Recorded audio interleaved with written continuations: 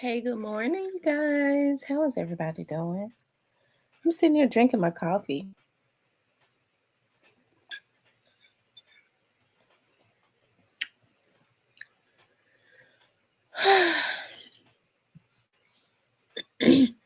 My early morning coffee be so freaking refreshing. I ain't got nothing on my mind this morning other than just peace. I ain't have anything specific to talk about. I'll let you all, I might throw some inspiration out there, but I'll let y'all decide. I'll let you all lead the chat in conversation. Hey, Owens Capital. You know what? When I look at Owens Capital, I look at it sounds like a credit card company. Hey, She Johnson. Hey, the real Yam.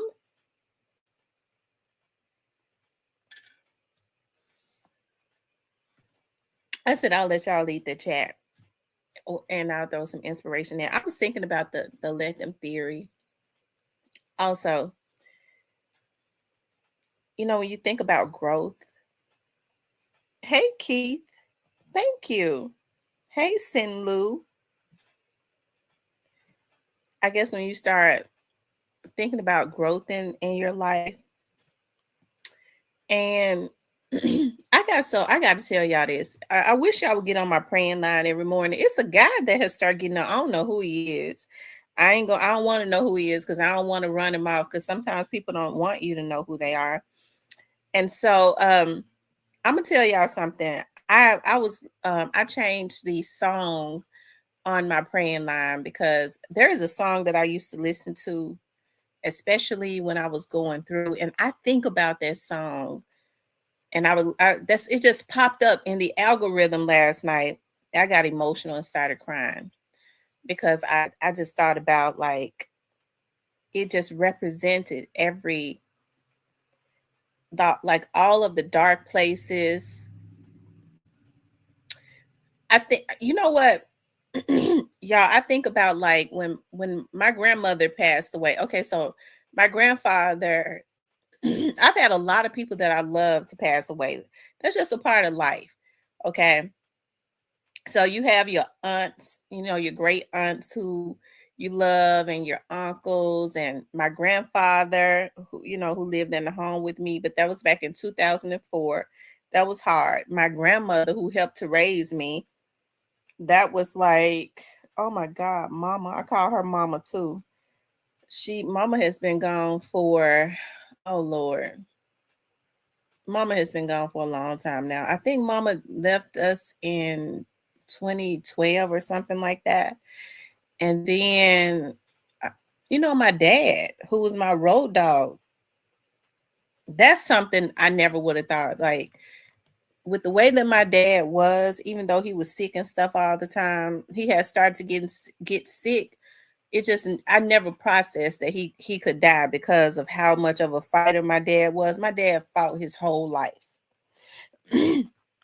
Anyways, this is the song that I had not seen this song in so long. This is one of the songs that I would listen to, and I would be saying, as I listen to it, God, I'll be so glad when I get through this.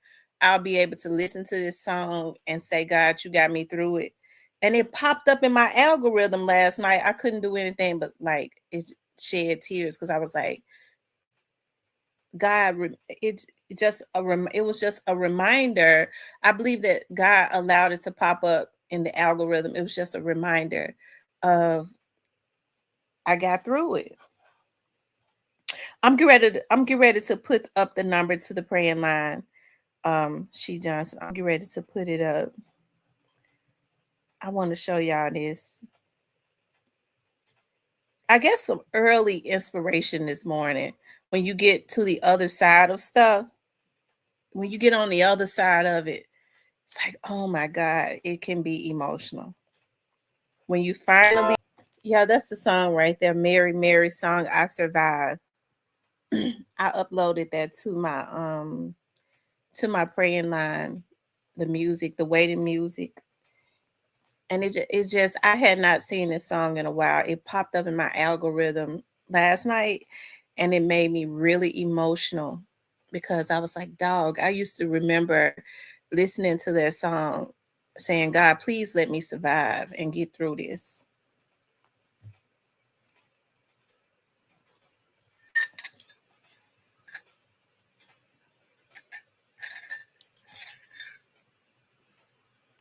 I know that death it's a part of life. I was looking at the videos of my dad being able to understand until the end. Even as his body was dying, he was able to call our names and know who we were.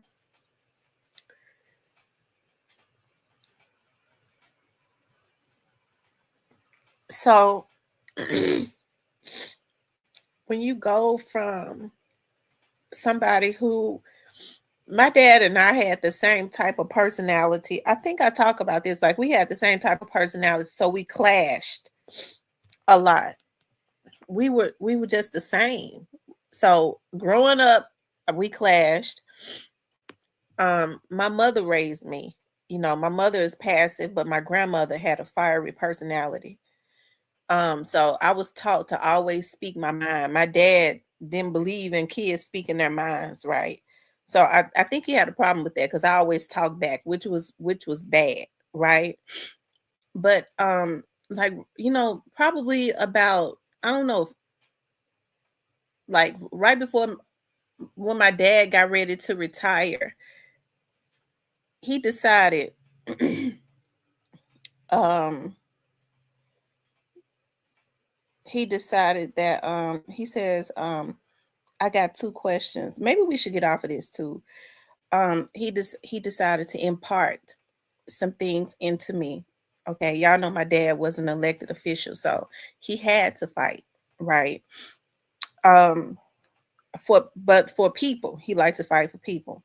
Last of a dying breed. I haven't seen a politician in Memphis that has the type of fiery personality that's unbought and unbossed like my dad was.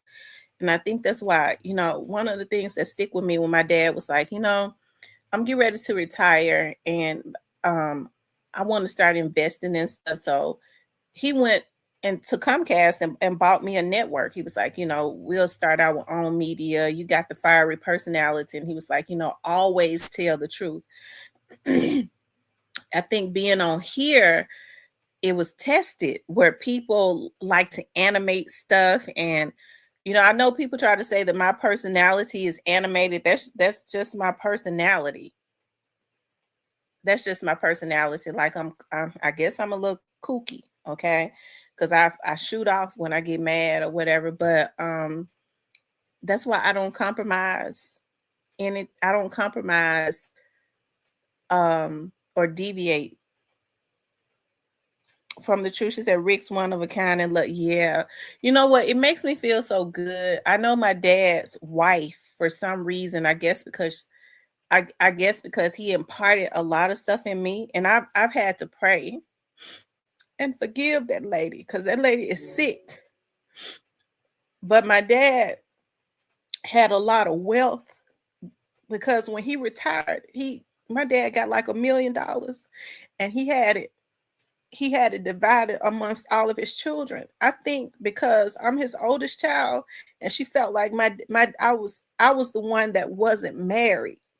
So my dad spent a lot of time with me because we had the same type of personality.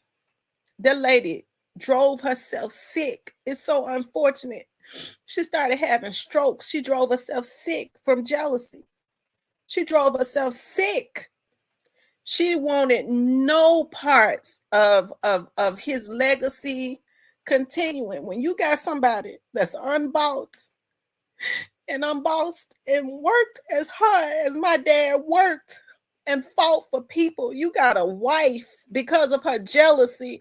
And she says, well, he put it all in his oldest child. That's not my child. Her daughters are passive. They didn't want no parts of it. I don't want his legacy to ever be around. It's something that I wanted to, and I will. That's why I'm so happy The best thing that could have ever happened was that I got myself some counseling. Because when you go from talking to somebody that's constantly imparting information and knowledge in you, my dad called me at least 3 times a day, at least 3 times a day. Well, your dad don't want nobody to remember him. That lady is sick and she looks like she is casket ready. And she's allowed all of that jealousy. It's just jealousy to take over her life, I think, and her health. And my sister Candace say all the time, well, you know what? and I'm forgiving her too. I'm forgiving her daughters, which are my half sisters. I'm forgiving them too. They all supposed to be pastors' wives and all of that, and they're thieves. Okay, they're thieves, but God gonna deal with them on that, because it's a lot of stuff that they did before my dad passed away. My dad had me to go before the city hall. Okay, I went before the city council. And he said, well, I want to buy a building because I want to do a women's museum.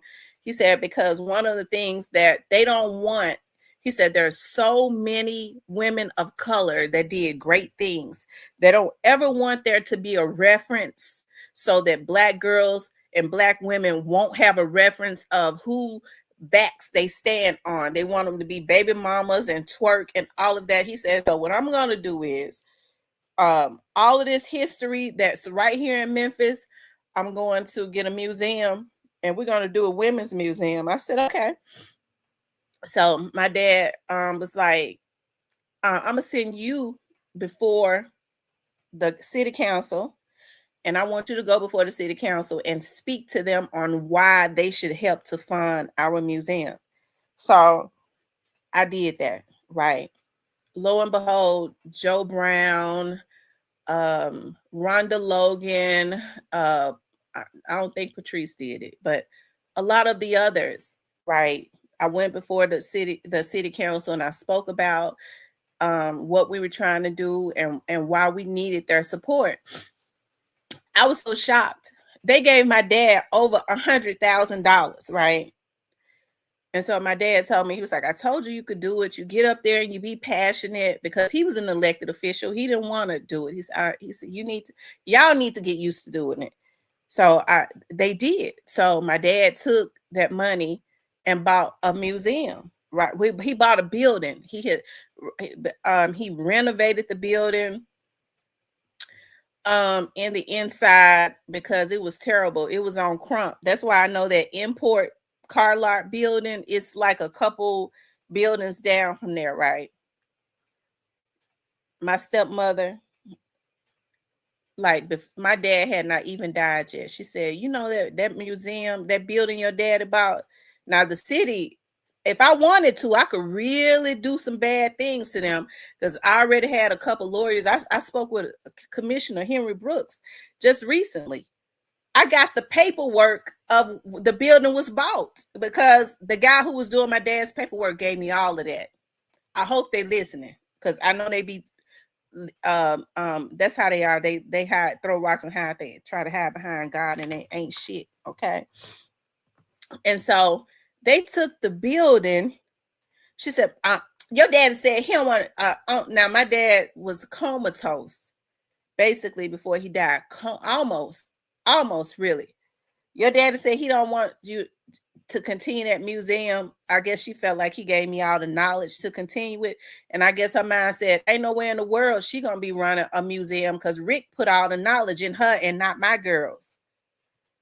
And so she sold it. She sold a nonprofit building that my dad bought with the city's money and got a profit off of it. And they just sold it. And I had Commissioner Henry Brooks refer me to an attorney, because she asked me about it. She said, oh no, that's illegal. I'm trying to think. That lady she's still evil with it. And my sisters, I want to see her daughters I want to see them bitches go to jail, because their mama is infested with jealousy, but she's sick. They know better. But like my auntie said, she know better too. She knew better too. Okay. And so you take which a nonprofit, if a city buys a building, it's the nonprofit belongs to the city, and you take a building and sell it and get a profit off of it. They got the money off of it. She quick deeded in her name and sold it because she wanted nothing left behind of my dad's legacy, right? I remember my dad had just bought, when my dad retired, he loved Dodge Ram trucks. He had bought a baby blue Dodge Ram truck. And so he was like, well, I'm gonna, get me he said he paid off everything. He paid off all of the money on the truck except for a year. He was like, I always leave a year on. It was a brand new truck. I always leave a year on, just to help my credit. My dad died before, he finished. So my stepmom was like, well, that new truck he bought, I don't want it. I don't want to pay the note on it. So I'm gonna get rid of it. I said, I'll take it. This is a spanking brand new truck. I said, I'll take it. I said, how much is the note on it? My dad's credit was A1. She said, I think it's like 510 or something like that. I said, I'll pay it.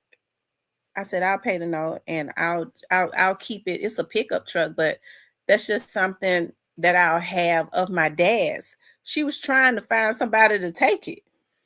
I said, I don't want to pay the note on it. I said, it ain't but a year, almost a year left on the car, on the truck. I mean, so when I told her, I said, I'll take it so that I can have something of my dad's. I said, I'll take it and I'll pay the note on it. It ain't, he's almost through paying for it anyway. You know what that lady said? Well, my son-in-law, I'm going to see if he want it first or if your dad or friend want it. I'm his daughter, bitch. And you know what she did? She gave it to her son-in-law.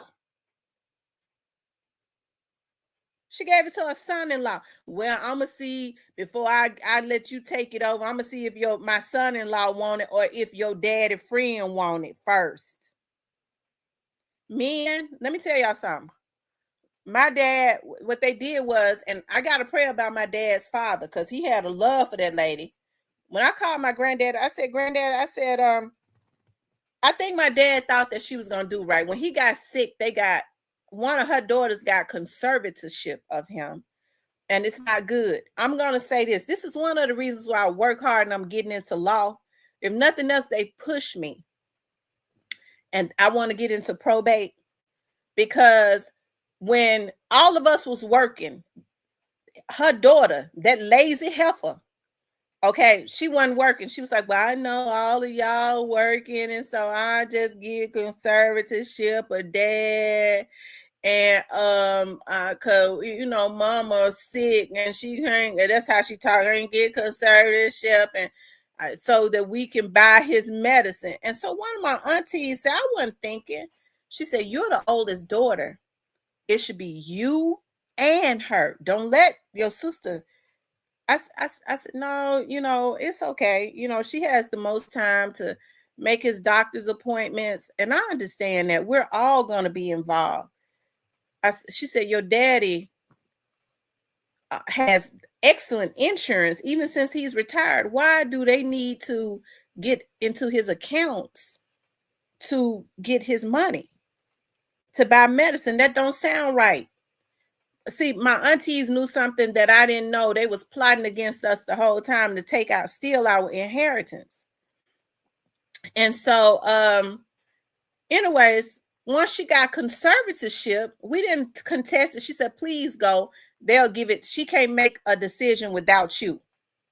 I wish they had, instead of throwing out hints, they should have told me what these people were trying to do. Well, my granddaddy, after all these years out, he's supposed to be a deacon. I guess his heart has been convicted. He had my uncle to call me just last week and say, your dad had an attorney. Your stepmama didn't do you right. I can't hold this no more. Well, you got 2 years to contest it. My daddy had about $800,000 and she got half, and the other half of the 800 was supposed to be split amongst us 4 daughters. She stole our money and gave her daughters theirs. And but now she done sold a house they lived in for over 40 years and got the money off of that. I'm still thinking about what I should do because I got the ammo as it relates to that city building that that was illegal what they did, and they got the profit off of it. I'm sure they're gonna go and try to do some more. They likes to lurk in the background to see what we got going on, but I don't say things unless I want them to know it ain't a motherfucking thing you can do, bitch. I'm talking about my sisters now. Okay, because we already got y'all hemmed up. I'm just trying to decide on what I'm gonna do and which one of you motherfuckers going to jail. Okay.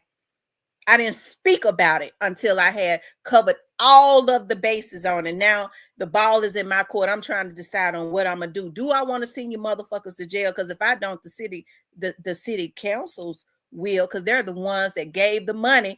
And the sister that helped to sell it was sitting right next to me when they gave us the money, because we've already went and they had it recorded. We got the video and everything of that day. Okay. So I'm trying to decide on what I should do. So she can't say she didn't know because she sat right next to me, Crystal. Okay. The day when we went before the city council. And so, but I get to thinking about my dad. I didn't even want to talk about this no more, but I get to thinking about that. And I said, well, Lord, God, my mama is a real forgiving person. My mama said, listen, you got a mind, you're a winner. You can make what they did to you with the type of mind you got. Let it go. Let God deal with them. She like to let God deal with everybody. But I'm one of them ones. I have an undercurrent. When people don't do me right, I wait to get them back because it's unnecessary. She says, well, let God get them back. And the type of mind you got, you'll make that money back. I'm going to tell you something, how good God is. I had a spree of during that time. I just went on like a winning spree as far as like some things that I had going on in business. I went on a winning spree. I did. That's how good God is.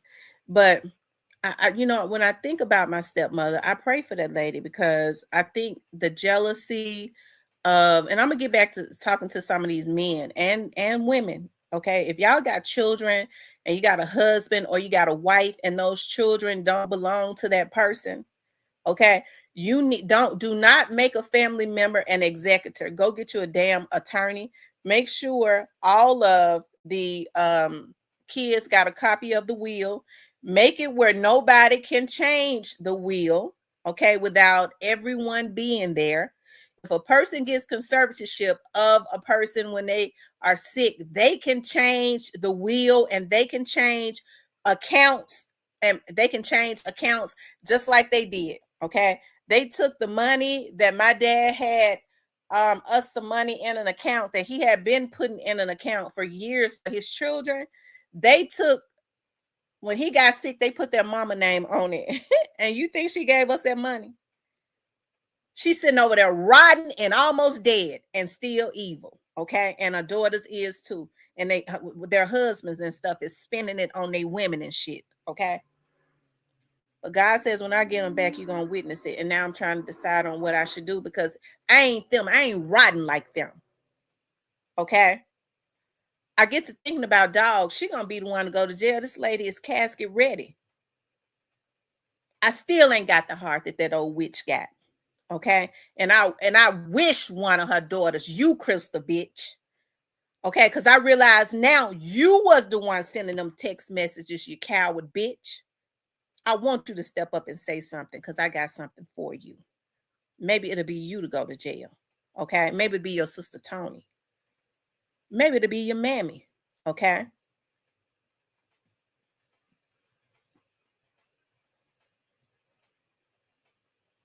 If you do anything other than be quiet, if you want to test me,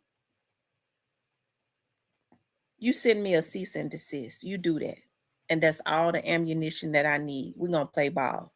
You're going to make me decide faster on what I'm going to do. Okay.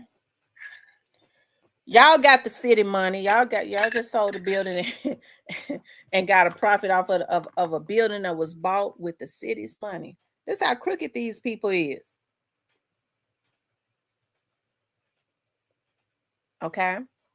They being wrongly advised probably by a crooked preacher. Okay. And he done ran his wife crazy.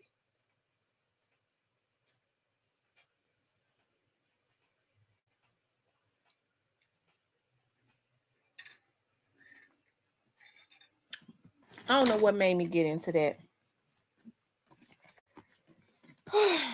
I guess I was talking about how I've come on the other side. Y'all, I'm gonna tell y'all something.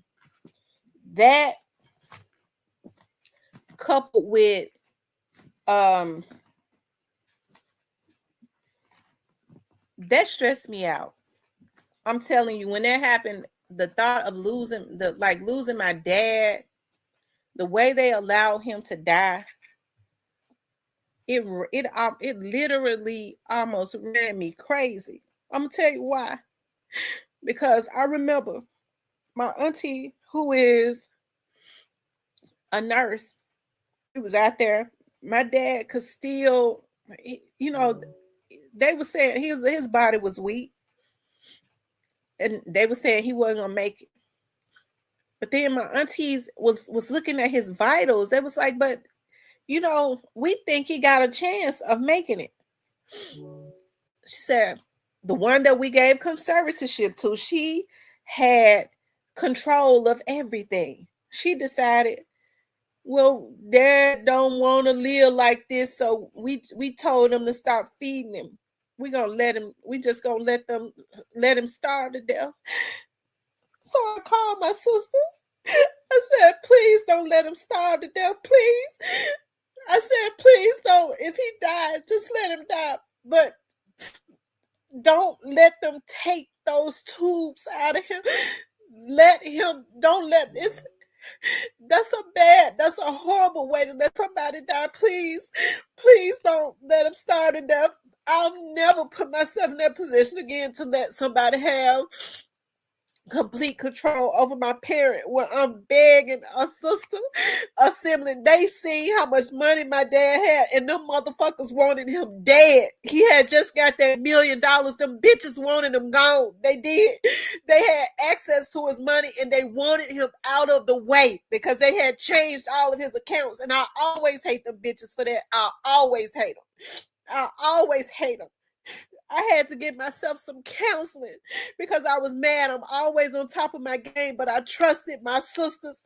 I don't ever let people get me. I don't, not like that. I'm always on top of business, but I trusted them. I did. And this is what they did. I had to give myself some counseling because it fucked with me for so long. I was tormented, sitting there looking at my dad constantly crying, tears running out of his eyes because he had to listen to the motherfuckers. I'm sure he did, laying there in that bed. To let somebody starve to death who took care of you. He took care of them motherfuckers. He did. They lived in the house with him. He did even more for them than for me. He took care of them. They had a good life. And they had the nerve to be jealous of me. I grew up in a different home. I was always outspoken. He had more control of them. Okay? I might not have agreed with everything that he did. He was strict, but he wasn't strict on me because my mama didn't let him be strict on me. So I was able to they was jealous because I was outspoken. They wanted him to whoop me and my mama wouldn't let him.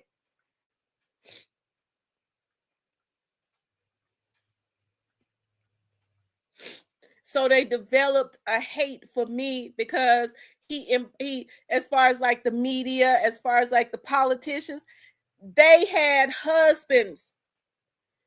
So I was able to be up under my dad and learn everything. Okay? And his wife was jealous. And I said that to say this. If you a man, if you a woman and you got children and it's not with that man or that woman, you get you a damn lawyer, get you an ironclad will. Okay?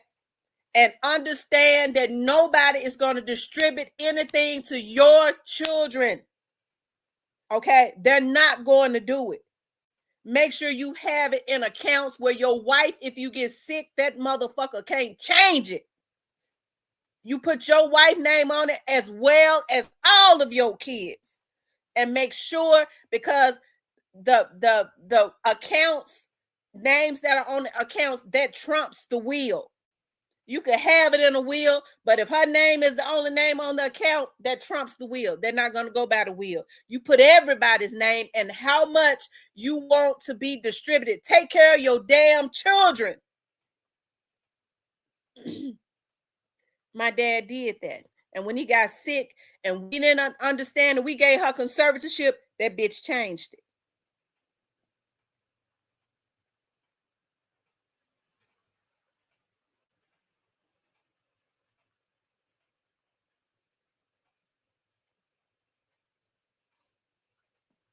I get to thinking about my dad. I get happy sometimes when sometimes I'll get a message on Facebook and then somebody will say, you know what? Your dad was the best thing ever happened to us. It's some things happening. If your dad was here, your dad would not allow it.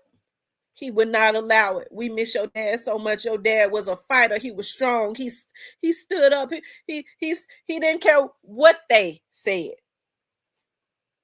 That's the reason why he was a genius. He understand we get a media and we control the media.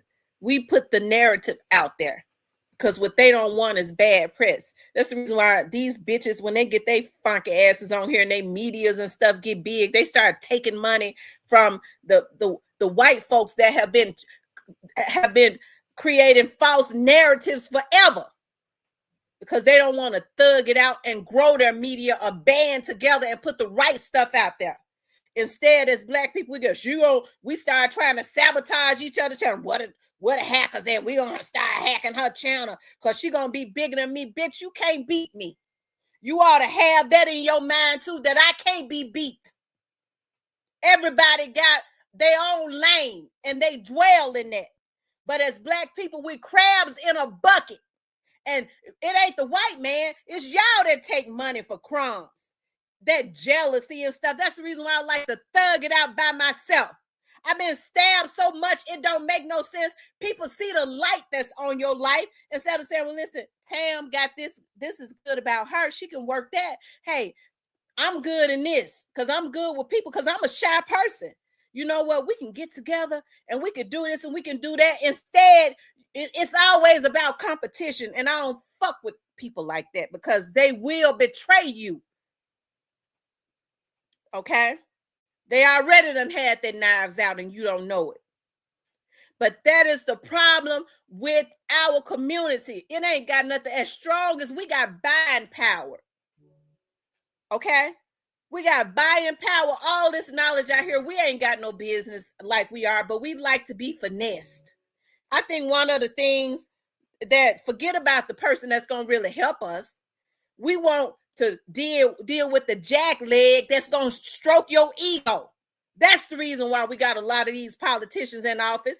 They ain't no damn good, but they stroke your ego. Well, he did come and he told me my hair was pretty. I don't like her because she thinks she's something. Yeah, but she got all the knowledge. She gonna give you what you need for your community, but you want your ego stroked, and that's why your ass living in the projects with roaches. Okay? Because these politicians supposed to be bringing resources into the community to make sure you ain't struggling. A lot of people don't know that because they can't get past getting their ego stroked. Or they listening to what their damn pastor tell them. Pastor can't tell me who to vote for. Okay? So the issue in our community is jealousy. You got men. I never in my life. It blows me away. I never in my life thought I would live to see where men compete with women constantly and they want to be meddling with women. Okay. I know it blows me away. And I grew up in South Memphis, in the heart of South Memphis, in Clementine. Okay. And even then, even them badass kids that was over there, them boys and stuff that we grew up around, they mess with us. They would be messing with us if they liked us, but they knew how far to go because their mamas wasn't gonna let them go any further. They mess with the girls that they liked, but as far as to be trying to make their lives hell, they didn't do that. I grew up around real men. Okay, they had a different type of mentality. And so being on here is a culture shock because it's a lot of mental illness that's on here. They say, well, she get on here, she be crying. Yeah, I'm tapped into my emotions. I really am. But you don't see me on here meddling, folks. You don't see me on here meddling. I'm a man and I'm meddling women. That's the lowest of the low right there. Okay. You don't see me on here worried about what other people got going on. Okay. I wish them the best. I wish you the best. Do your thing. Okay. But you don't, I just don't dwell and stuff like that. I talk about what's in the news. Okay. That's what I do.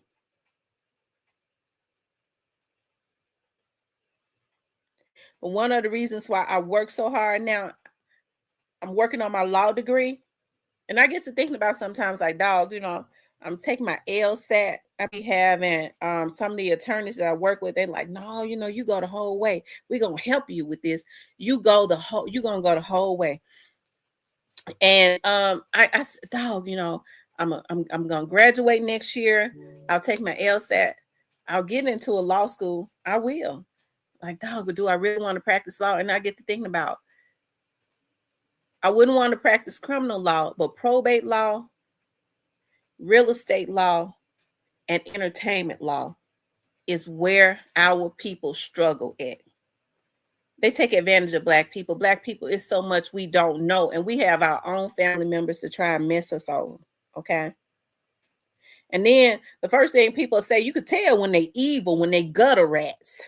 They still mad about that. They need to get over that. We did that, and now it's done. Motherfucker, what you stole, bitch.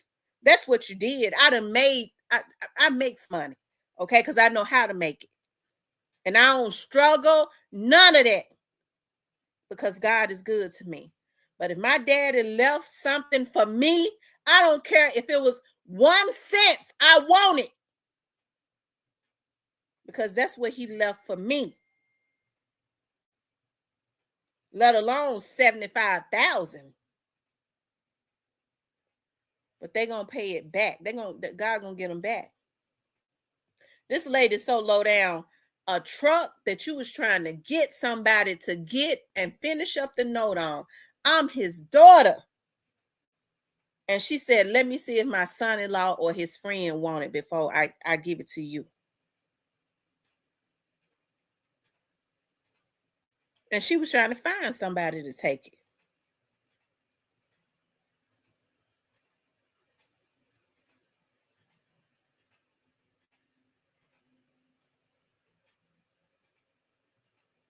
I don't drive no pickup trucks, but it was a beautiful pickup truck, and my daddy loved it.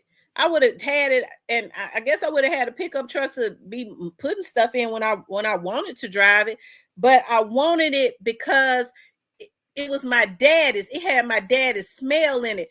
Like my dad used to like big red gum or whatever. It had a cinnamon scent in it all of the time. I just wanted something of his.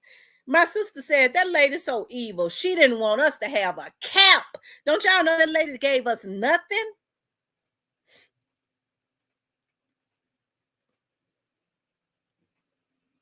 And so my auntie said, well, that's your blood. I will never speak to them girls. I don't consider them my sister. No, life ain't gonna do nothing. I don't care nothing about them, period. That's why I'm really thinking hard. The only reason I ain't pushed that button on them is that my mama is not an evil person. Let it go. God gonna get them. No, don't do it. Don't have them sent to jail. They got kids and stuff. Them bitches didn't care nothing about us.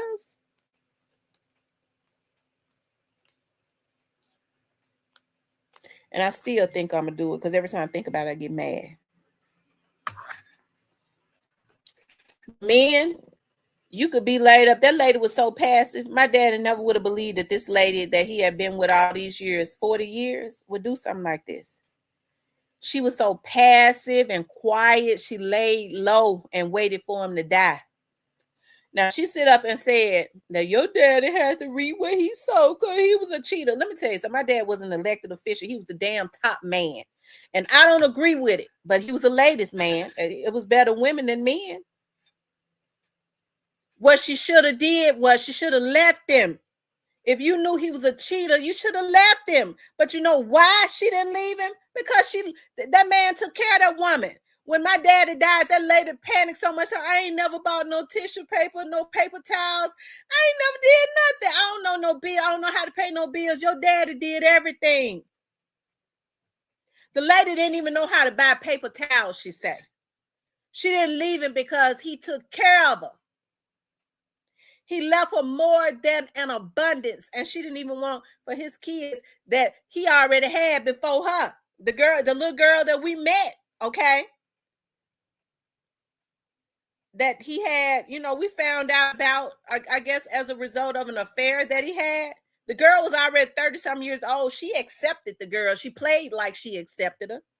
Then when my daddy died, that lady talked so bad about that girl. I said, but I thought she was going to church and stuff with y'all. I thought you accepted her.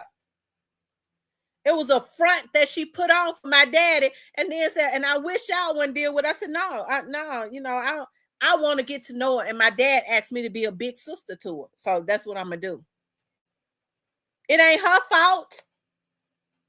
So when you sitting up mad at my dad talking about he would cheat, well, you should have left him, lady. I don't agree with no woman staying in anything where they, being cheated on. Okay. But she wanted that. She knew she was going to get, she knew he had an abundance of money. He made a lot of money when he worked. And he took care of her. She stayed in that when she should have left. He wasn't mean or nothing to her.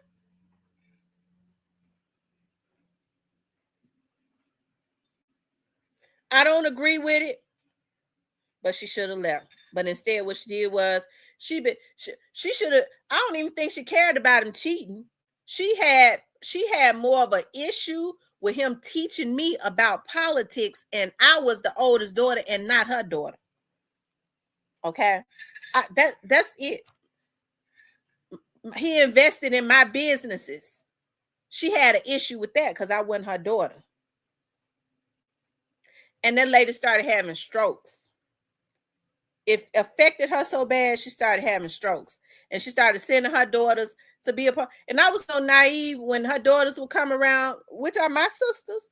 I would be like, oh, okay, you want to be on a TV show? Okay, well, come on. Let's promote it. Them girls would get so much shit started, it didn't make no sense. Because they was jealous. Next thing you know, me and my daddy into it. We fighting, we arguing because they done went back and lied. But all of them got their first ladies and got jackleg husbands that's supposed to be pastors. Okay.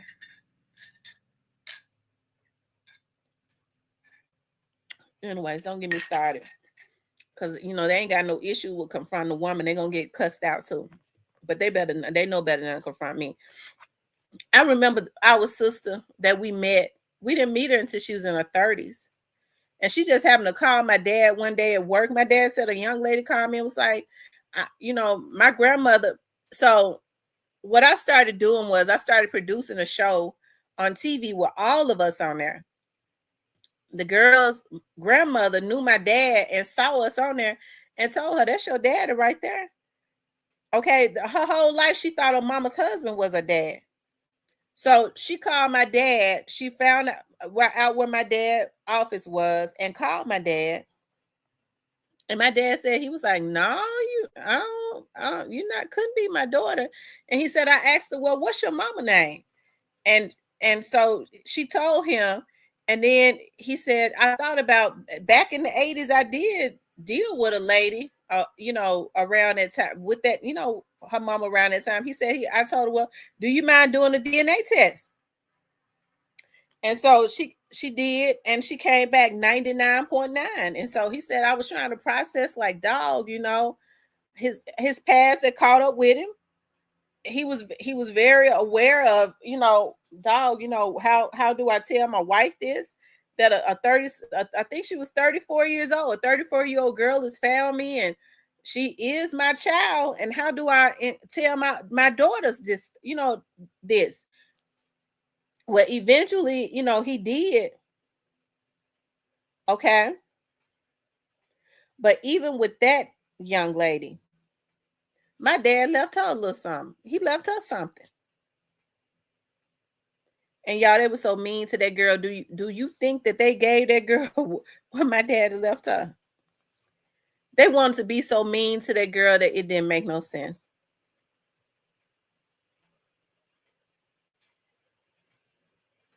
And was mad at me because I wouldn't be. And I still refuse to be, because it's not her fault. That girl just wanted to know where she came from. She wanted to know more about, she wanted to know my dad, which was a good thing. That was a father. And she wanted to, if you got sisters, you want to know their personalities. But even before she met me, she said that my half sisters who've been knowing me my whole life says, well, she the oldest, but you might not like her because she cruel. I've never in my life been cruel. I'm different than them because they throw rocks and hide their hands. They're snakes. I've never in my life been a snake. What you see is what you get from me. If I don't like you, I'm not going to fool with you. I'm not going to be up under you so I can snake you. I don't want none you got. I want you to kiss my ass and leave me alone. That's how I am. I ain't going to mistreat you. I just want you to stay over there. But them, they'll get up under you so that they can see what you got going on and snake you. That's the difference. I'm outspoken. I ain't no fucking snake.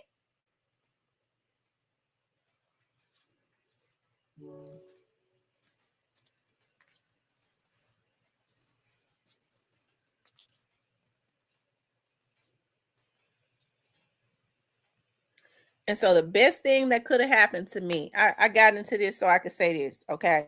Because even when I get to thinking about, what they did, it really makes me mad. But God is still good to me. But let me tell you, the best thing that could have happened. Y'all know that stuff happened with, Mr. Park, and I've gotten past that.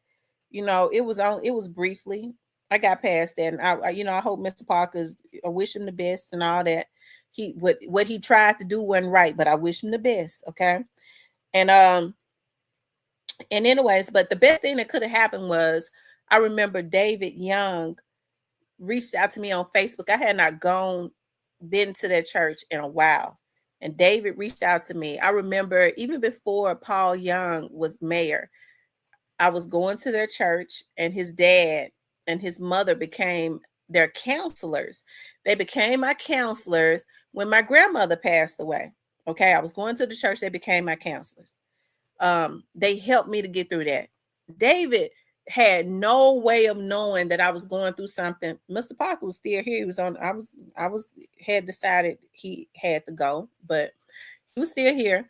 And so David reached out to me on Facebook. He said, Tam, I ain't seen you at church in a long time. Why don't you please come to church this Sunday? Just out of nowhere. When I got to church, I asked Mr. Parker, will you go to church with me? No, I don't believe in that. I said, okay, yeah. I got to hurry up and get him that ticket. And so anyways, I went to church, and Mayor Young's mother, Pastor Diane, after church, when I walked up to her, she said, oh, Tamara, your eyes are so sad. What's wrong? She knew immediately that I was in a depression. She said, you are in a depression. You need to get back into you need to start coming to counseling and get into my grief counseling classes. Okay. She said, you need to get back into the grief counseling classes, because they knew my dad had passed away. She said, your eyes are so sad. She could see the sadness and the darkness in my eyes. I started going to counseling, grief counseling again, because like I said, she's a counselor. I started going to grief counseling again. It seemed like God just started breathing life back into me. That's why you have to get up and get up around the right people. Folks don't even know what you go through. They just want to judge you, and they living in a damn pickle jar. They ain't even got shit, but they want to judge you. And so it seemed like God just started breathing life back into me. I started getting my energy back. And I was like, dog. And so Pastor Diane said, what you want to do? I said, I want to finish my degree. She said, go finish your degree. And I was like, dog, how am I going to do that? School is going to be so expensive, this, and that. And then my job, I found out my job would do reimbursement. And so Pastor Diane said, use what God gave you. You know how to write grants. Why don't you look for some grants and stuff? That's why you have that, because sometimes you'll forget. You be in the rat race so much, you'll forget. I was like, yeah, I do. I do know how to write grants. So I started looking to see.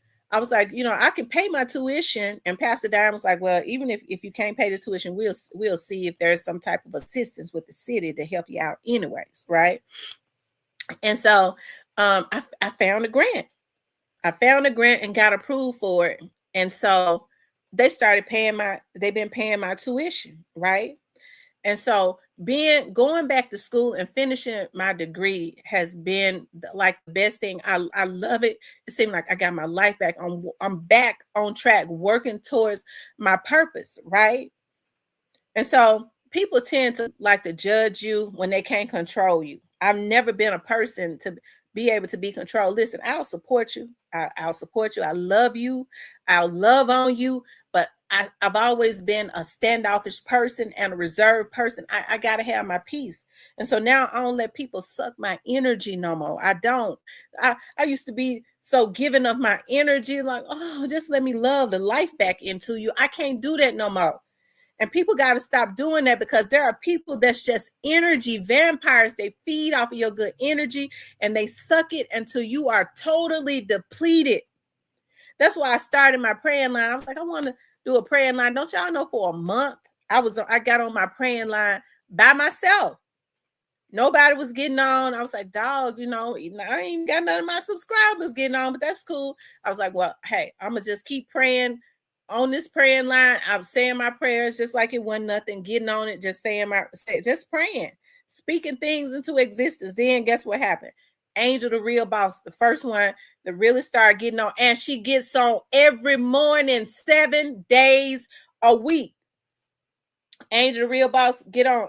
Listen, I felt so good. We was praying and speaking things into existence. It was just she and I. And she said, listen, she got on one more. I got a testimony. I said, what's your testimony, Angel, the real boss? She said, my old job, cause she on here right now. She said, my old job asked me to come back to work.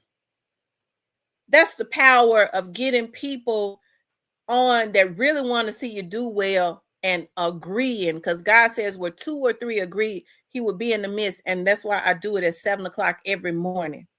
After that, my sister started getting on. After that, my daughter started getting on. And then my mom was like, it sure is hard for me to wake up in the morning. My mama started getting on. They get on faithfully. Now you have other people. I believe Yam be on. We got a man that has started getting on the whole time. I remember Magnay Mace called me one day. It's like, Miss T, I got on this morning and nobody was on, but he had gotten on too early. And the man been getting on every morning faithfully. I mean, every morning. All we know, he don't never say nothing. When I finish praying, he said, amen, just like everybody else. And we come into agreement. I don't know who he is. I'm not going to ask him because I don't want to scare him off. Okay? But I started putting into motion like all those things that I wanted to do. And so I think about the scripture what Joseph said when his brothers threw him into the they threw him into the pit, right? Because they was jealous of him. He made the mistake, because like my sisters did me. He made the mistake of revealing his dreams too early. He made the mistake of revealing his dreams too early, and he thought that he could reveal those dreams of God allowing him to become ruler over a nation. Okay. She said, I love it too. I'm telling you, we get on, we pray, we come into agreement, and we're speaking into existence 30-day blessings wealth, generational wealth, cancellation of death, cancellation of sickness, all of that, promotions, come into alignment of revealing hidden enemies, and all of that. We coming into agreement for God to do all of that. Okay. And so Joseph brothers threw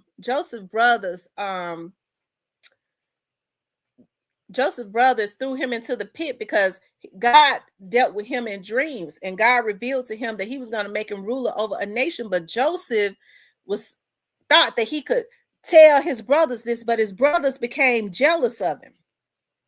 Okay. His brothers became jealous of him, and they plotted to kill him, right? So they threw him into the pit. That's the furnace of affliction. Okay. They thought he was dead. And then he was sold into slavery.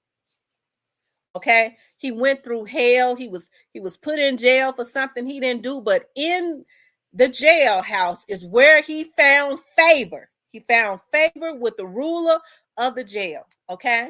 And I love that scripture when God says Paul and Silas prayed at midnight, and the jails of the bars, the jail became open. Okay. Yeah, I'm gonna put it up there, Tammy. Okay. And God opened the doors of the jail, and they was able to dance out free. Ain't that something?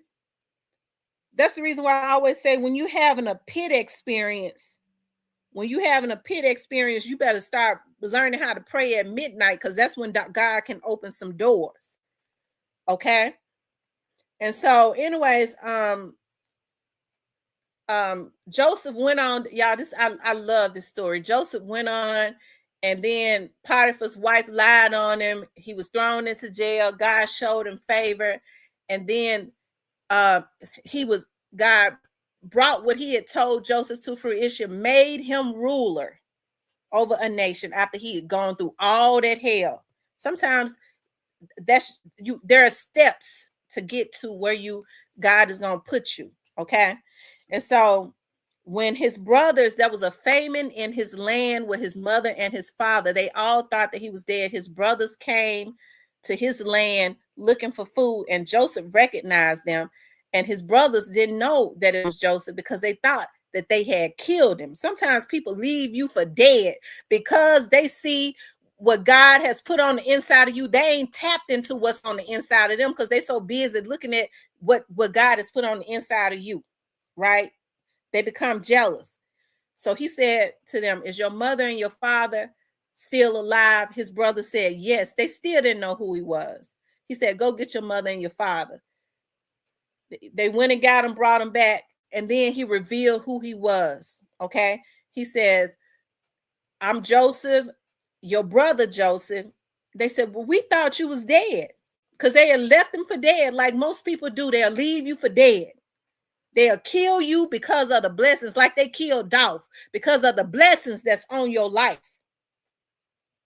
And this is my favorite scripture. If y'all don't remember nothing else, I said all that to get to this story.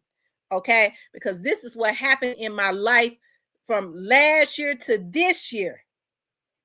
Joseph told him it had to happen, but it was good for me. Sometimes things have to happen, but it was good for me. All of the blessings. Y'all don't know how much God has blessed me with mentally, with the connections that he has put in my life. But guess what I've learned to do? I've learned to hold it. I don't even get on here, because you don't know who is looking in the atmosphere with witches waiting to try and cancel out the goodness that God has done. We be wanting to tell people when good things happen to us. But sometimes you have to hold it, because there's so many witches out there. All of the blessings, all of the connections, all of the great things, visions coming to pass. It had to happen.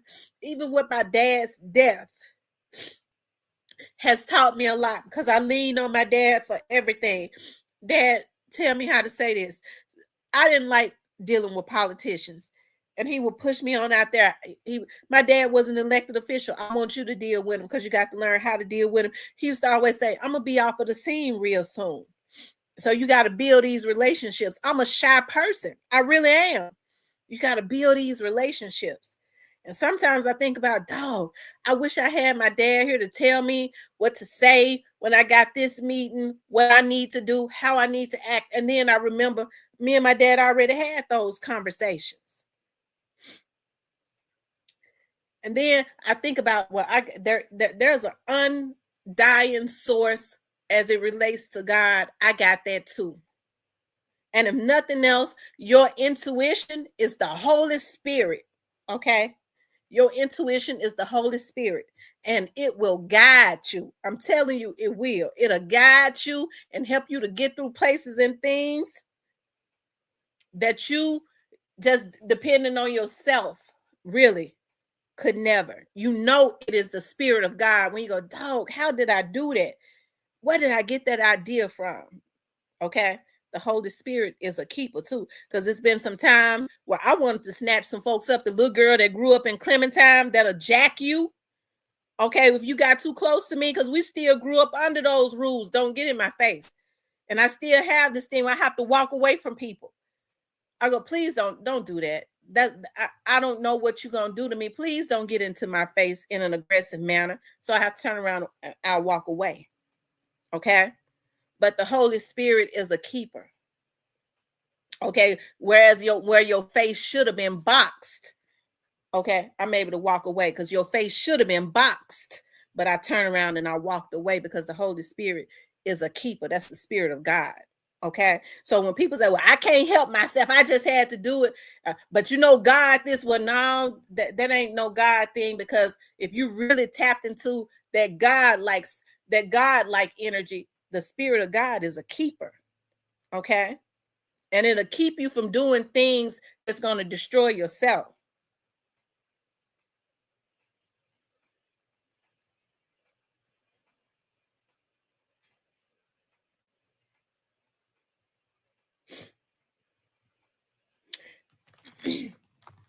And so when my auntie, I had a lady that's a county that is a county commissioner, not because Henry Brooks called me all the time, but another one to reach out to me. I believe it was last Monday. And she said, you know, Tam, you know, you make sure your insurance and stuff on your nonprofits and stuff is updated. I said, yeah, I do. I still pay it monthly. And she said, well, there is a market for what your daddy has started. And it's a lot of money get ready to come in. And she said, so make sure you keep your insurance updated, and I'll let you know when it's time to apply. Okay. And all my dad ever wanted was one of the things that was first top on the, he said, there's so many people that are older that just can't read. They can't, they're not literate. He says, we got to create a safe place for people to come and learn how to read and then get their GED. He said, like, my mama didn't have her GED. My daddy didn't have his GED. My grandmother didn't even know how to read until later in her life. My granddad went back to school running a business, making a lot of money. Okay. He said he decided he wanted to go like in the late 1990s, and because his second wife pushed him to do it, and he learned how to read. Okay. They can count real good, but they don't know how to read. And so what my granddaddy did was he would get my aunties and stuff to, when he was building his business and stuff, they would read to him the paperwork and stuff, but he was a genius. Okay. As far as having a mind to create wealth, and his tree business is one of the top around the Mid-South. My daddy used to say, you know, daddy, when his cranes and stuff broke, he says the white people love daddy so much. When daddy couldn't take as much work, he said them rich white folks got together and bought him another one. Okay, because they didn't trust nobody else in their yard. Dad had built such a relationship with them because he was a hard worker. And so when I think about these lazy Negroes and they talk about they can't work, my granddaddy, who was working, who started working at light, gas, and water. My granddaddy said, you know, light, gas, and water was always a good job. He said, but they would have us working in the ditches and doing the hardest work and then underpaying us. Okay. And he said that I knew, he said, you know, but it provided for my family because they lived in a little raggedy house in North Memphis, over there on Norman Street.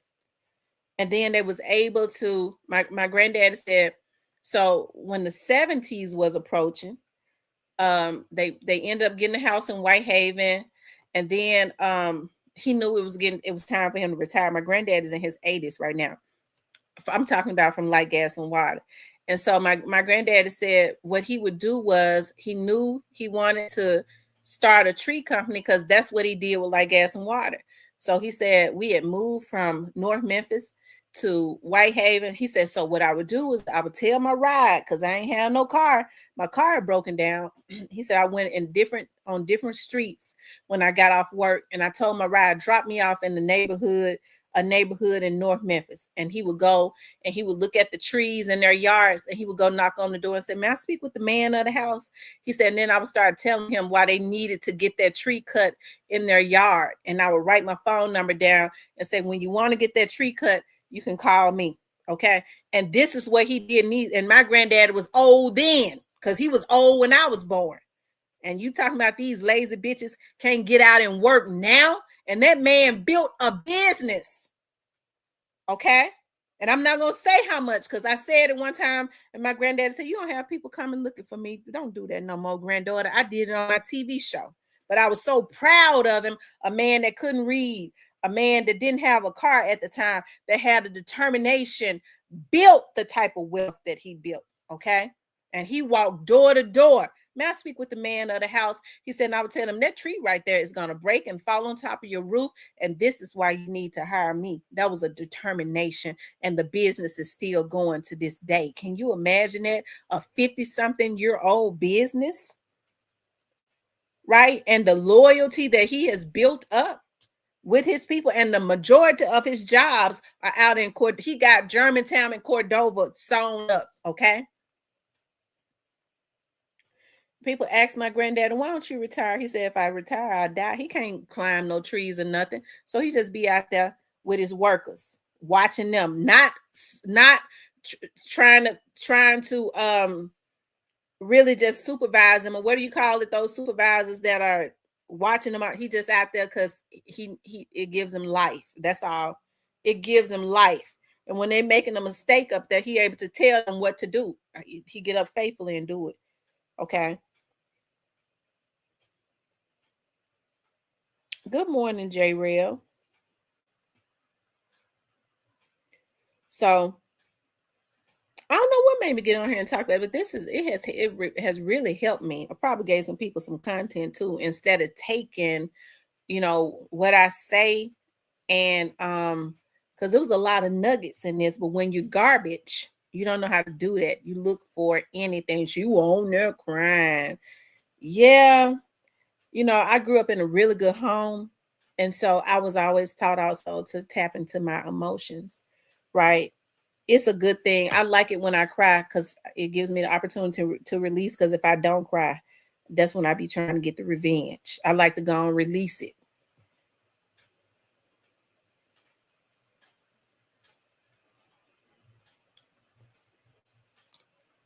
Anyways, y'all.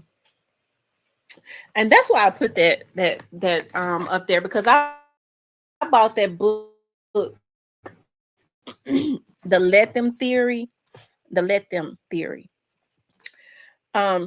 that book is awesome. You just have to let people do what they do. Okay. One of my favorite sayings is, when people ask me now, well, what do you do? Guys that I used to date, they would ask me now, well, what you want me to do? Well, I want you to do what you want to do. I like for people to do what it is that they want to do. I'm not going to tell you what to do. I want you to do what you want to do so I can peep game on what you would prefer to do. That's what gives me peace. No, I want you to do what you want to do. No, you tell me, no, I want you to do what you want to do. So I'll see what it is that you would prefer to do. You have to let people be who they are. Because when you try to control them, you'll be able to control them until they get what they need from you. Because folks don't really let you control them. They play a game until if you got something that they need or want. And then once they get it, they're gonna be who they are anyway. So let people do what it is that they want to do. And if it don't line up with you, let them go on with their life.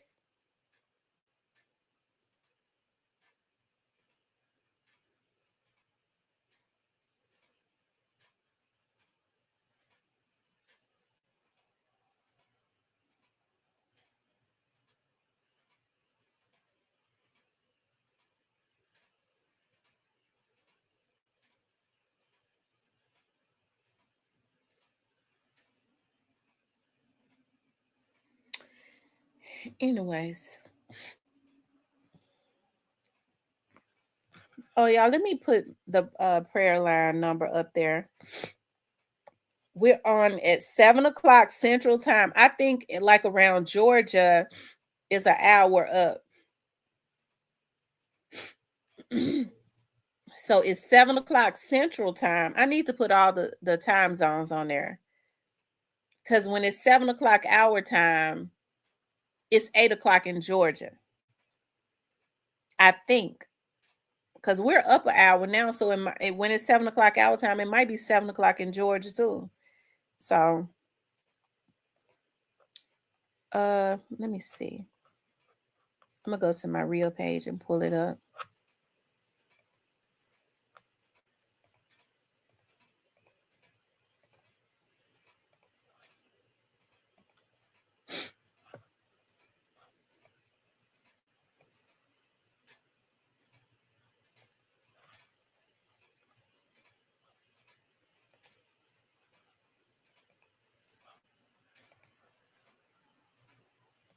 Hold on, you all. Let me see. I'm putting it. This is it right here. That's the number. I may need to make it darker. The number is 978-890-8900 and the code is 061043. That's the prayer line number. It's called the Great Awakening Prayer Line, and we pray every day. Believe it or not, it's Monday through Sunday. So we were on this morning and we'll be on in the morning. And Monday to every day, every single day, because I feel like people need to command their day and reset every single day. Because I thought about Monday through Friday, and I was like, no, because we need to rewind and reset, not rewind, but reset every single day.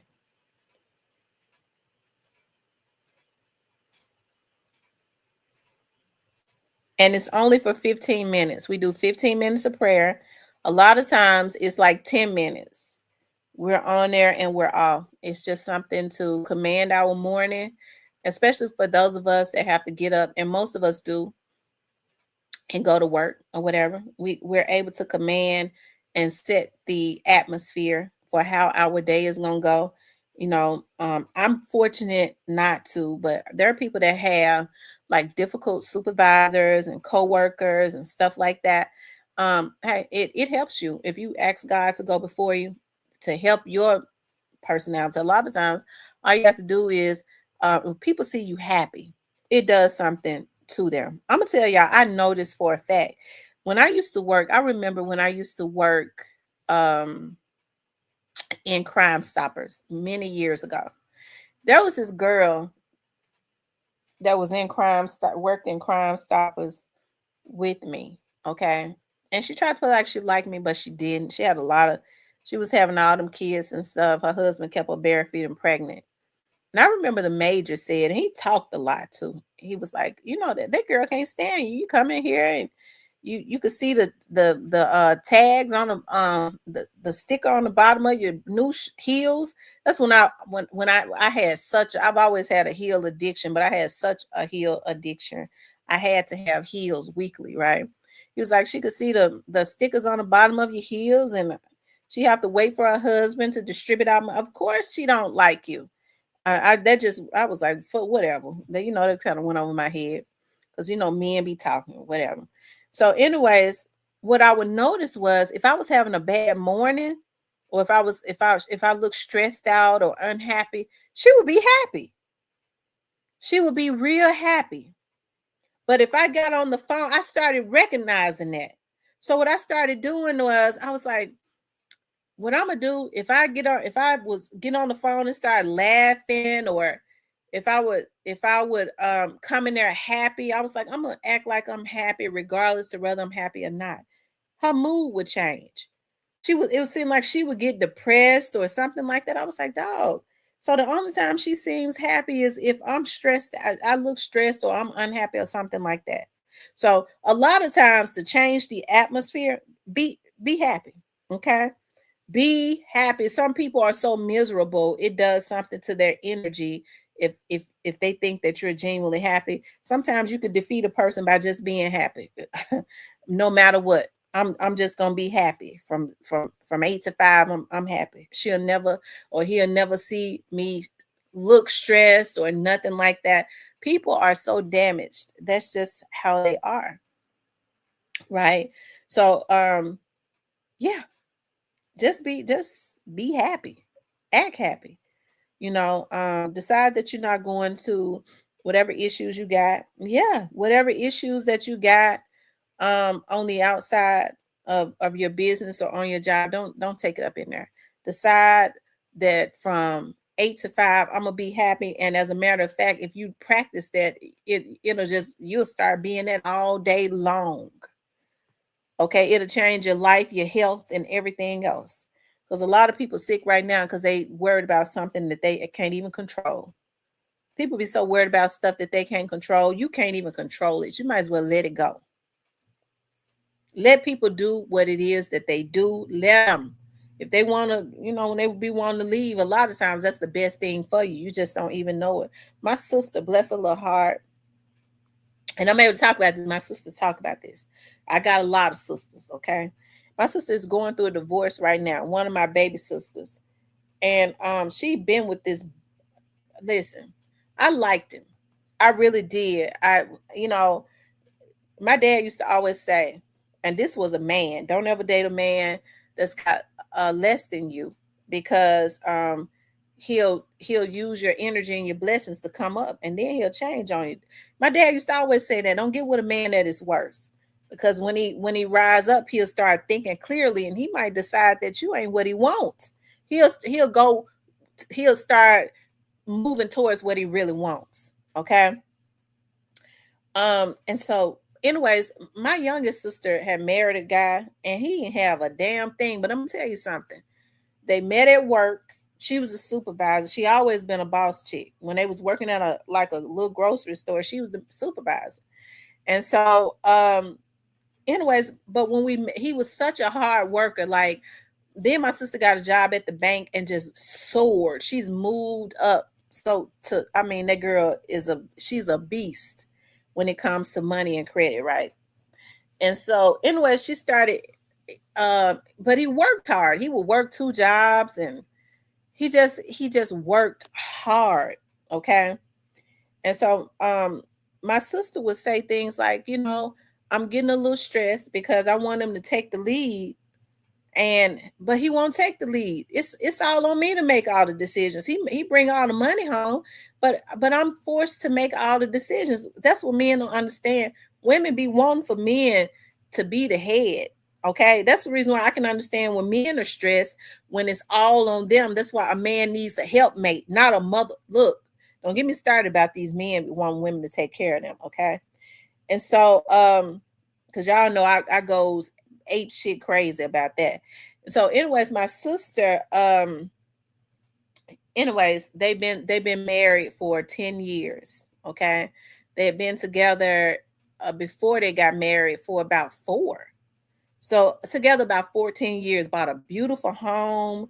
All that. What's up, Derek? The truth. Bought a beautiful home. All of that. She said, and he's always been quiet and stuff. My sister has Graves' disease, so she's sickly, right? She's sickly. they got a son together, and which is a miracle son because they had recommended my sister never having children because of her Graves' disease, right? My nephew 9 years old now. And so anyway, she told me, she said I started seeing him post stuff on Facebook. Okay. Me and my sister almost 10 years apart. I'm the oldest.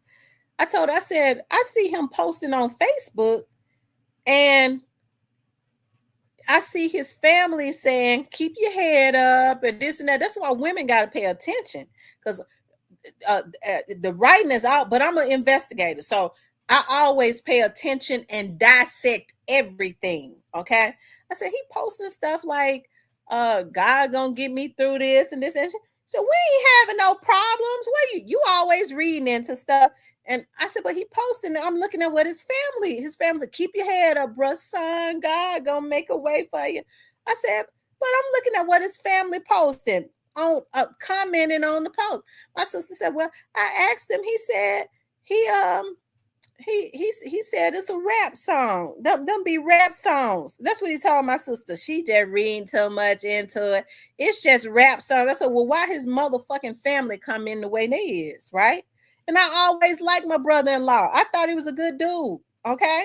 I saw how hard he worked for his family. So I'm thinking he a good dude that work hard. He ain't have shit. But he got with a winner and he started having shit. Okay. And so, and as long as he was working hard to try to maintain it, that was a good thing. And so, anyways, my sister started seeing a difference in him. Like a year later, she said, I think it's something going on with my husband. I said, why you think that? She said, because he don't talk to, he mean now and this and that, and he was never mean before. And she said, now he's talking about he want to work another shift. And I told him it's not good to work another shift because if I work the day shift and then he working the second shift, we ain't gonna see each other. So anyways, she said it started getting worse and worse and worse. She started talking to me about it. I'm always the last resort. I tell people they like to try to use me. I'm always the last resort because they think I'm crazy. Okay. They think I'm kooky and I think too much. And so when she started talking to me about it, I knew it was bad, right? So I was like, well, maybe they ain't nothing. I never tell nobody to leave their husband unless they are abusive, right? I don't even like getting into stuff like that. I don't gossip with women about their men, period.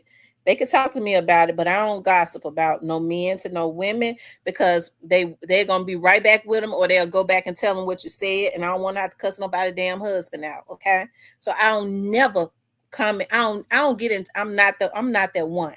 I'll listen, but I'm not gonna say anything. And so, anyways, she started talking to me about it. So she said, I know something is going on. She said, when I come in, he'll leave out. He just ain't himself. I said, have you talked to him? So then one day he got mad and left. I'm leaving. That was so I guess he wanted to start this thing up. He get mad, leave for a couple days and be gone for 3 days. You have to watch that because they be want to go lay up with other women and then come back. I said, well, you don't need to let him start that habit because when they gone for a few days, they be gone. I said, well, maybe it is another woman. Me, as long as I've ever been a private investigator, I never took cases from my family. Never. I never took cases from them because it was just too personal, right? But anyways, my sister was so devastated. I told her, I said, listen, have you checked his phone? She said, no. I said, do you have his passcodes? No, I don't. I said, are those phones in your name? They in both of our names. I said, well, then I can help you to get into that phone. Because y'all know I didn't do no illegal work. Okay. I said, if it's as long as it's in your name or in both of y'all's names, I can help you to get into his phone. So anyways, we did, and that's the worst thing I ever did.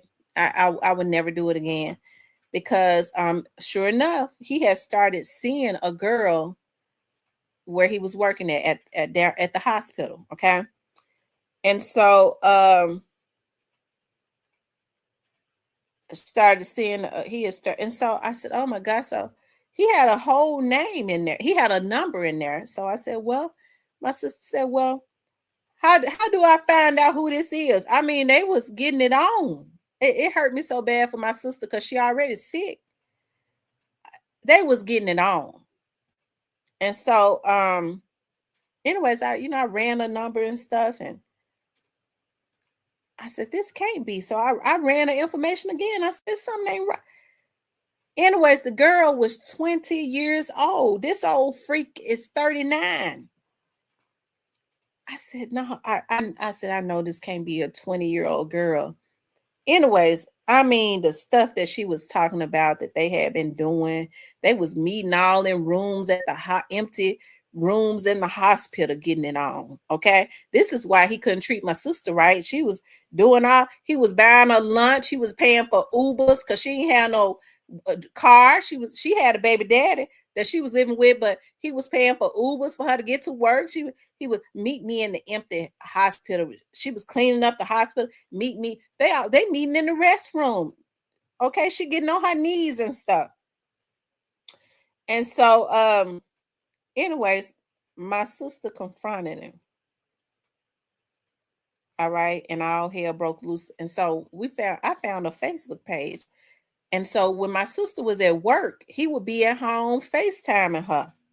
And he was showing my sister, they just bought a brand new, a beautiful home, right? He FaceTiming her. She's seeing the house. Y'all should have seen her Facebook page talking about her new house. When I move into my new house, this, and that. He made her think that that my sister wasn't his wife, but his baby mama, and he was getting ready to put her out, and then she was gonna move in the house. Okay, so it was all when I move into my new house. Yeah, y'all. Once y'all see this next move, I'm getting ready to make y'all see my new house. This, and that. Okay, she didn't know that it wasn't even none of his motherfucking house. With his, don't get me started because I'll get mad. I don't play about my sister. Because when my sister was born, I was almost 10 years old. So when she was 10, I was like 19. So she always been my baby. She developed Graves' disease, a thyroid disease pretty early on. So we always had to take care of her. Okay. And so anyways, my sister reached, I mean, it was just terrible. It was terrible. And from that point on, I mean, they ended up separating. And so I told my sister, I said, listen, if you want your husband, okay, because in the back of my mind, I know me. I ain't letting no man rest that has betrayed me. That's why I know it ain't gonna work, because I'm not gonna let him rest. And so I said, but if you want your husband now, don't let her have him. You keep your husband. And so my sister said, well, I don't know what to do. She was so devastated. But then she ultimately decided, because of his actions, really, he just, I think he just decided he didn't want to be married no more, right?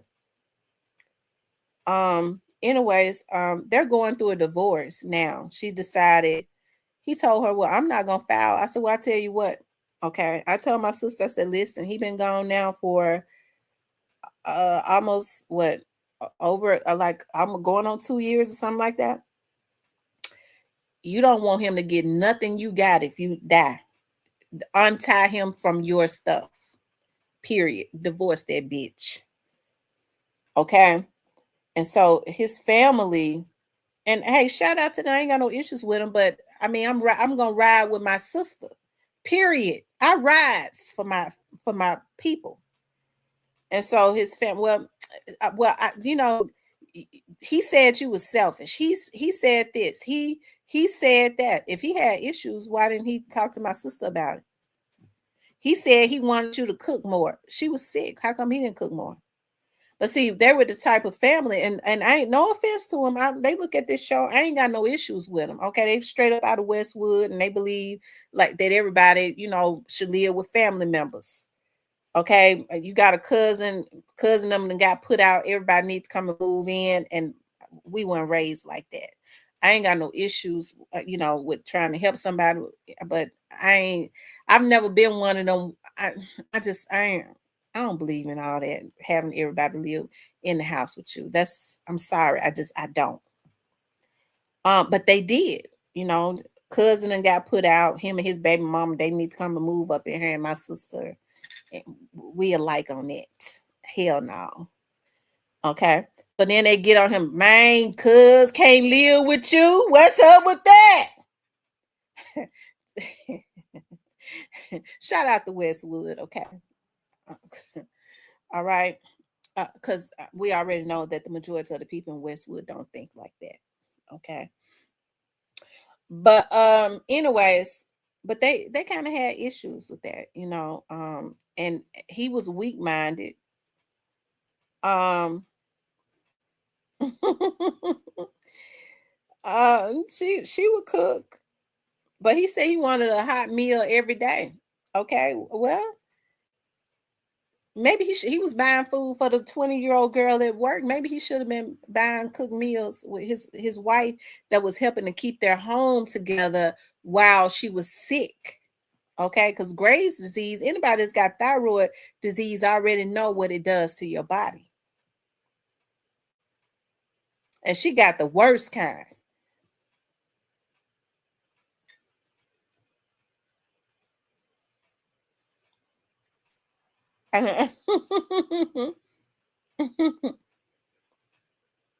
So, anyways, my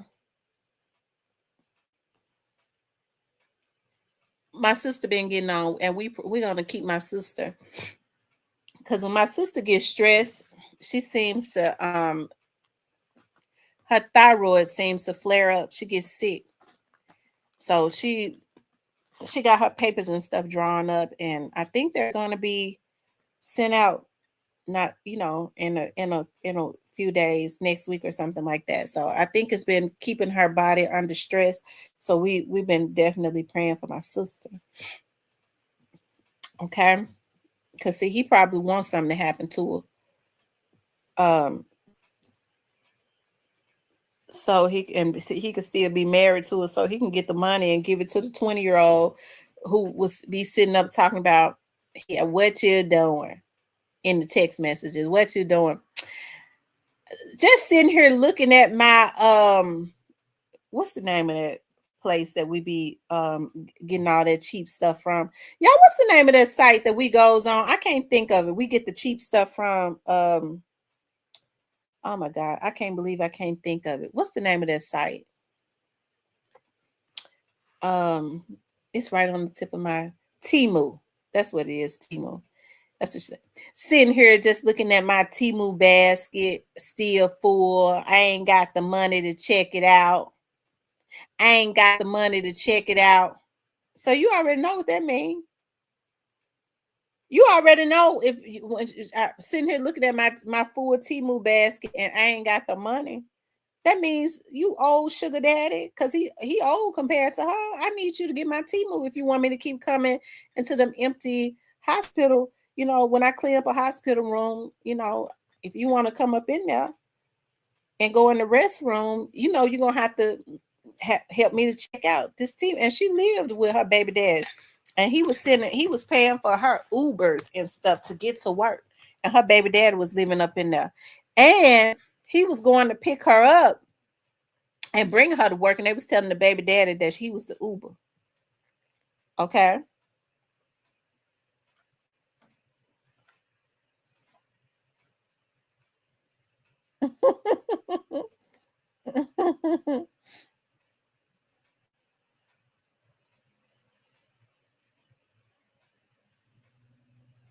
My sister didn't my sister, by the time we moved out of the hood, when we moved out of Clementine, my sister was 3 years old, so she don't know nothing about the hood.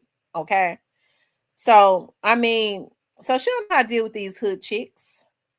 So, anyways, he went and told her, that his wife had found out, and she be posting stuff like bitches delusional. Bitches delusional the whole time. They man begging me, or bitches delusional, the whole family old or whatever. Because I guess he had told her about I was the one that helped her to figure out, and I I told my sister, I said, you write this on your page. I said, I want you to write verbatim, and don't you and never say comment again, because you don't comment to peasants. But I want you to write this. Because I told her, you got to stop looking at that girl, that little girl page, because she a little girl, 21 years old. I said, I want you to write, bitch is delusional. Whole bitch thought she was getting ready to move up into a new house, whole time the house mine.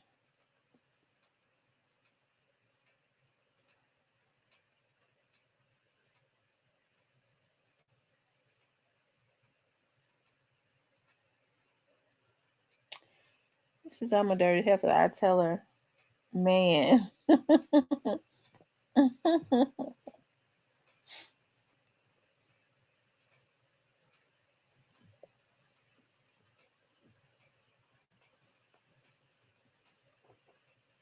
And like the young girls and stuff, they something else. They already don't have no respect. They don't have no respect. These men ought to be ashamed of themselves to do the type of stuff that they do to their women. These young girls that's the reason why it's in the way I see it, it's just best to leave them alone. I don't know how to get past. That's one of my things. I don't know how to get past betrayal. I don't. And you gotta, I mean, that's dangerous. You cheating, and the woman know who your woman is. These women are so obsessive now, they'll do something. They thinking if I get her out the way, they'll set you up to have something done to you. If I get her out the way, I'm gonna have everything the whole time, the stuff yours.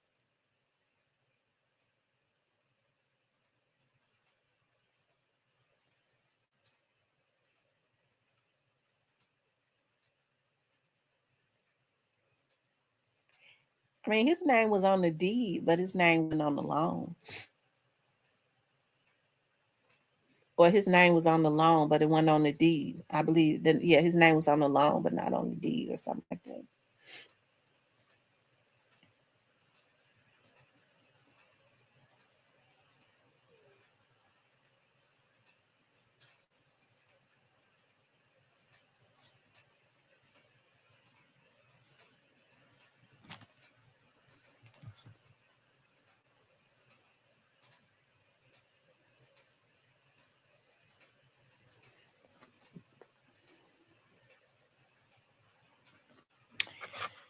Anyway, y'all, so that's kind of what we've been praying for. And then and then too, like deliverance is a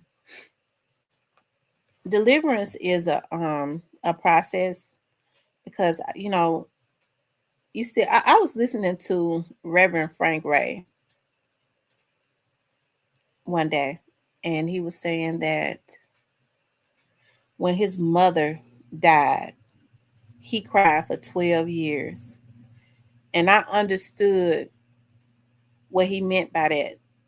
Because when you think about your grandparents and your parents, that especially that you loved, that has had an effect on your life, any family member, you live from day to day, and you learn to accept it. But when you think about them, you gonna shed some tears. I still cry about my grandmother, because I think about my grandmother, and I love my grandmother. My grandfather passed away in 2004, and I'll think about the last time I saw him walking through the house when we called the ambulance. He was a real tall, big man, but his cancer had eaten his body up, and he was a man to the end. Like, I remember that last time I saw him, when the ambulance was out there, he told my grandmother, wait, let me get my cap. They said, do you want us to put you on the bed? He said, no, I'll walk out there. And that was the last time he ever came home, because when he went to the Methodist South, they made sure he died, because they would never been a good hospital. So I think about that, and I get teary-eyed sometimes. I mean, when you love people, it's so unfortunate that anytime people can laugh at people that cry about their loved ones, I feel sorry for people like that, because they come from real hard, barbaric type of life. I was loved. I was loved, and I was given everything. We weren't rich or anything. We weren't. I don't even think my folks were wealthy. but they did okay. And my mom and my grandmother tried to give me everything. And sometimes my mama said, my mama say this a lot. She said, I think about I had you when I was a teenager. And she said, I thought about the hard living we had living down in Mississippi. Because my mama was a country girl. She didn't move to the city until she was like 12 or 13. And we moved to Memphis. And she said, and then I ended up getting pregnant with you at like 15. Um, and she said, and so I thought about I got my baby and we didn't have a lot. I'm a love on it and give her everything. And she said, and I think about that because my mom and my grandmama had me so spoiled. It was ridiculous. Like I wasn't used to nobody saying no to me because they didn't say no. My mama said, when you turn 16 years old, I thought about I'd have messed this girl up so bad that I got to try and do something because it's a cold world out here. And I've tried to give her everything. My mother was so easygoing, it was ridiculous. All of the kids loved being at our house. Ask Vanessa. Everybody liked my mother because my mother was one of the nicest parents out there. Like she if you spent the night, whatever I asked for, we were gonna have it. We were gonna have everything. She wasn't strict. She was so loving though, right? She still is, right? And so my mama said, I was like, dog, this girl, 16, my mother was still ironing my school clothes and stuff for me. And so she said, I thought about I ain't taught this girl how to wash. I still earn this girl school clothes. I be cleaning up a room and stuff for her. I got to do something different. And it was like a shock to me. Like she let my dad come over there and whoop me one time because I had a hard time adjusting to that. Like I started learning how to iron my school clothes. She started making me watch her cook, all of that. And I'm glad that she did it. I thought about that at 16. That hurt me. Right? But my mama and my grandma and them was so loving. Like I love them so much. And it's so sad that you have people that have had such hard lives. You can have a hard life, but they have not experienced no love. That's the reason why I love on people. Like I like to love on them. I don't let them suck my energy, but I'm one of those ones, right? That I like to give people encouraging words. um I like to let people know you do know that you're loved, right? You do know that you are worthy of being loved. That's one of my favorite lines. I like people to know you are so worthy of being loved. You are so worthy. You are loved. Because sometimes people have to be, if they know that they are worthy of being loved and that they are loved, sometimes it'll change the chemistry of the way that their mind is set up. I'm loved and I'm worthy of being loved. Well, then I need to do better. I need to do better. Because some people don't even feel like nobody love them. That's why they crash out all the time.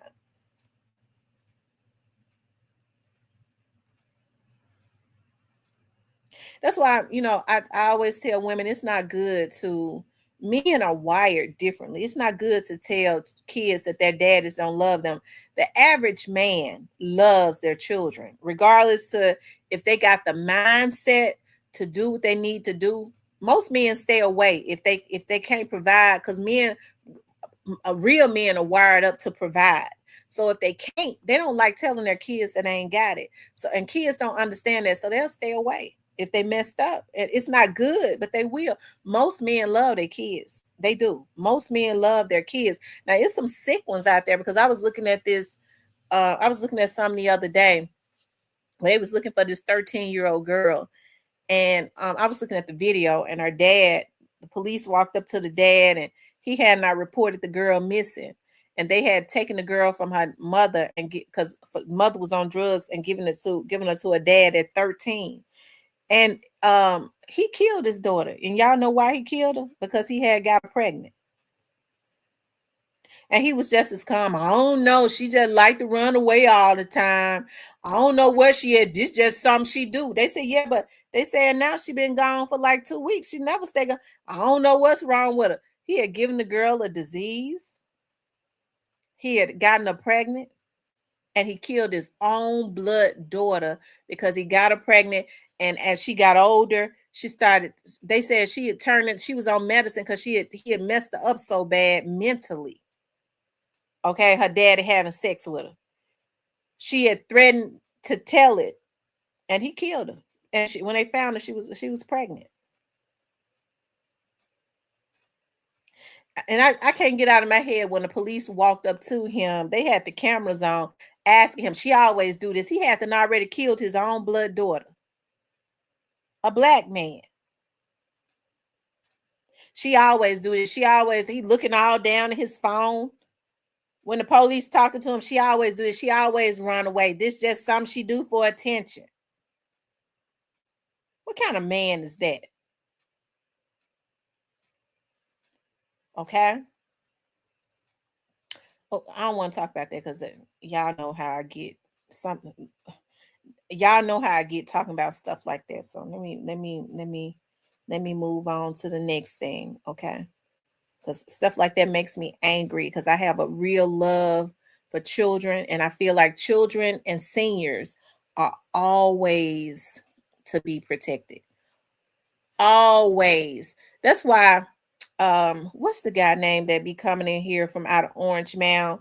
He's got that tow truck company. That year that I took those seniors, those scarves and stuff over on 3rd Street. I took them scarves and gloves and skull caps. I did that. I took it over there to the senior home. The guy that's got the towing truck from out of Orange Mound? I really appreciate him so much because he reached out to me on Facebook, and all of you all gave, but he reached out to me on Facebook and he kept giving. He was like, "You need some more money? Let me know if you need some more money to make sure that everybody gets something." He was awesome. It's called Toe. His name is Toe something. He's from out of Orange Mound. Toe. Oh my God, he be in here sometimes.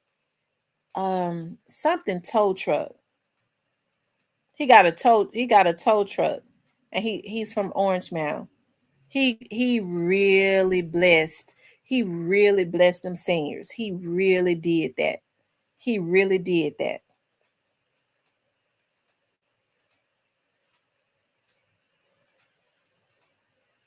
He sent me the cash app. He really did that. I appreciate him so much. He don't come in here as much as he used. I'm thinking it's something towing company. It's something. Oh God, I cannot think of it. I hope he come in here.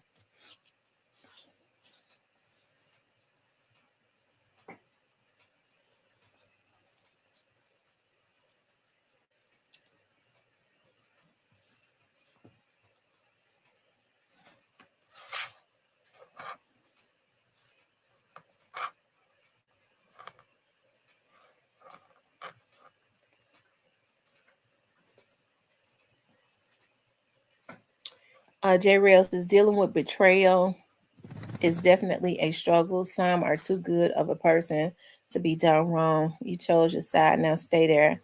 Ain't no coming back. God forgive. Yeah, I'm like that too. It's there's when I've been betrayed, I can't get past it. I cannot.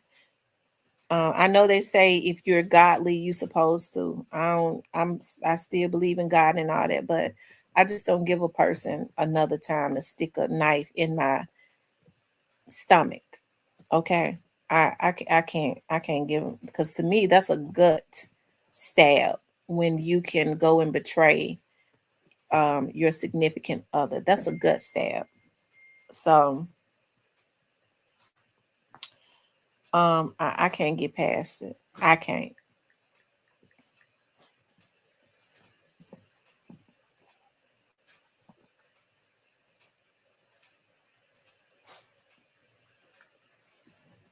So it's just best to go on for me. You go on your separate way because I be hating to sit and be sitting looking at a man that them been out cheating. I mean, you ain't able to. You get to thinking about. You can't get that. What did they do? Because I can't. I can't kiss you. I remember I had a boyfriend, an ex-boyfriend, say that. I mean, shit. I was messing with. You ain't the first woman I ever messed with. So do you think about what I was doing with them? I said, no, you're right, but I should have been. So I mean, I just don't want you. But you get to thinking about that though. You know what did they do? Because now I can't let you touch me. I don't want you touching me. I don't want you. Really, I don't.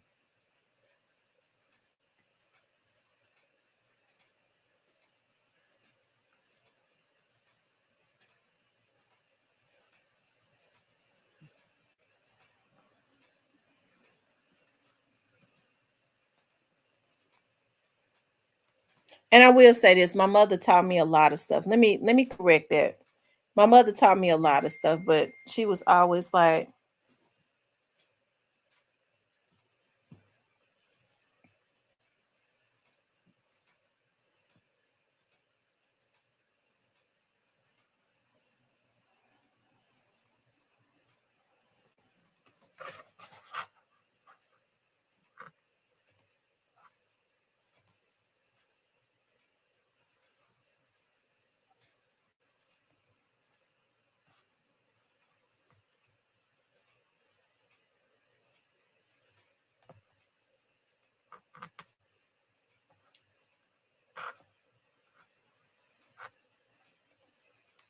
she did. She taught me how to be compassionate, and she did. And that's why I'm a very compassionate person. She taught me that. She taught me a lot. She taught me everything, actually. But when I say she said I haven't taught this girl anything, I'm talking about like um she basically just did everything for me. That's what it was.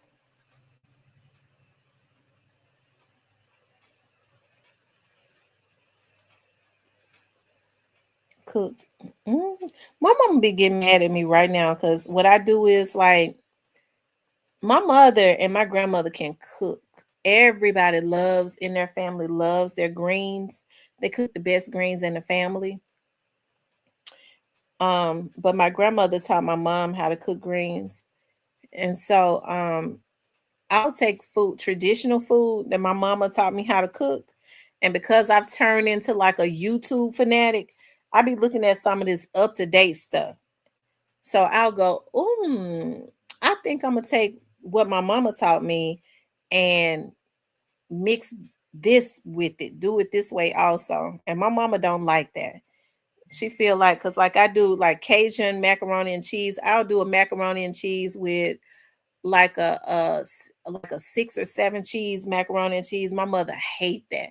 It's like no macaroni and cheese is supposed to be, and they don't, and she don't. They call it something else. You know, they from Mississippi. They call it a macaroni pie. Okay, that's what they called it, a macaroni pie. So she'll say it's not supposed to be like that. The traditional way is you get some sharp cheddar and some mild cheddar, and that's it. That's what you do to macaroni. You don't do all that other stuff to it. And so I'm like, no, I saw on YouTube occasion macaroni and cheese. I like that. And I like that 7 cheese macaroni and cheese baked. I like that. I tries that too. But if she asks me to do something for the holiday, I'll do it traditional because she ain't gonna want all the other stuff. But now I did do something for Thanksgiving that she really liked, and normally she don't like this new food. But I did a honey garlic chicken. So what I did was I got chicken thighs and grilled them, and then I did the honey garlic sauce, and she almost didn't try it. And then she was like, that really is good.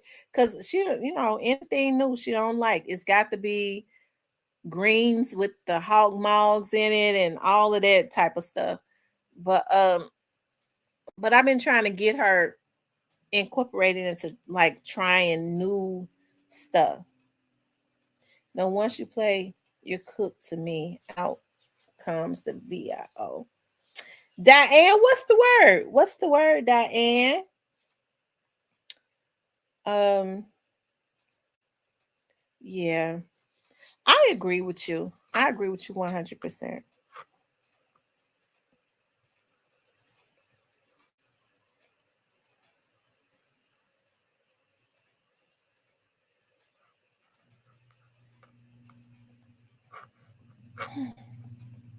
Listen, I got on today. I was like, well, we ain't gonna, I guess I'll let them lead the topic because we've been talking about quitting them for the last few days. But I think I'm gonna do a video on Juke because Great Face sent me something and I was like, oh, something that was posted a long time ago that I had been looking for, and Great Face found it for me. I appreciate that.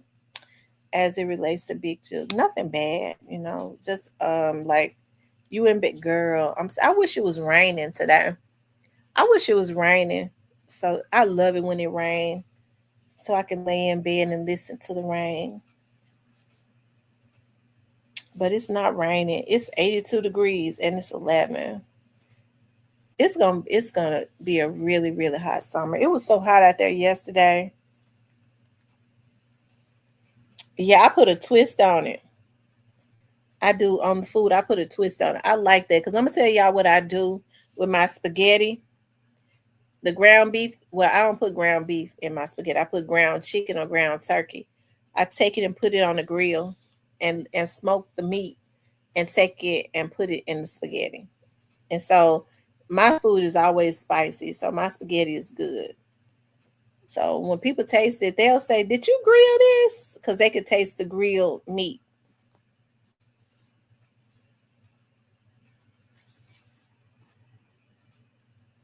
When it get hot, I like to smoke everything, y'all. I went to Piggly Wiggly and Olive Branch um yesterday or the day before yesterday. They had all of their chicken wings, the long packages, the thighs, the long packages was $3 and something. The wings was all the meat was $5. The beef, um, what's the word I'm looking for? Shit. The beef roast was $7.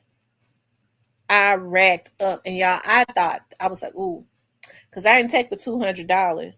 I was like, ooh, I hope I didn't go over my $200. And guess what? All of that meat I got was only $161. And I got so much meat, it was ridiculous. And I had so much meat that I couldn't even hardly put it in my freezer. I had to take them out of the packages. I always take them out the packages though, and put them in vinegar because I like to soak them in vinegar to get, you know, to clean them, and then put them in glad lock bags, and that's what I had to do because I was throwing the packages in this freezer, and then it was so many I couldn't do it, and I was like I just went ahead and had to take them out. I seen something in my phone from Juke the other night. Him and Petey posted the same type messages about snakes. Who is Petey? I seen something in my phone from Juke the other night. Him and Petey posted the same type message. Who is Petey? Who is Petey? Who is that, Derek? Girl, I wish it had been raining in Memphis. I wish it was raining today so I could lay around. I could I take a shower and put on my t-shirt, child, and lay around on the couch and drink hot chocolate and coffee and eat some potato chips. My daughter gonna bring my grandbaby later because she need me to keep her for a couple hours. I sure don't want her, but I guess I will keep her. Petey is the guy that was shot with him. Oh,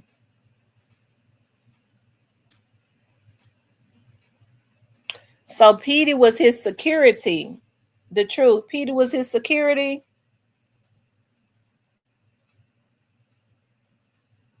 So Petey is the guy that got shot with Juke. Was that his security? That was his. Oh, so we never knew the guy name. So that was his security.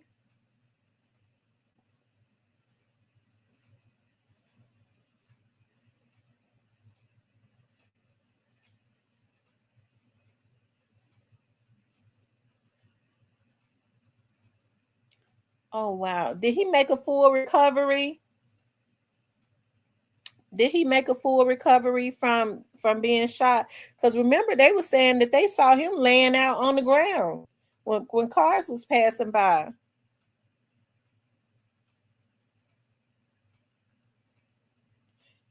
I grilled some chicken yesterday. I think I'm gonna do chicken. I think I'm gonna make some candy yams today with that chicken. I had some baked beans.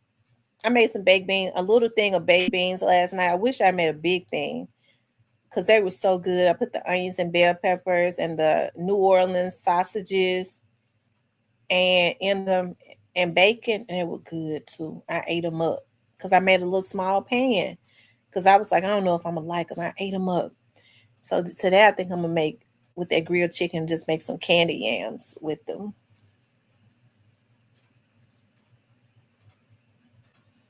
I like to bake my yams. I like to put them in the oven. I got some organic vanilla, and I found it. Diane, guess where I found? I found it in Ross's. It's not imitation vanilla. I'm getting ready to read it to y'all. It's organic, real vanilla, not the imitation vanilla. And I got it from out of Ross's. Y'all, Ross's have and Marshalls and all them. They have some tough stuff. I'm getting ready to give y'all the name of it. It is gourmet organic vanilla. Let me open it and smell it. It's the real thing. It's not the imitation. And it didn't cost but oh oh Lord. It's the writing too little. I ain't got my glasses on.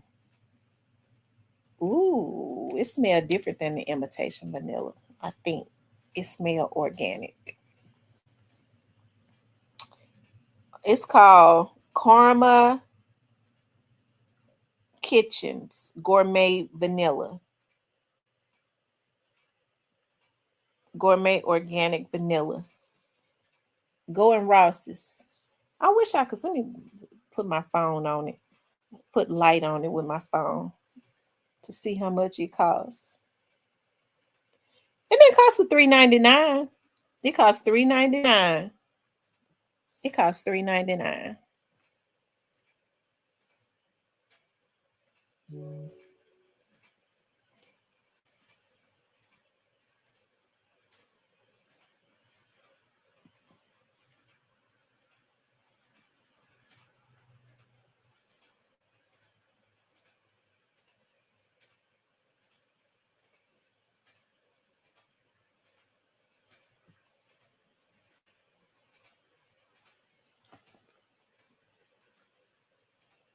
I'm gonna tell y'all something I found in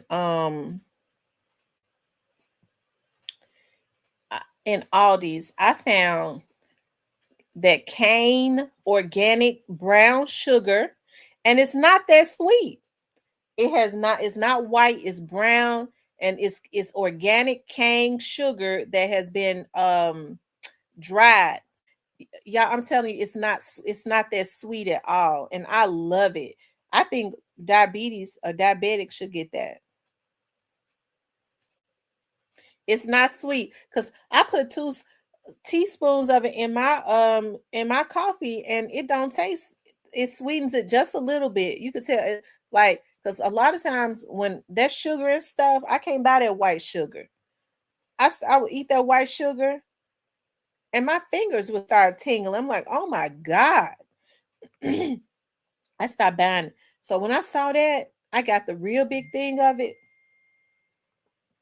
and I put tablespoons in my coffee, and I'm telling you, it sweetens it up, but it's not extra sweet at all.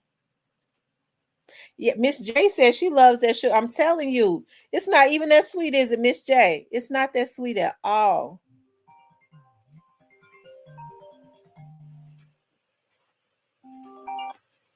Hello?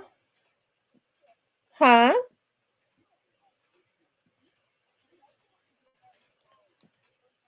Uh-uh.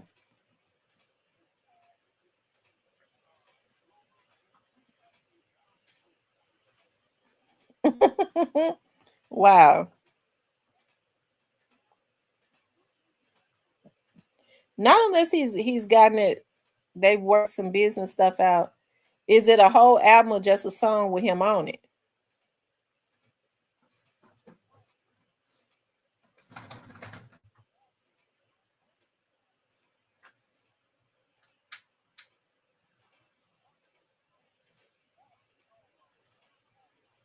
Mm-hmm.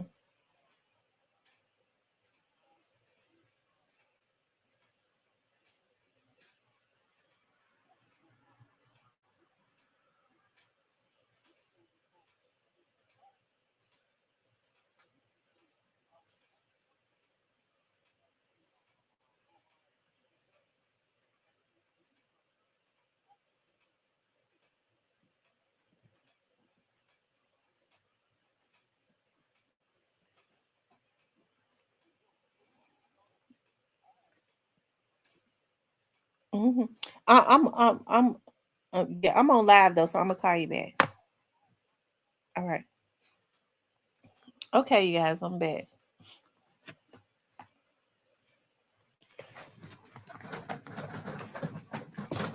Hey, She Johnson. Goose Creek is running some sales on candles. That's where I get all my candles from. They run a real big sale tonight.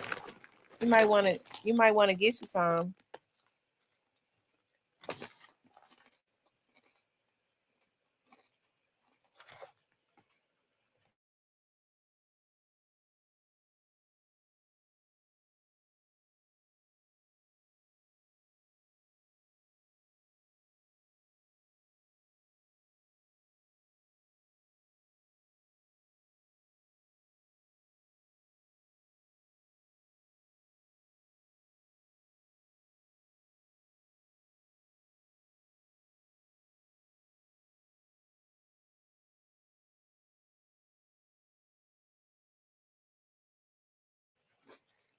Y'all, where the truth go to? The truth. The truth.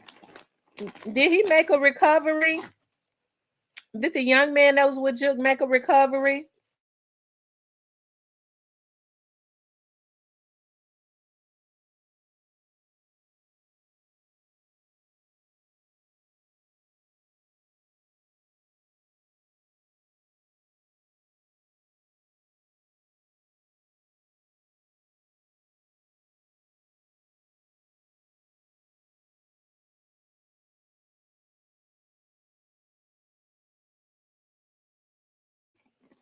I know because Govan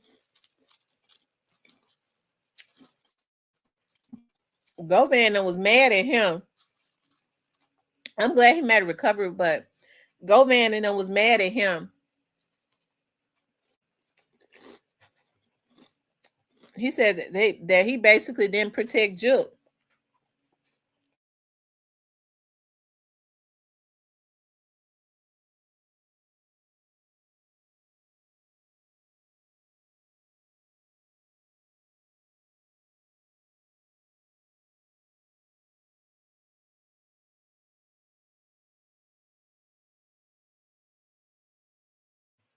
Now I didn't know Peter was from Castelia. I didn't know that.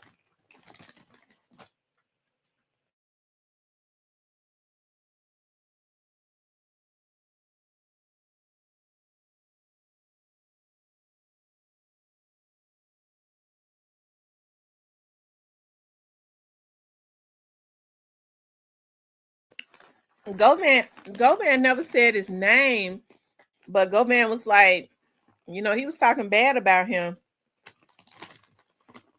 because he said that he let Juke get shot.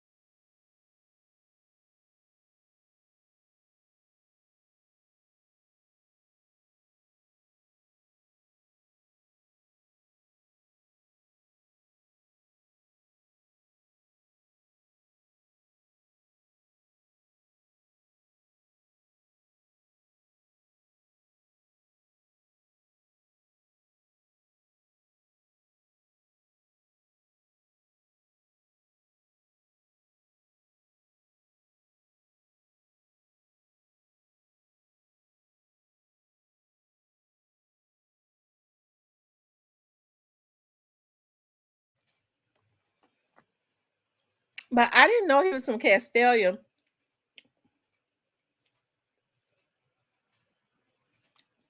He says he didn't let Juke get shot. He shot back. It was just honest. Right. Listen, I say the same thing because they said that about Dolph brother. Dolph brother was letting them rounds off, and he went in. He sprung into action when everybody else would have been in shock. It was random. It was just random.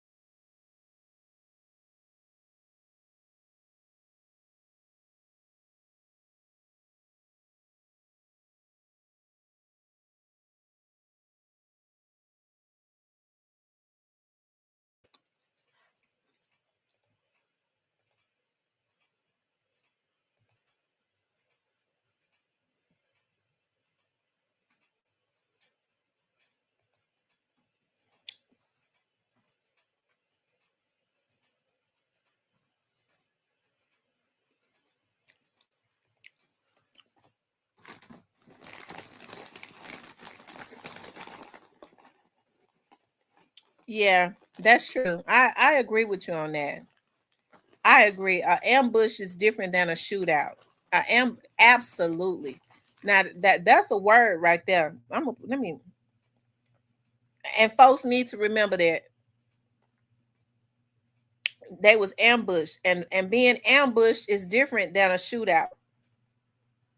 Like Co-Figure say, bushwhackers.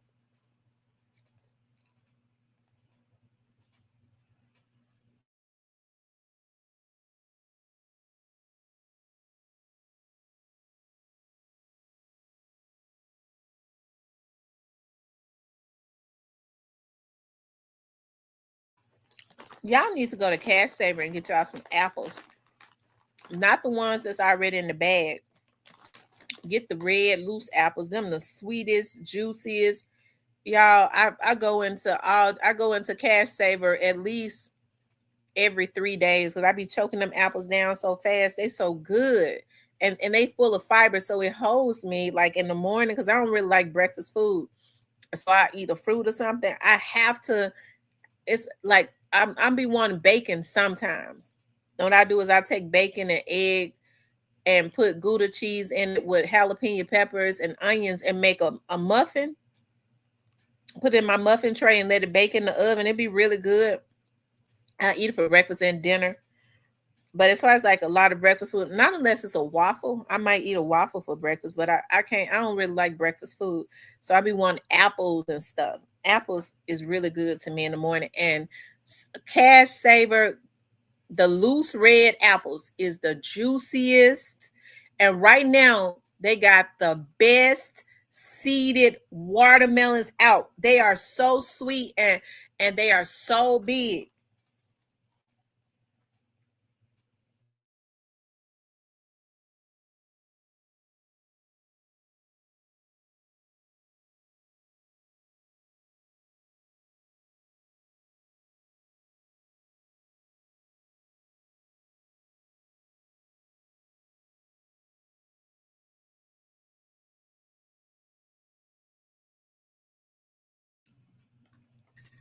Um,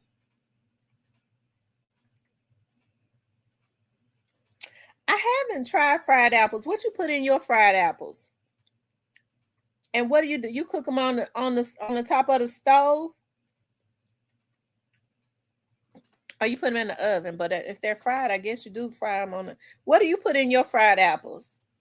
I haven't tried them though. Those apples so sweet. I guess I could fry them. They're so good and big,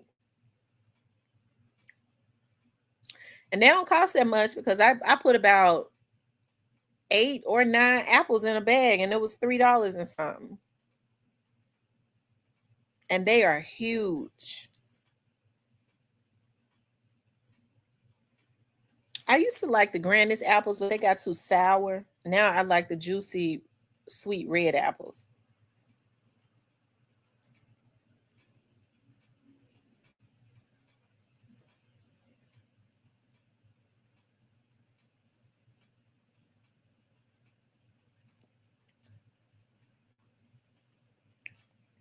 In a skillet with butter, cinnamon, and brown sugar. I'm gonna try that. That's I could do that for a dessert. Hell, instead of the candy yams, I might do that with the chicken, my grilled chicken that I got left over. Cinnamon, butter, and brown sugar. I think I'm gonna do that. That's almost like a sweet candied yams.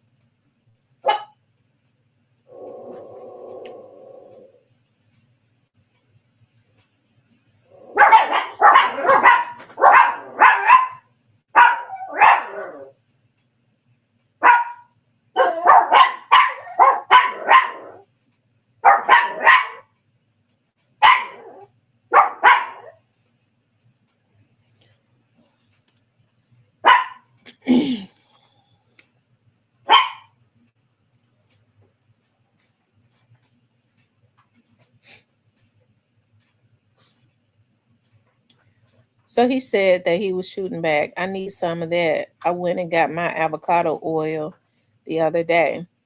That sound good. Skillet. That's a good. That's a quick dessert too. Like or something when you want something sweet. That might be what I made instead of the yams because it take them yams a minute. I think I may do that for dinner.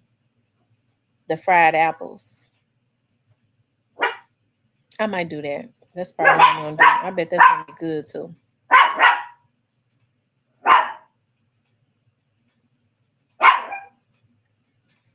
And I just say my sweet potatoes for the 4th of July and make some yams and take them to my mother's house. That'll be my dish. I bought so many darn sweet potatoes.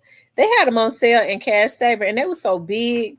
I was like, "Ooh, these!" Because now they try to the sweet potatoes so little, they don't do it right. They were sitting up there. I was like, "Ooh, these sweet potatoes big," and they were on sale. A pound. I picked up so many sweet potatoes that I got a big old tall bag up in there. I put them in there. I got so many in there, so I gotta cook them, but I'll save them for the 4th. Y'all know it's hard for me to pass up a sale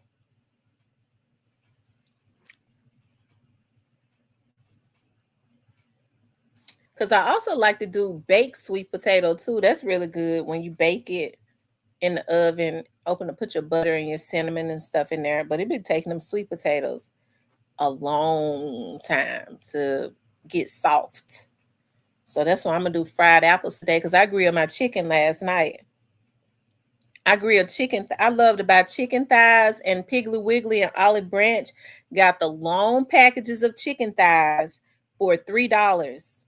And it's about 7 or 8 pieces in there because chicken thighs with the skin on it, when you put them on the grill, they do not dry out. They be so juicy. They be so juicy. They don't dry out like chicken breasts do. I don't buy chicken breasts. I buy legs because I like the baked chicken legs and I like to do cream of chicken and smothered chicken with chicken legs. I ain't gonna even lie. They had the long packages of chicken wings.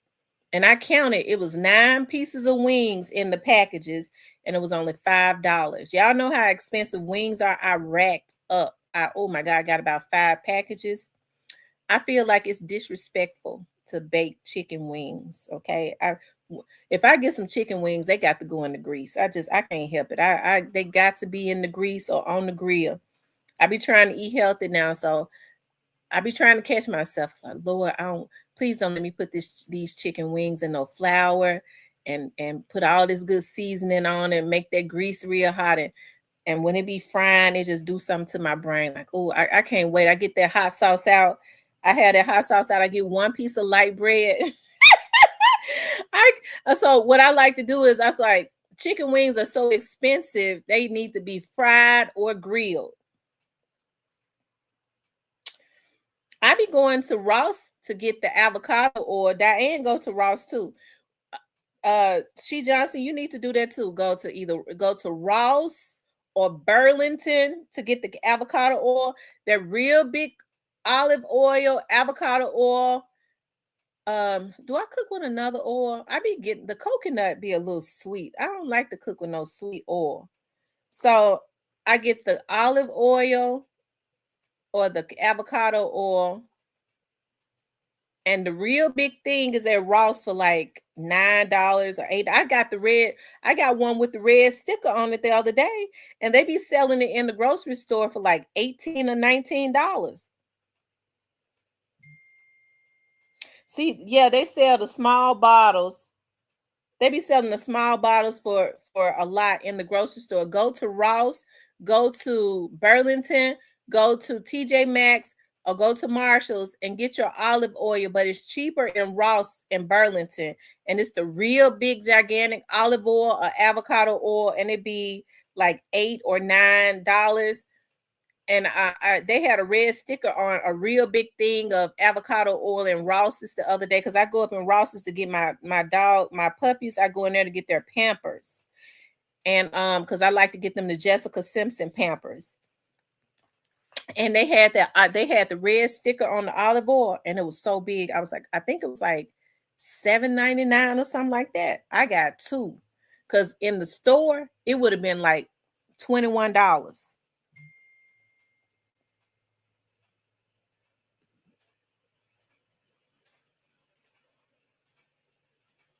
What was this?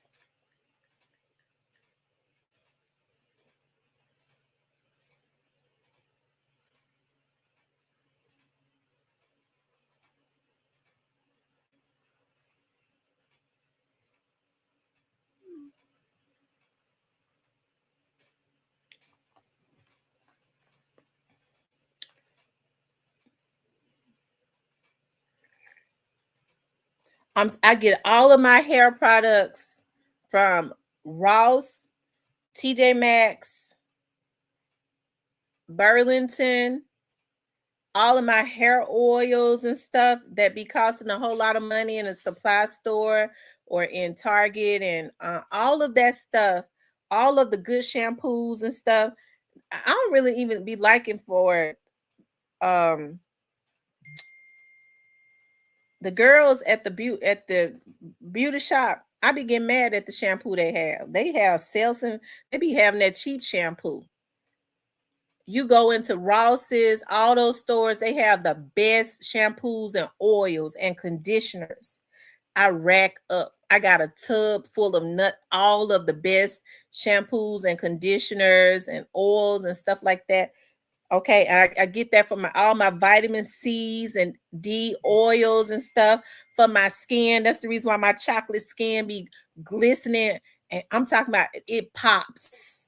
Okay, I don't have to put on. That's where you go and get your stuff. I racks up, and I have to hide it because my oldest daughter was she likes to steal, and she'll say I get all of my body scrubs from there. So my oldest daughter, I racked up the other day. I got that Jolly Green Apple body scrub from out of I went into Ross's over there in Cordova. It had the Jolly Ranch Apple Green body scrub, and it had the body wash.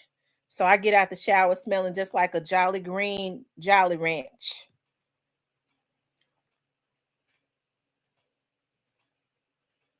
I haven't tried the sunflower. Y'all, so is the sunflower oil good? Because I almost bought it. I was like, but I've never tried sunflower oil before. She said, I love those oils and sunflower oil. I pop my popcorn. I'm going to try the sunflower oil. I'm going to try that sunflower oil.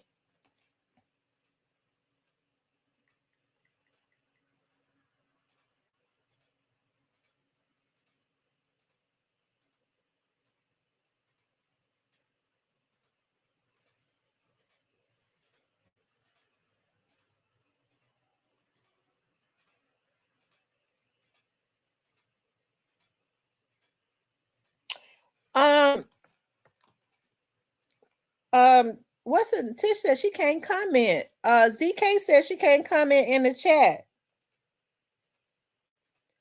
ZK says she's not able to comment in the chat for some reason. ZK, if you can hear me, send me your Facebook. Send me your YouTube channel to my Facebook so I can see if you blocked or something. Cause she's supposed to be able to comment. She a moderator. Lord, I don't reckon somebody done hacked my channel and blocking folks. Oh, let me see. Send me your YouTube channel link on my Facebook page so I can click it to make sure that you're not blocked.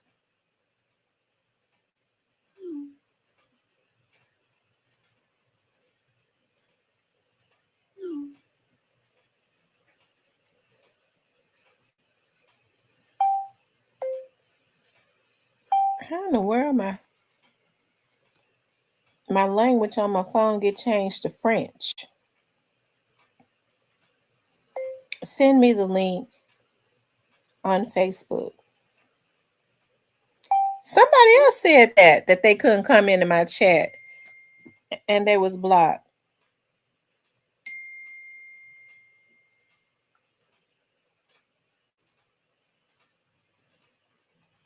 Somebody else said that they I forget who it was.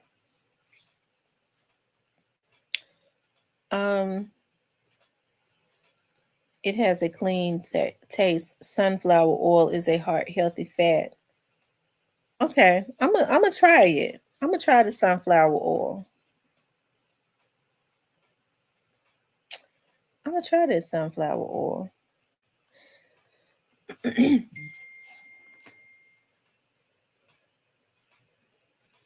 Hey, the truth, are you still up in here? The truth, are you still in here?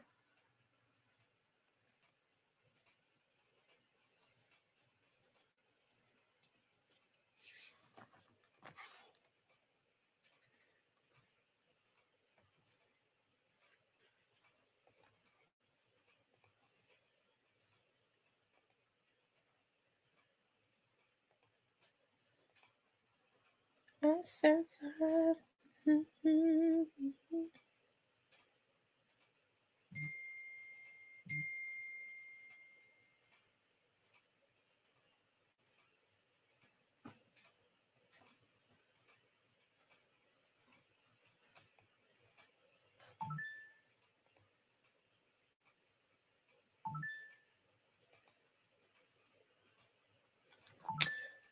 So I'm interested in this.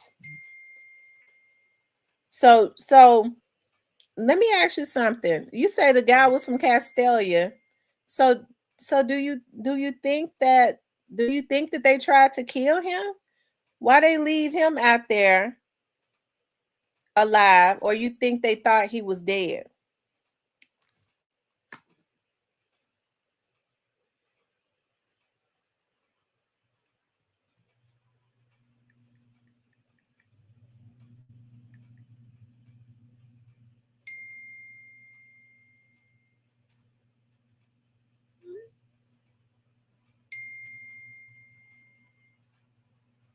So you think they was trying to kill him?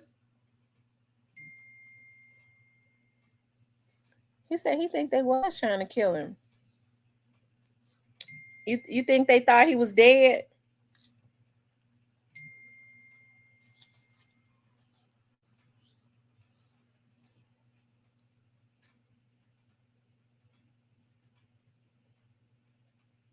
This got me bothered that somebody done blocked ZK. Somebody else I had to unblock the other day. And I don't think none of my moderators, I don't believe in it. None of my moderators definitely didn't do it. ZK a moderator herself. Derek the Truth, they shot him, so I believe he was targeted.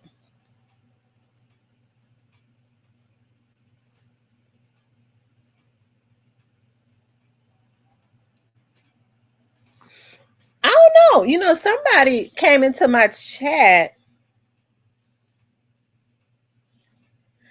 and said that Juke. So the only thing lead me to believe that either they was out there or somebody that they know was out there or something, that Juke came from the side of came out of the side of, it might have been Quit that said, I'm not sure, but I heard this from somewhere. It was either in my chat. I don't know why folks put me in a chain message. Oh, that's good. She passed she passed her she got her license, her insurance license.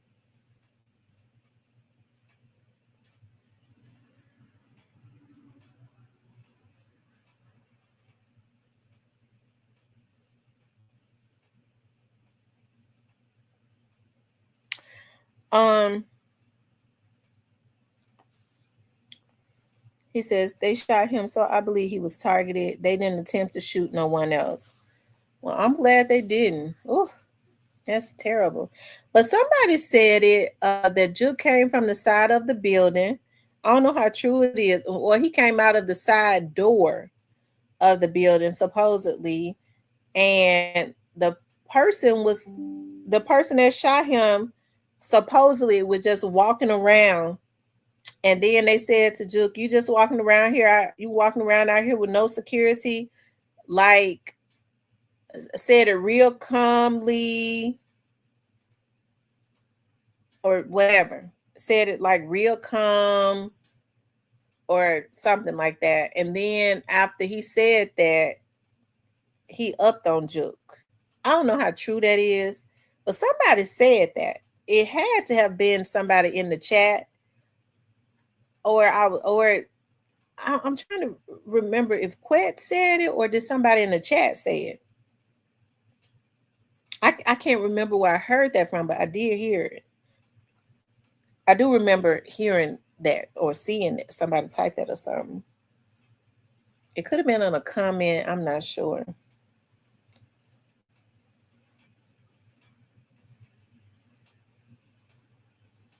I do know I Quet said on the interview that he came out to take a smoke. He came out to take a smoke.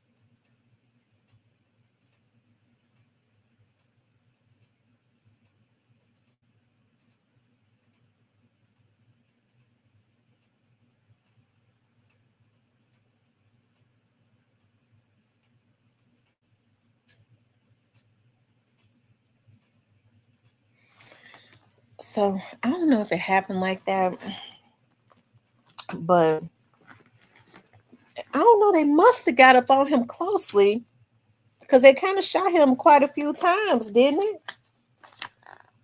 So if the guy was shooting back, he should have. He might have hit somebody. He might have hit somebody. But once he was down, he couldn't shoot back. If he was down, he couldn't shoot back. Or maybe once they started shooting him, he started shooting. And then I'm about to turn the air off. It got cold up in my house because I ain't doing nothing, because I ain't trying to do nothing. But lay around, child. And lay around and be in my house clothes and, as they say, in my house shorts and stuff. So maybe they shot him because he started shooting, and then they shot him because they probably weren't trying to kill him. Oh well, if you shoot somebody, you're trying to kill him.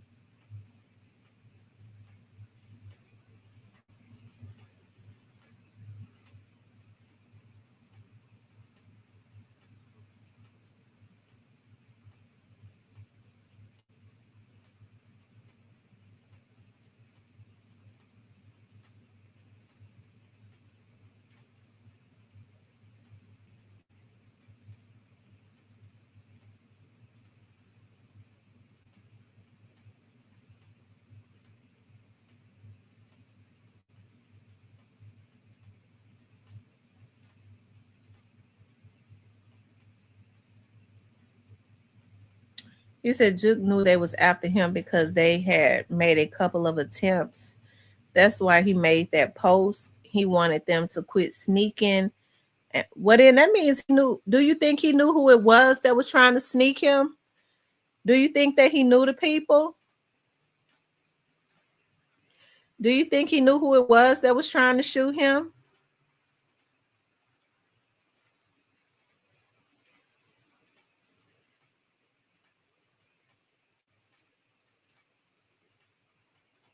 Well, let me ask you this.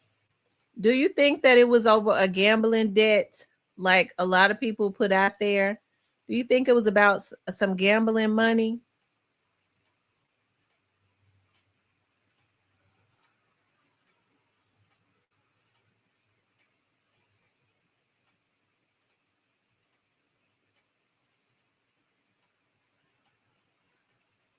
Okay.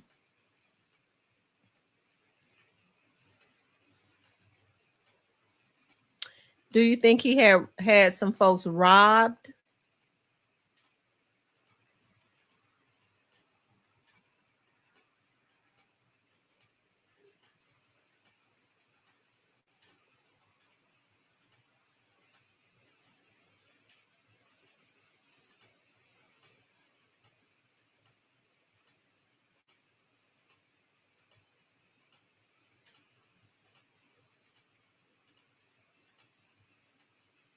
Hmm.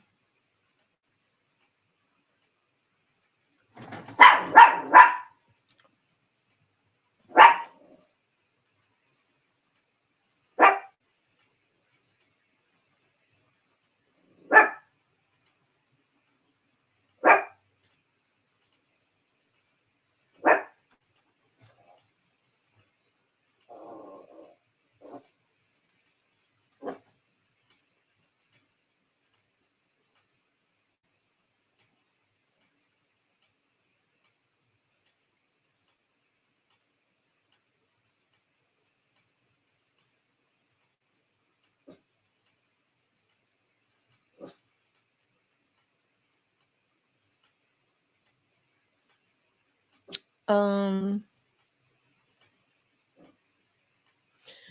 I'm gonna ask you this, and this could go in many directions. Do you think it had anything to do with Young Dolph?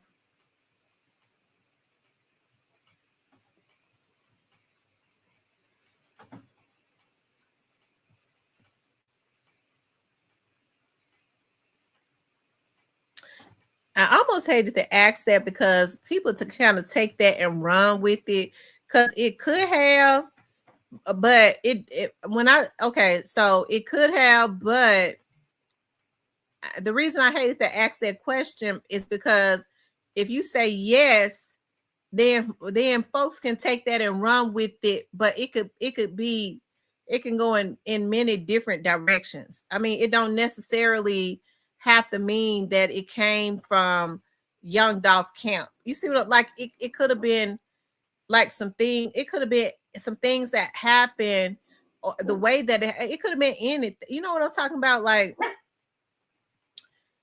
he said, yeah.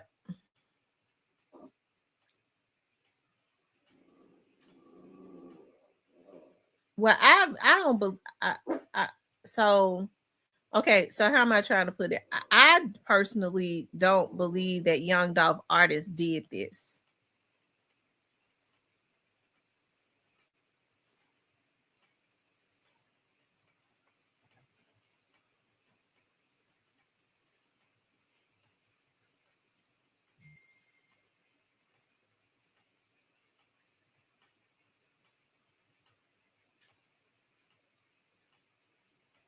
Well, let me ask you this then. Let me say this. So, do you believe it was get back for what happened to Young Dolph, or some business that wasn't handled after it happened?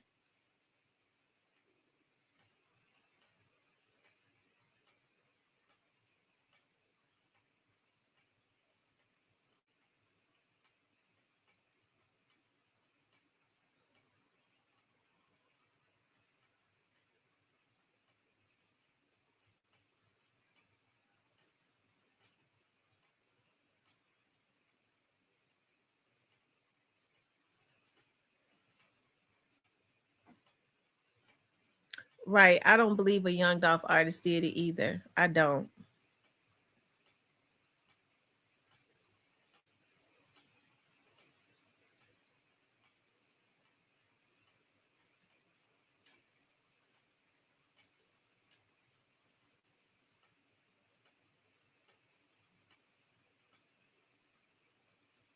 Because if they had did, they would have been did it. Right. And they've been trying to say Young Mob did it. I don't think Young Mob did it. I don't think the truth. What?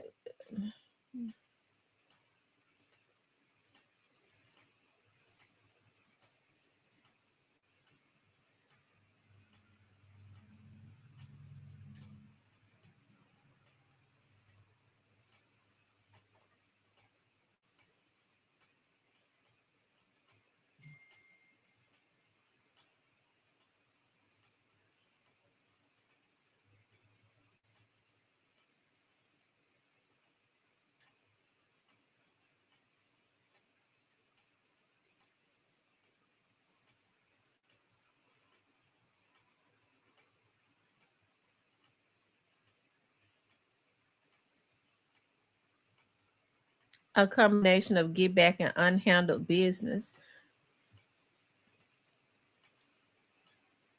But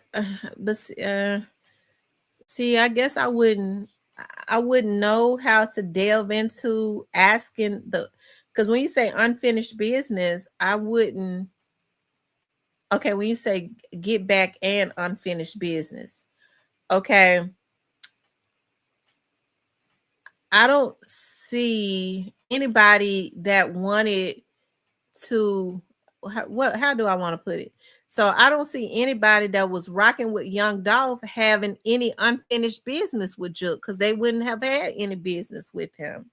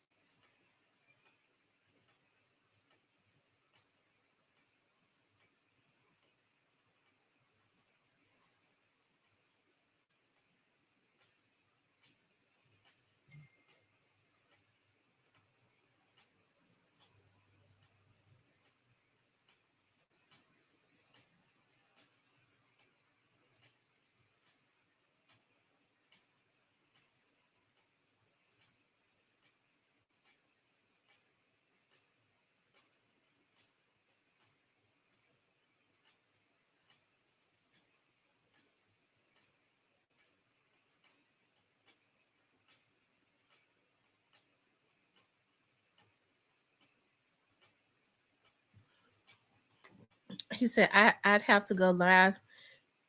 Derek, what you do, you want to call in? Because I'm trying to understand.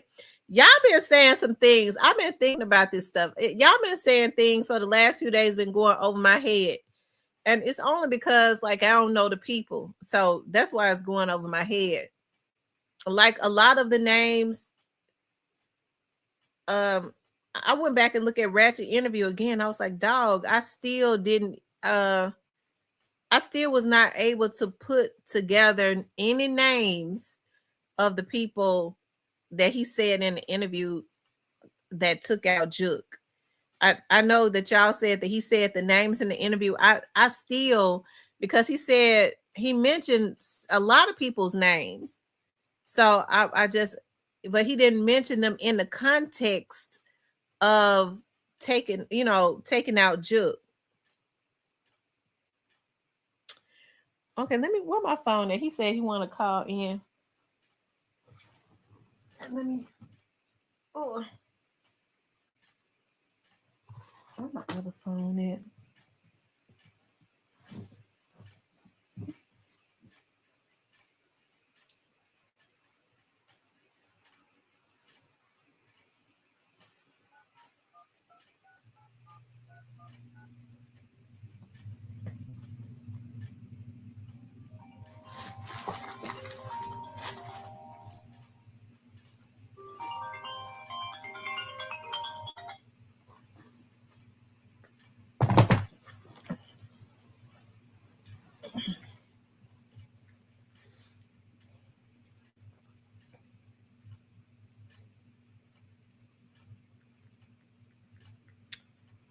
Uh, where did I put that? It's on my other phone.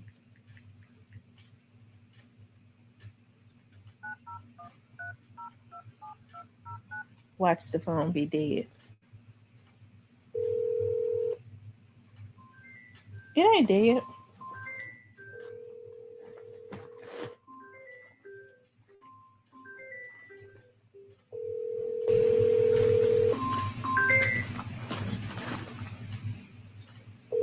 This purse is. I always get compliments on this purse, but and I went and got a smaller purse because I always put a lot of stuff in one purse. My mama asked me yesterday, "What you want for your birthday?" I think I want her to buy me another Coach. I think I want a bigger Coach purse with the just like the one I got though. But it's got to be real leather though. He says the organization go in big to take out Juke.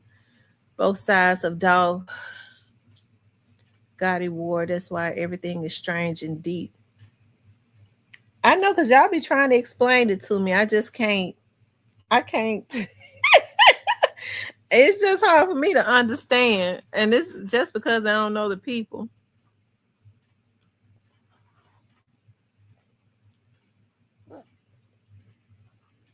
Let's see.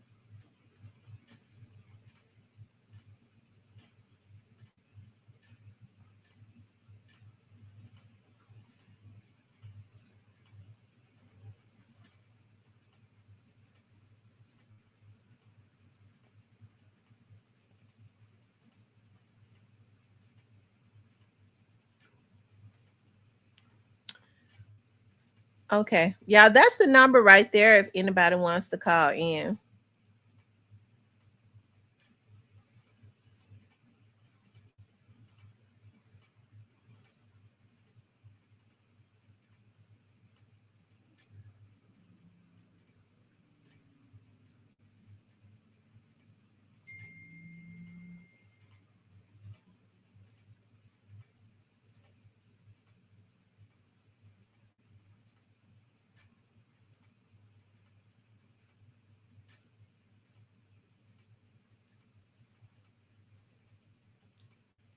Um,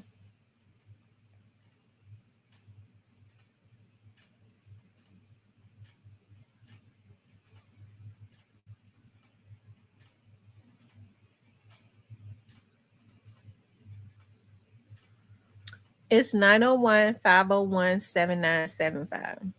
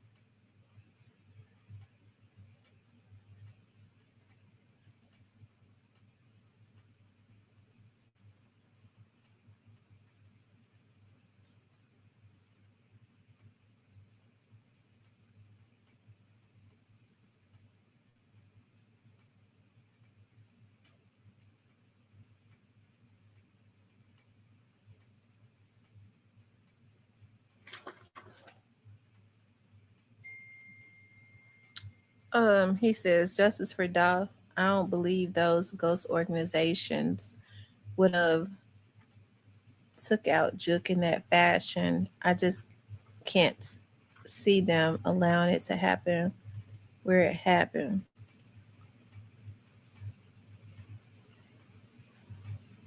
Hmm.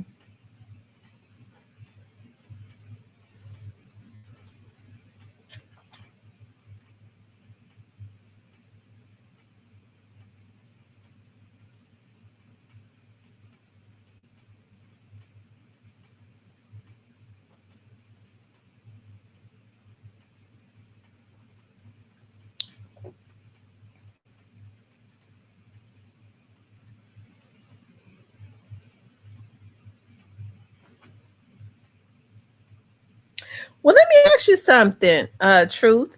If you feel like that these people did this as get back, why wouldn't they try to take out Govan? Also, if you feel like it was get back for Young Dolph, why wouldn't they take out Govan too? Why haven't what? Because why wouldn't they try to get back at him? It seemed like to me he would have been the easiest to get to.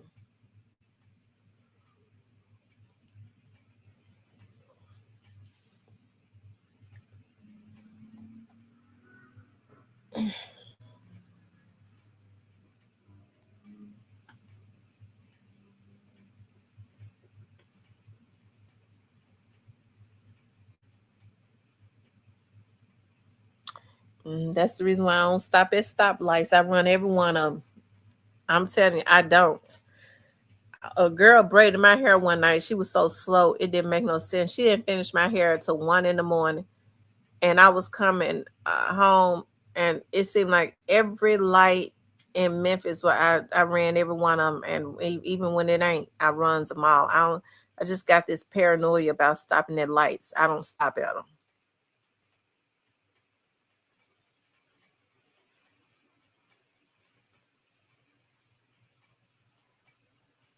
And I get real suspicious when cars try to pull up next to me. It's just I'm paranoid about that.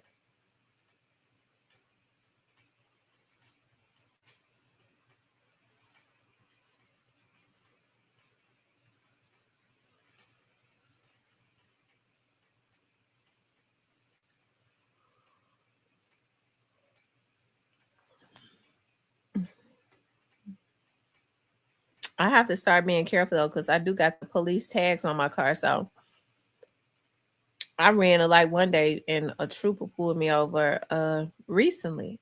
He didn't give no tips. I mean, you ran that light. You need to pay attention. I said, okay. I appreciate that. I said to myself, I'm gonna run the next one. The truth says I won't say his name, but he was the Bovan supplier.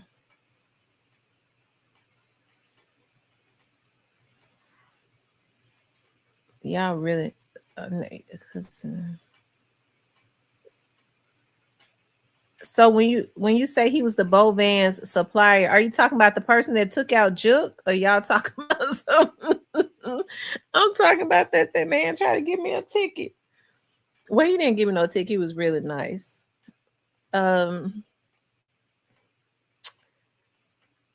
So, yeah, I think I'm gonna do my fried apples.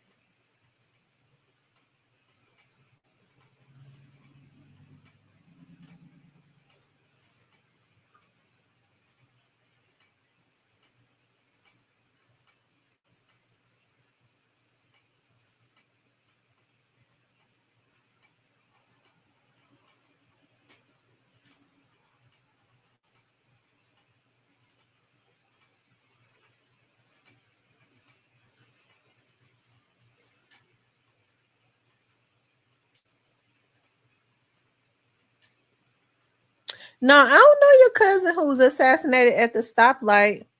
You said it happened you said it happened in 93. That was almost 40 years ago.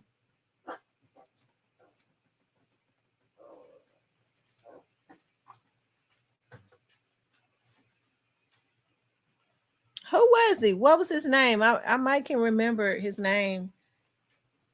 Maybe. How old was he? In 93, that was a long time ago.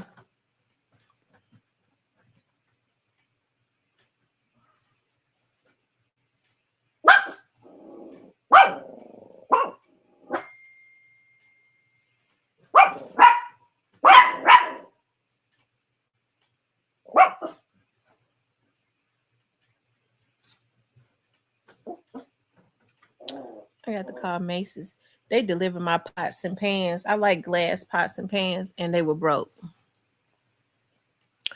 And they got to send me some more. As soon as Bovan died, Juke protection was gone, and the hyenas ripped him apart.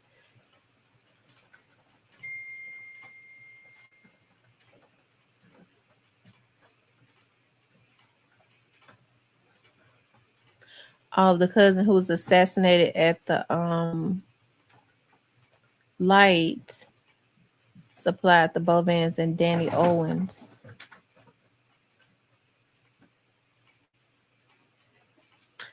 I don't know who he is. I don't know him. I don't. That wasn't. That was 93. Was how many years ago? 33 years ago.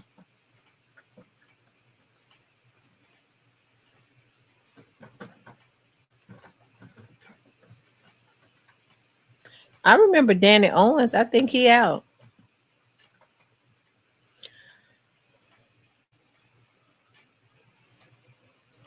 He's still building over there on Elvis on Shelby Drive. In that gated community, I believe they running a prostitution ring. But you better know the police don't stop by there. Period.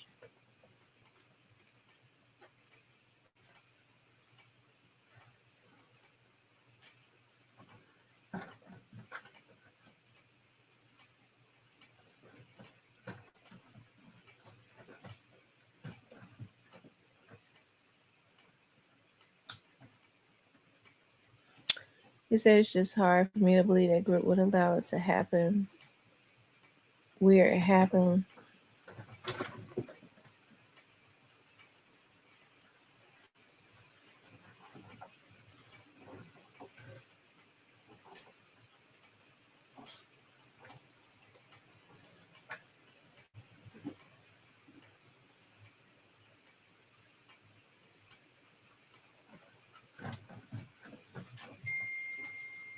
Um, it's just hard for me to believe that group would allow. Oh, okay, I'm reading it again. I think I'm gonna cut me some watermelon. Oh, that watermelon's so big, I don't think it could fit in the refrigerator.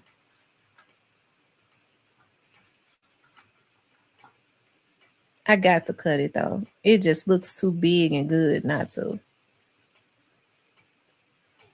I believe that it's just okay. He says, Derek, that's why I keep preaching to young people and adults to stay away from criminal organizations. You're gonna end up quadruple crossed by your close ones. I am a one man trap show.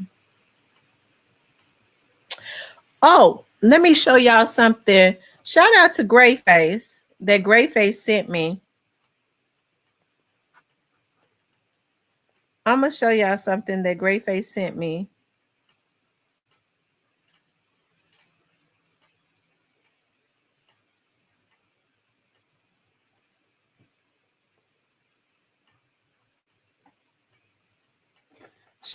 Shout out to Grayface. I have been looking for it, but he sent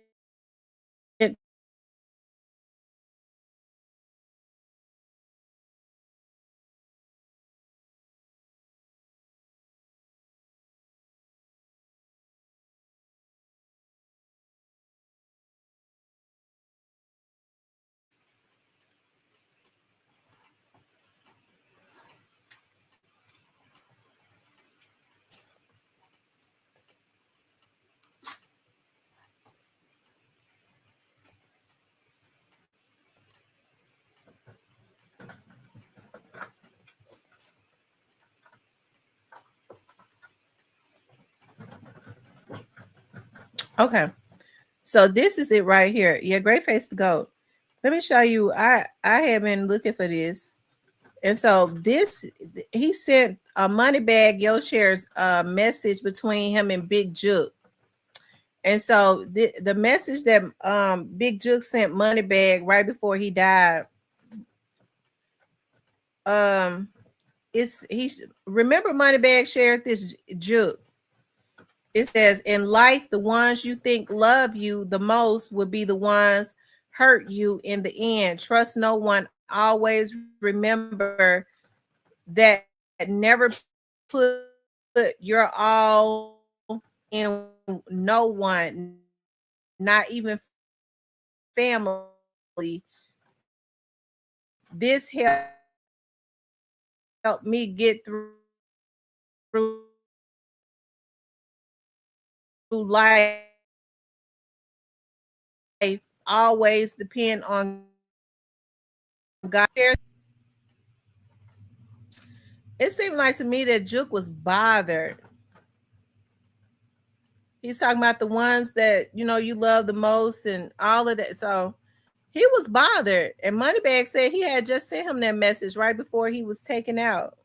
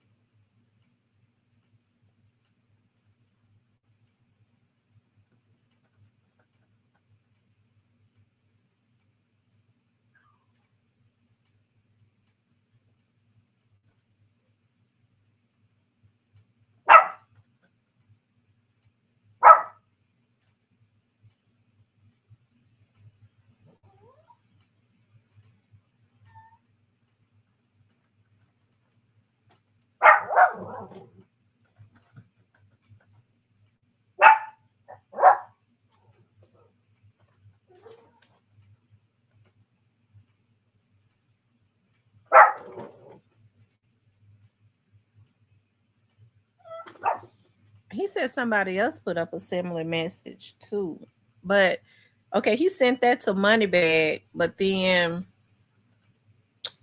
he also posted on his page, rather than snake me, you rather face me, or face me, you rather snake me.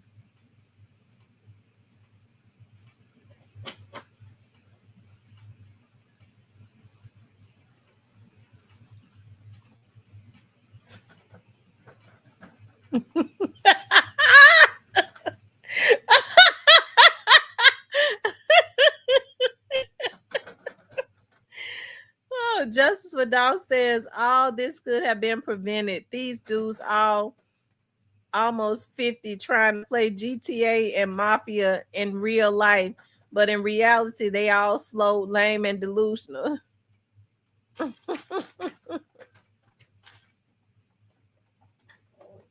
He said Petey posted the same type of message. Was it after Juke was killed or before?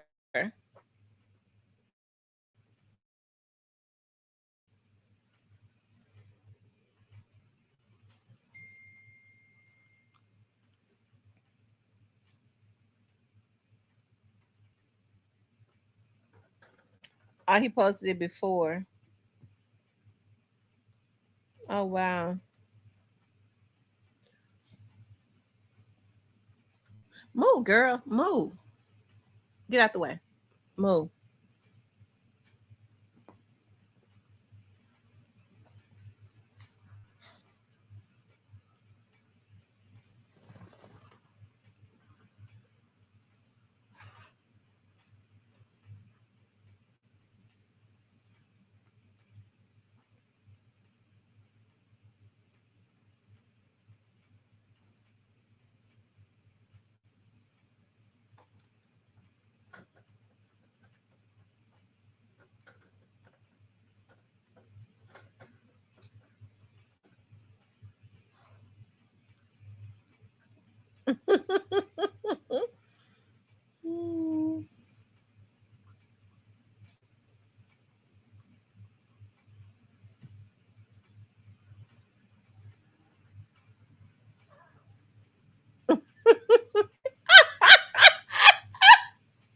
Oh, Lord have mercy. He said fat Nick.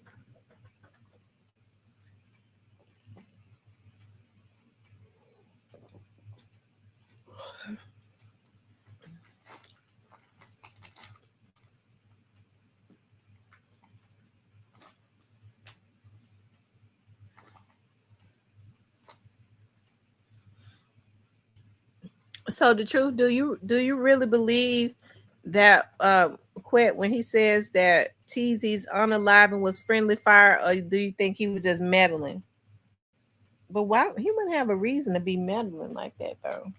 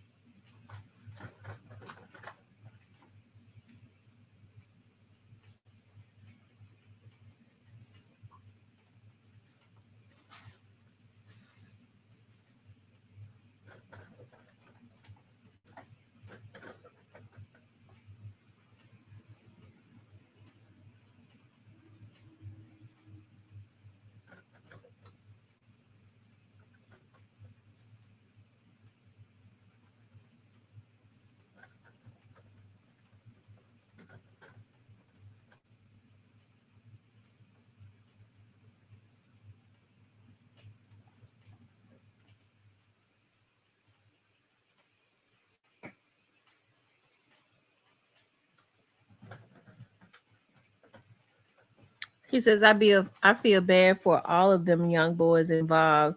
They were manipulated and it wasn't right. I always knew that. I always knew that they were manipulated. And people be getting on to me all the time saying, listen, but they're grown though. I'm like, no, but they were manipulated.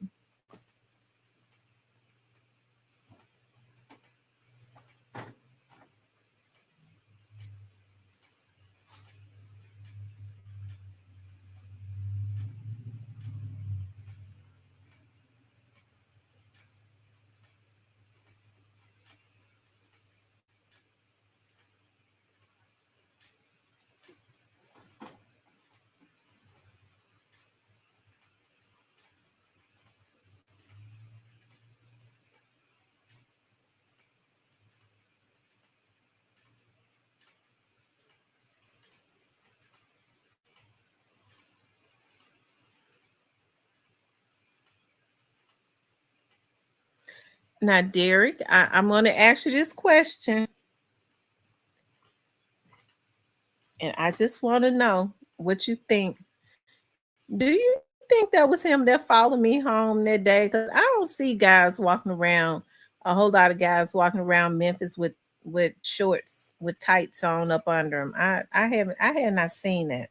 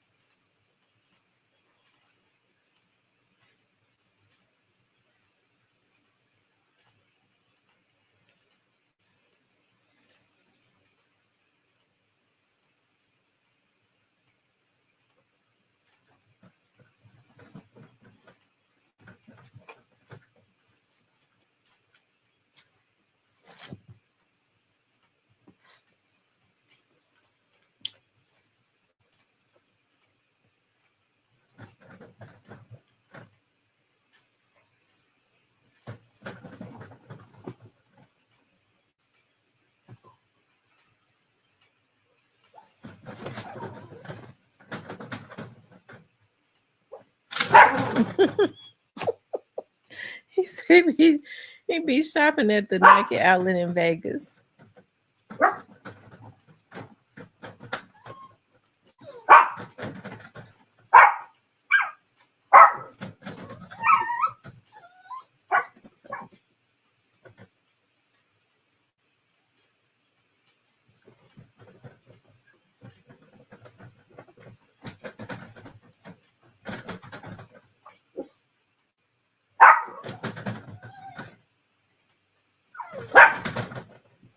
You gonna get I I'm not playing with you. And why you take your pamp off for? You gonna get you gonna get a whooping. I'm not playing either.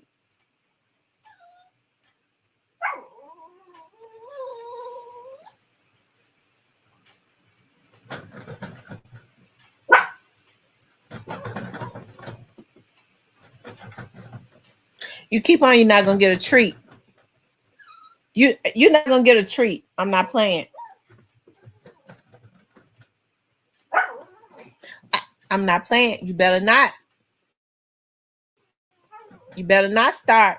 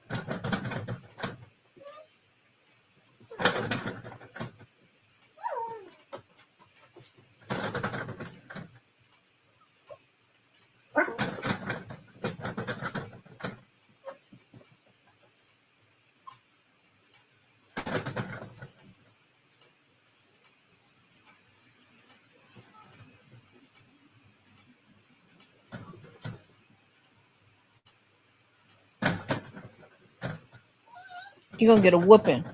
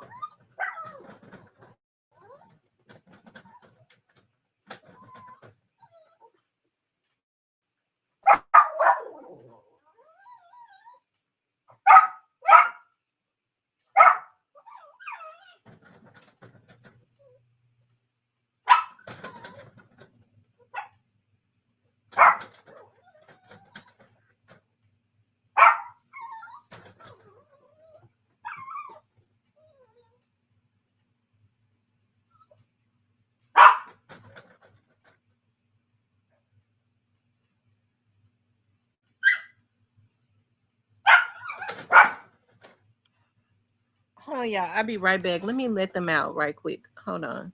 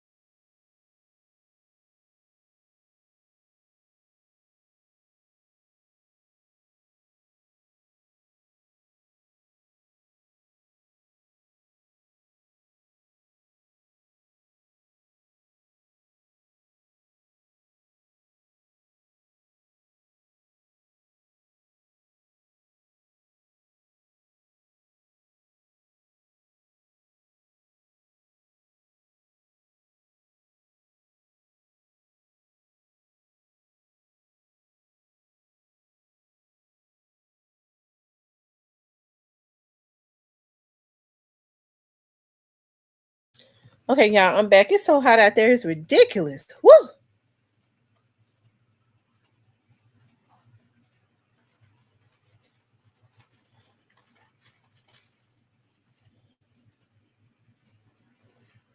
It says, um,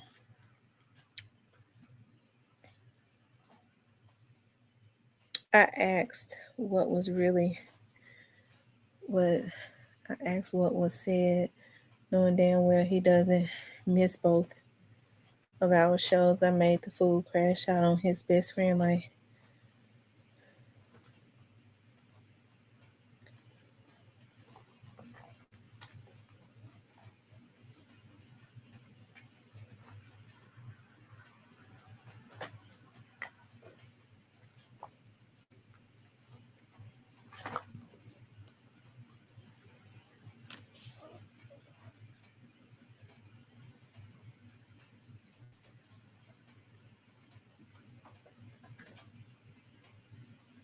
hmm.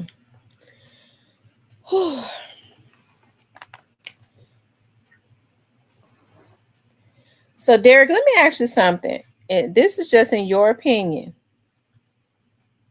In your opinion, why do you think that Teasy was killed? And why do you think Quet would say that Teasy was killed by friends?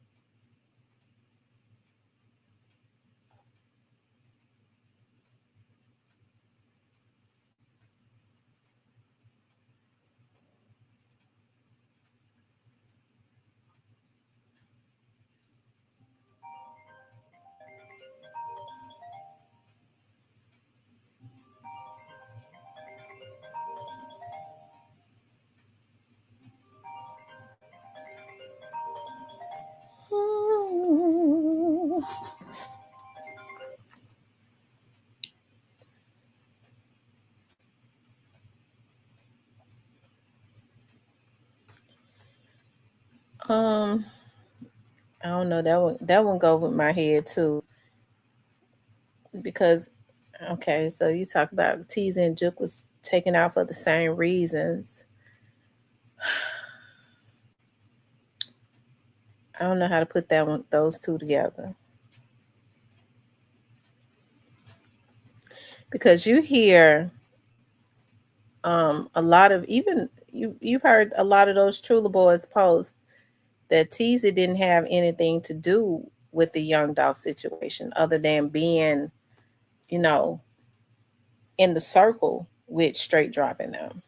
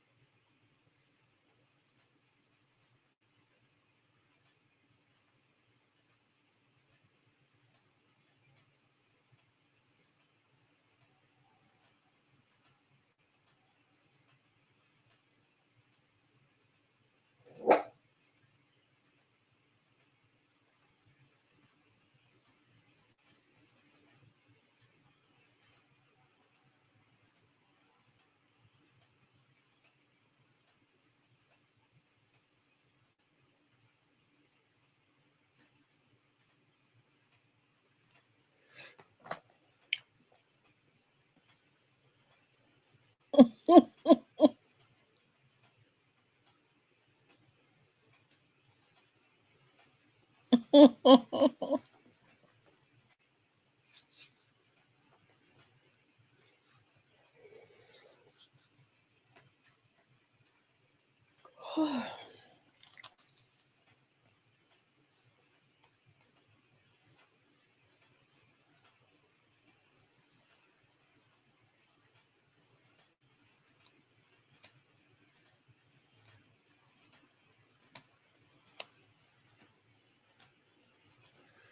says, yeah, Justin told I am I'm just saying from Hey Divine Black Rose.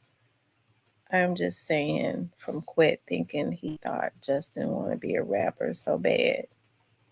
He would never tell.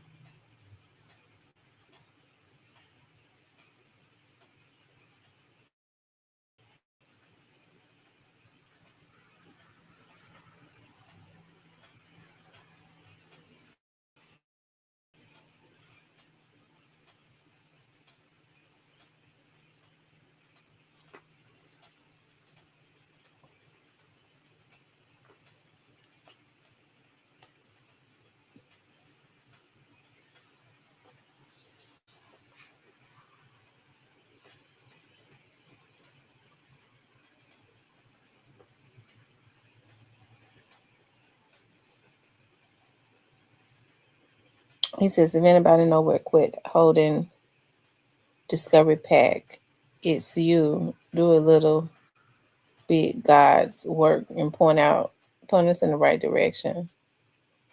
He said Justin told he just didn't take the stand.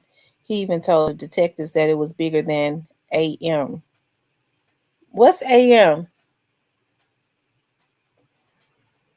What does AM mean?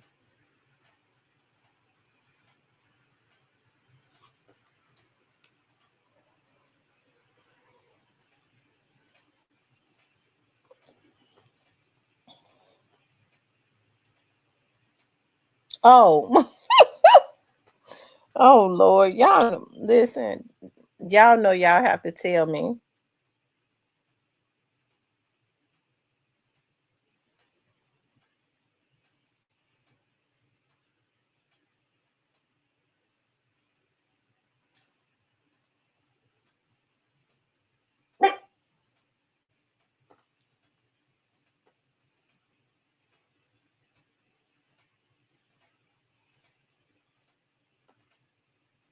Well, I told y'all that. I told y'all.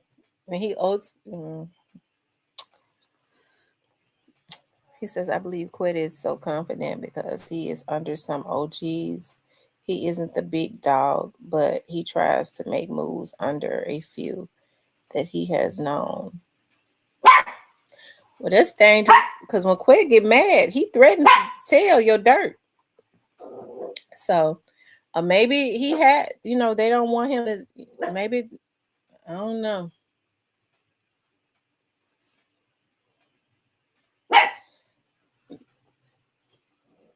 Because because he flat out said that, and it could have been anybody. He said Teasy was killed by friendly fire. He said Teasy was not killed by op. He was killed by friendly fire. And I mean the automatically now, because he was on a live when he said it, people are going to think that it could have been any friend because we don't know who Teasy's friends were. But the first group of people that they think about is the group of guys, the Trula guys that he was running with, whether it was him or not, whether it was them or not. And I know for me, this is a fact. This is a fact. This is what I was told, and I believe it.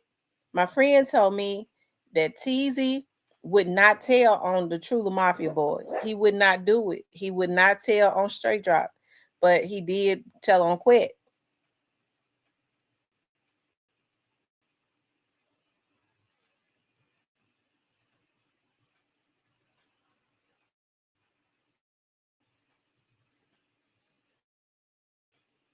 So if those boys did that to him after he protected them, I don't know it, but it could have been anybody. They ran with a lot of groups of people, so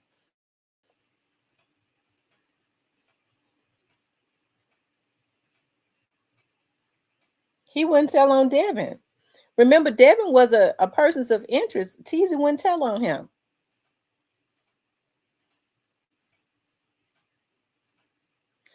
Teasy wouldn't tell Devin Burns' status of anything, period.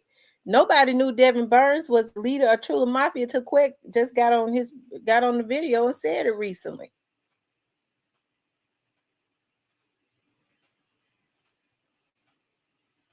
So I don't know. It could have been anybody. I pray to God it wasn't them.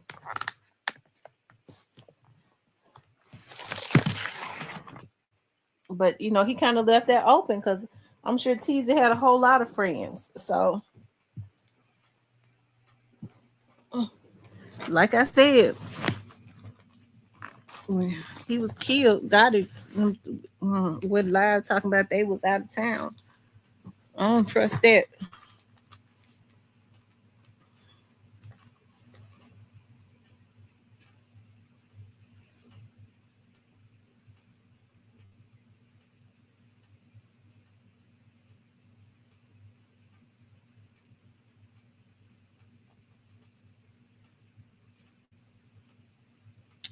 He says, I think they all had agreed to tell on Quet. I believe they had made an alliance with Chuck.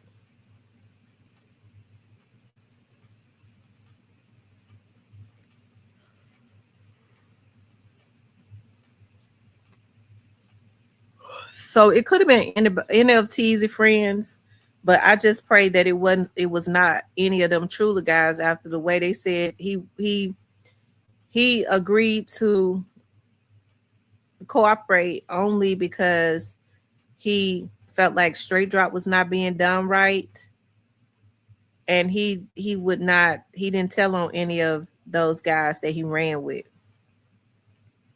Any of those Trula guys, he wouldn't tell on anything that they did.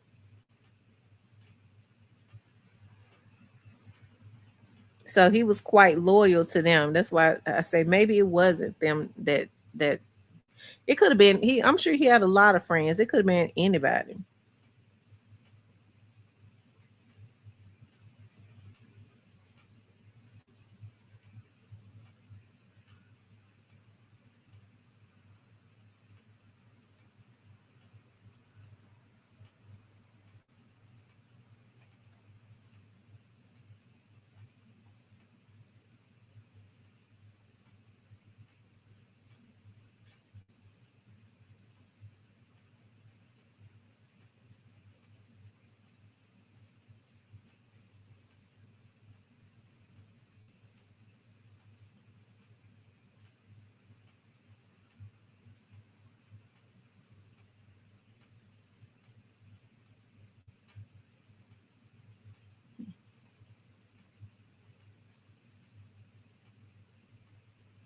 This is all those sentences are completely messed up and changed constantly.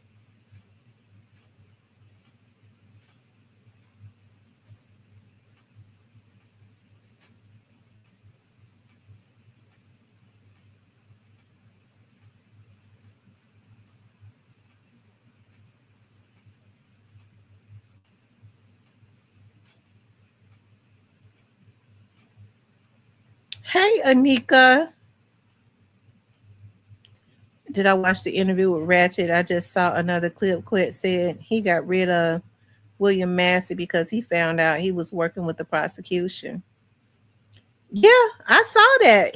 I think he said that on Vlad too.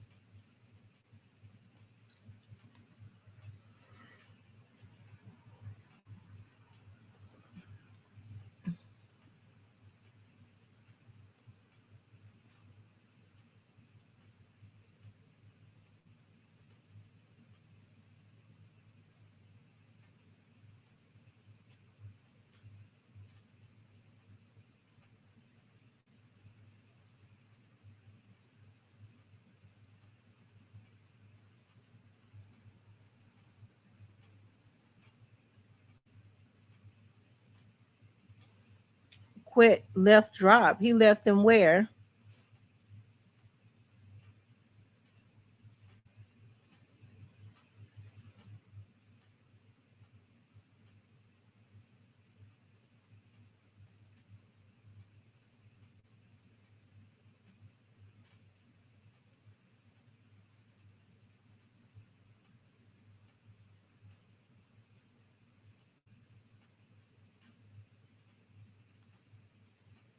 Oh, in the ATL. Okay.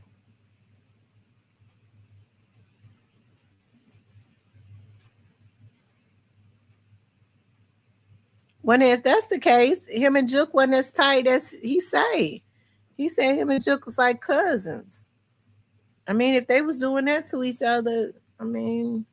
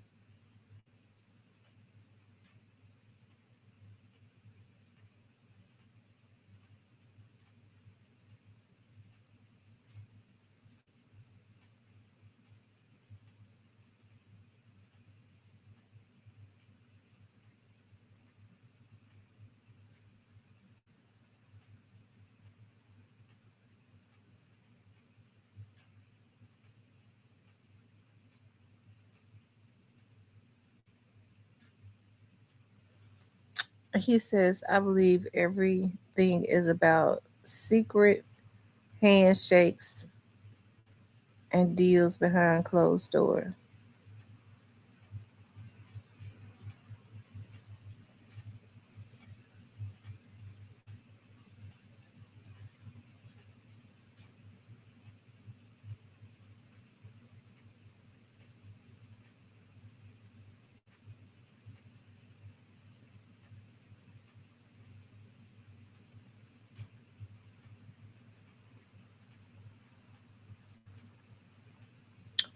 He says, a quit line, been trying to get up under Juke and got it for years.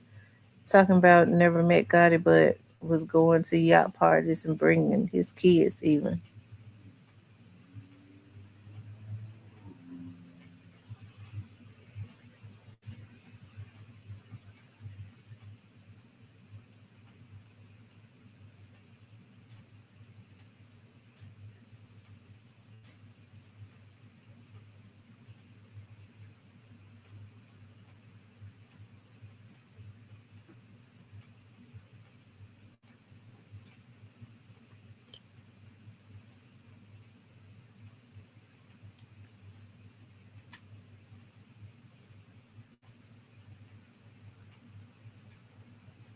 I'm trying to think. So,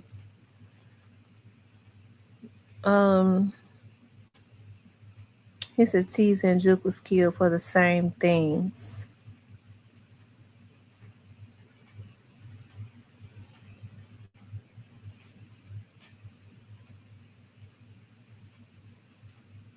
They was killed for the same things. You know, I'm trying to put two and two together. My brain might be a little off from all this studying. I ain't as sharp right now because I promise you, all the schoolwork I got had me. So I'm thinking about. You said you believe Juke and Tease was killed for the same things, and then you brought up Bovan's supplier, the Bovan's supplier. Hmm. Mm. So you think it has something to do with drugs?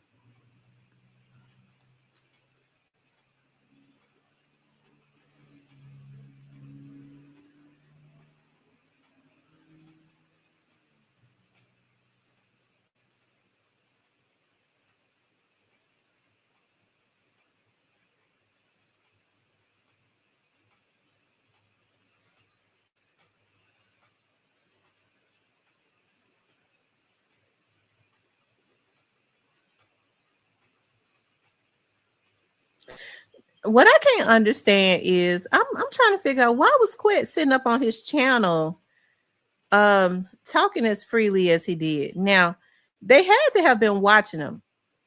Like I said, I don't go and like any of my friends that are police officers, I don't talk about none of this stuff with them. I don't. everybody be on social media. Here, my right hand to the Lord on my dad's grave. Okay, on my life, on my. I don't like to put nothing on nobody else's life, but on my dad is grave. Y'all know how much I love my dad. I did a video on I did a reaction video on Ratchet's interview. When my friend called me, he act like he had not even seen my interview. He said the first thing he said was, "Yeah, you know, go Van." And this is quote unquote how he said, "Yeah, you know, your boy Govan did a interview, and he said he know who took out Big Juke." And then that's when I said, well, I did a video. I said, I did a reaction video on it. He said, oh, okay. So I guess he was trying to say he had not seen mine, but that's the first thing he said. And I got to thinking about that because he's a colonel. He's a colonel. So if he saw it, one of the most nonchalant people out there, don't never have nothing to say unless when he make a statement be for a reason. If he saw it, if he lurking with his old ass on the internet and he just happened to be lurking and saw it, can you imagine the people that's in law enforcement that's paid to lurk on the internet? They have teams that's paid to watch the internet. I mean, if his old behind, and I'm joking, but if his old behind just lurking as nonchalant as he is and saw it and called me and to let me know that he saw it, can you imagine who else saw it?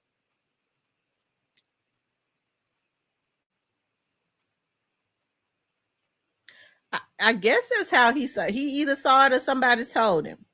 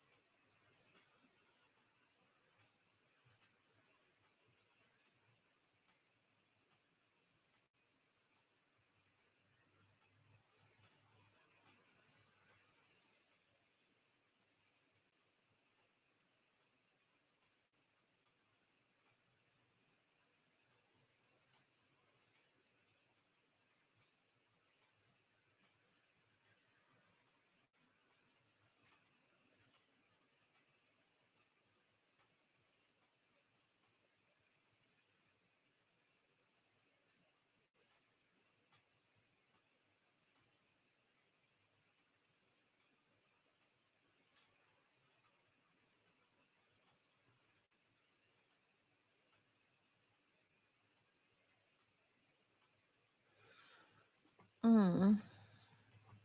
Well, I gotta say this. I'm surprised that anybody would try Juke, being that they know that Juke's brother, Juke. Well, I mean, I guess people would be surprised that they would hit Dolph too.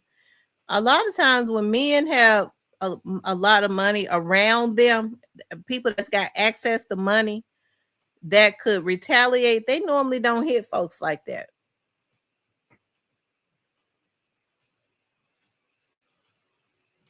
I was really surprised, even in the manner that they hit Juke.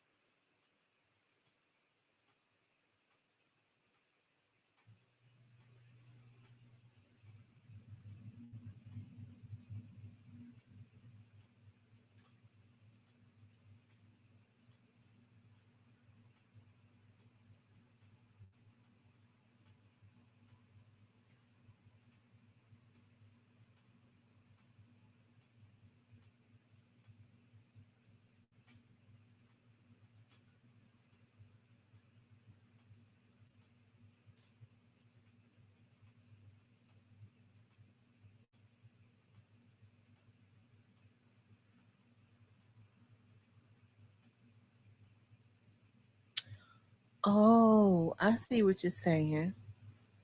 Mm.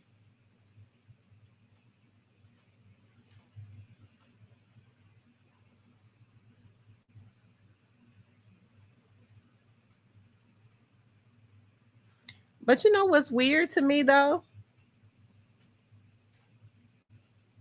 He said they knew Juke wasn't no threat. If that's the case, if True Mafia wanted to blame it all on Quet still hang out with them little dudes, don't he? He still run with them dudes.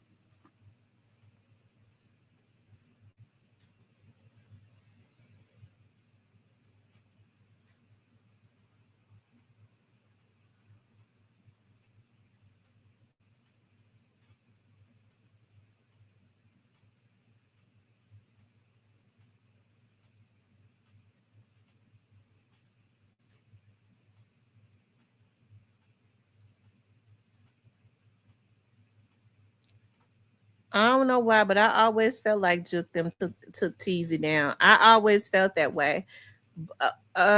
Maybe that's what Quet mean when he says that Teasy was hit by friendly fire. But then Quet didn't like Teasy. Oh Lord Jesus, have mercy! This stuff is crazy.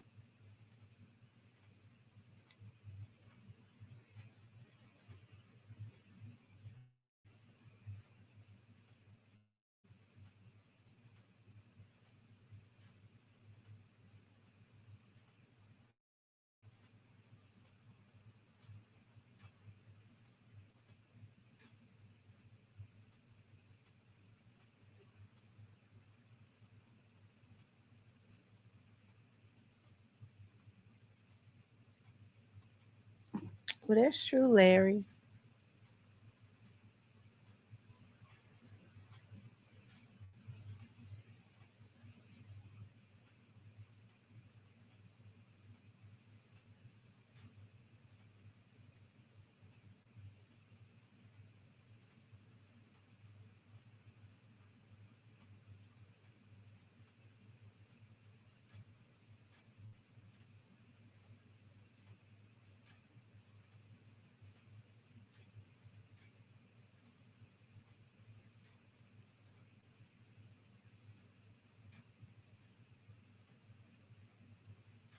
Who was jealous hearted? He said somebody was jealous hearted. Teasy had his own motion.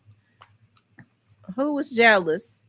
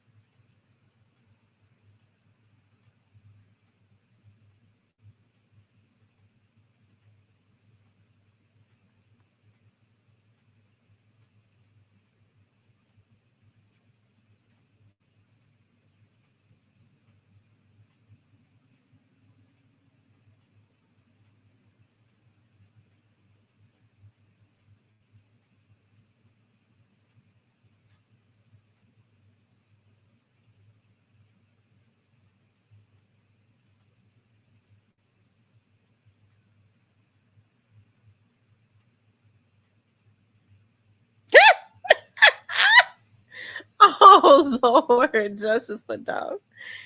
He said he didn't want to see the little guys win unless he gave them some hot weed, his guns or cars, to feel like he the actual true leader. This dude was real twisted.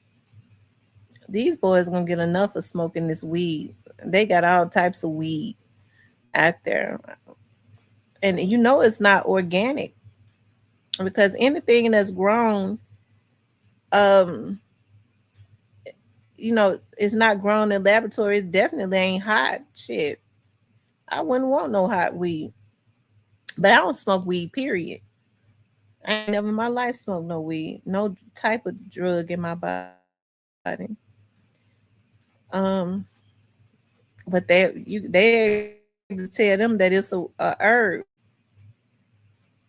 Um,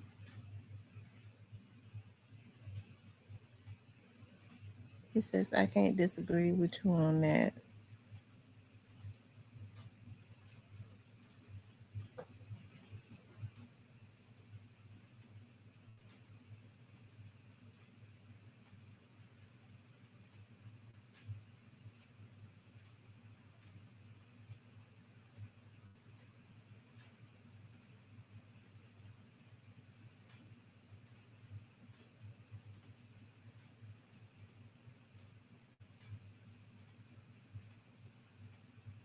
He said hot is the guy, Mr. Cold.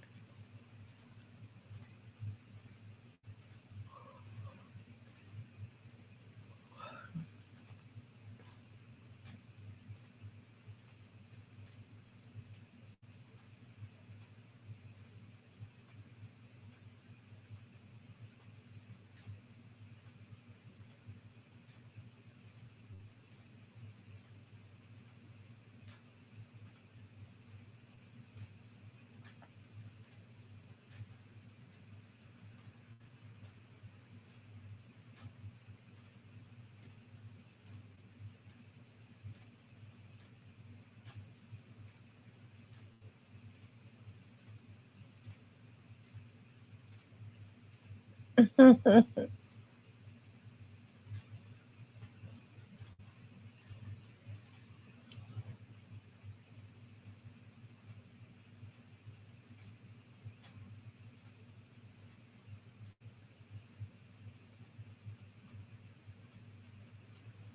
tell you, this right here is so.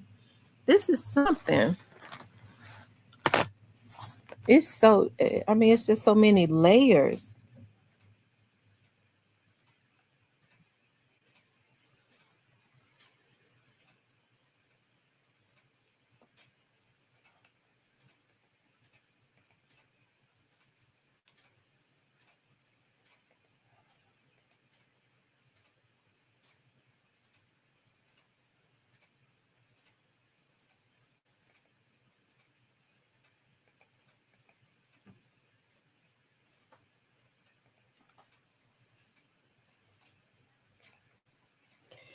If Quet was going to be straight drop manager, I wonder why he ain't have him in no contract.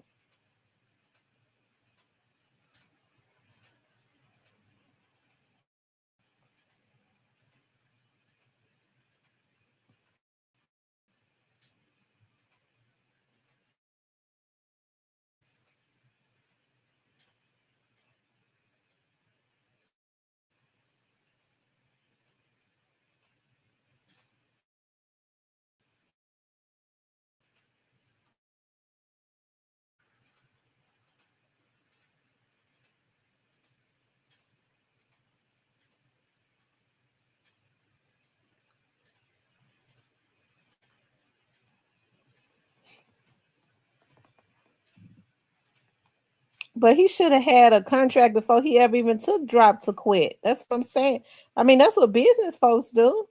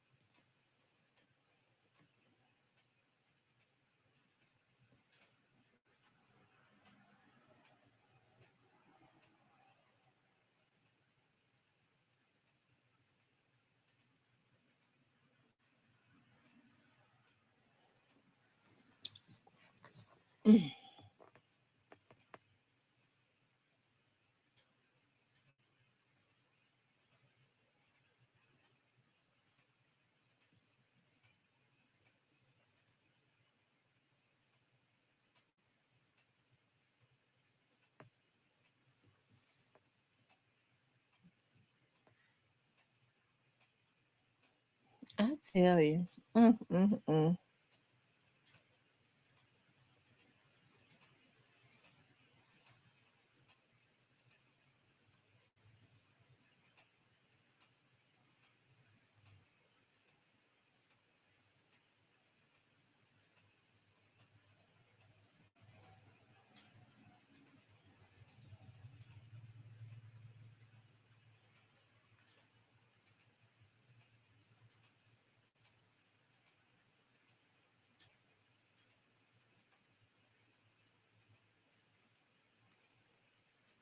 He said Quay had no business. Oh, okay.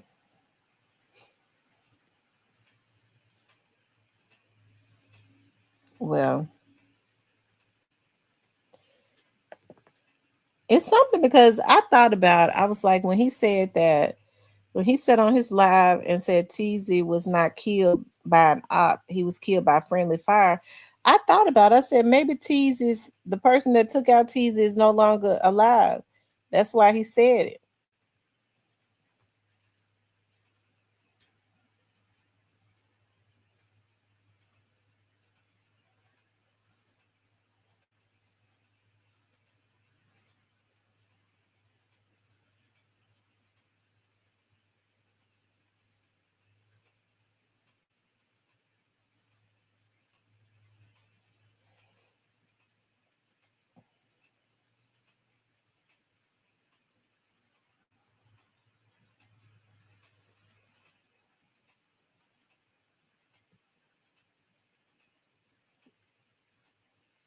He said quit wanting CMG so bad, so he never signed it.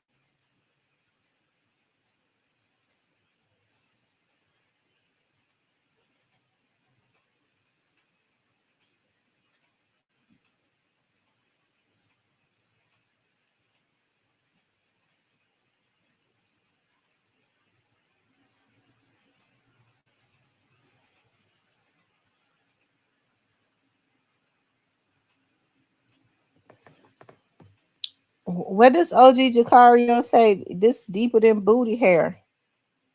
I didn't even know booty hair is in it. Oh, mine don't. It better not.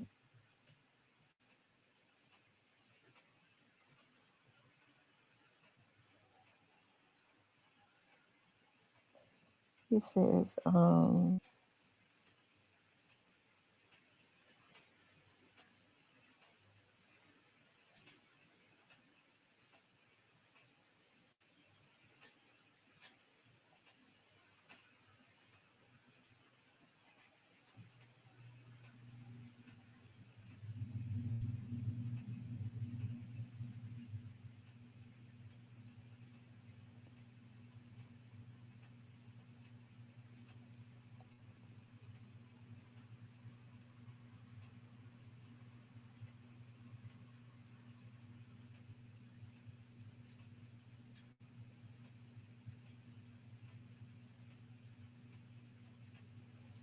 so who funded that? Who funded that stepped on video?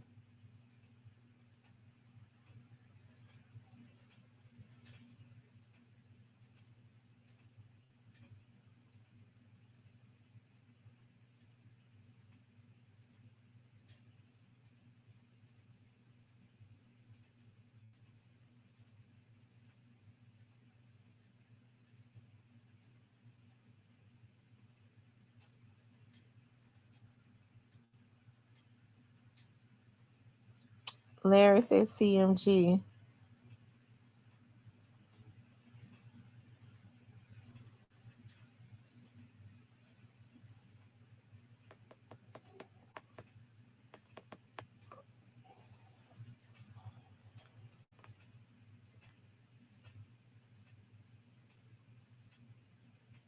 Well, let me ask y'all this then. I think this is a fair question. If Straight Drop them cut Quit out and went directly with Jook himself, do y'all still y'all still think Quit was involved in the Young Dolph thing?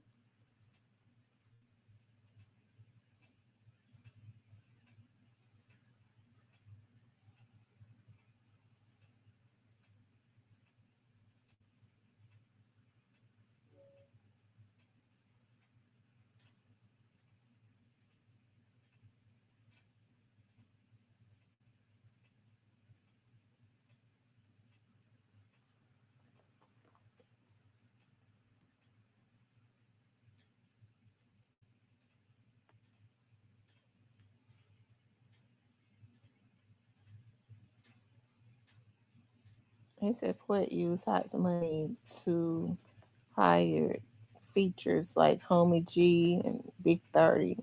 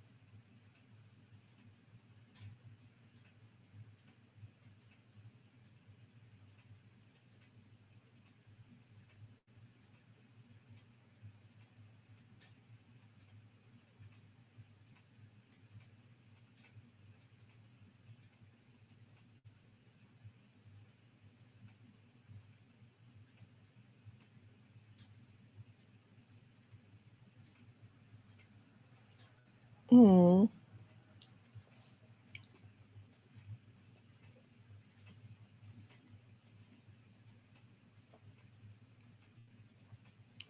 He said Quit had pressure on Jook.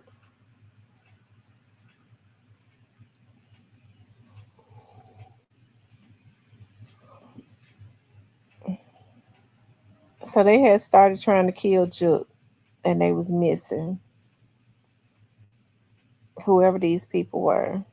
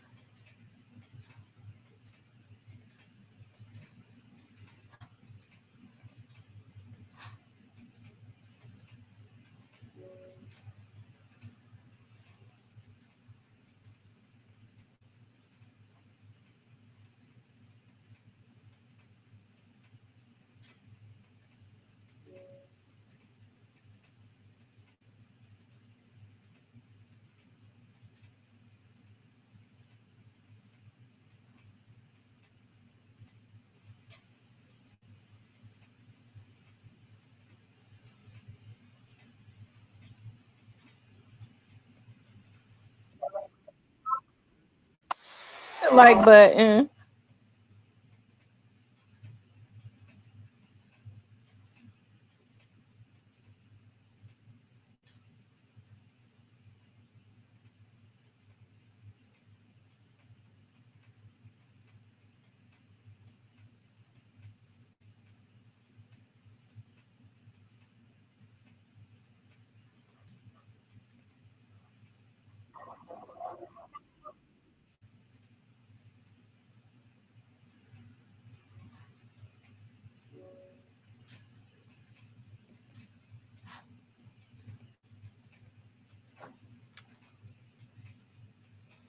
Hmm.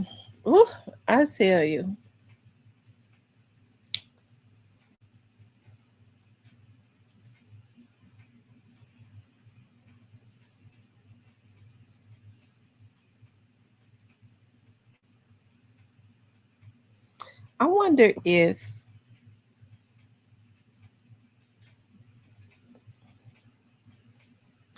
I wonder if Straight Drop and them would ever tell what they did to Howard Barnett.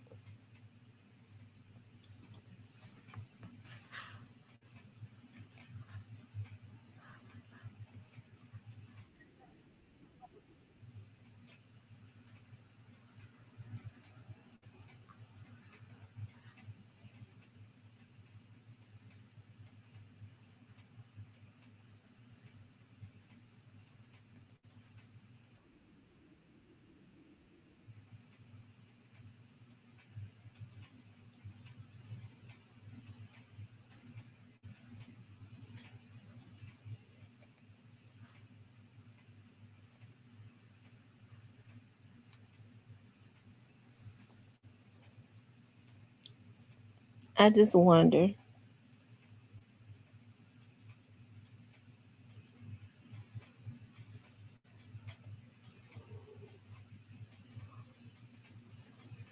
if he did it. If he did it, he'll never tell.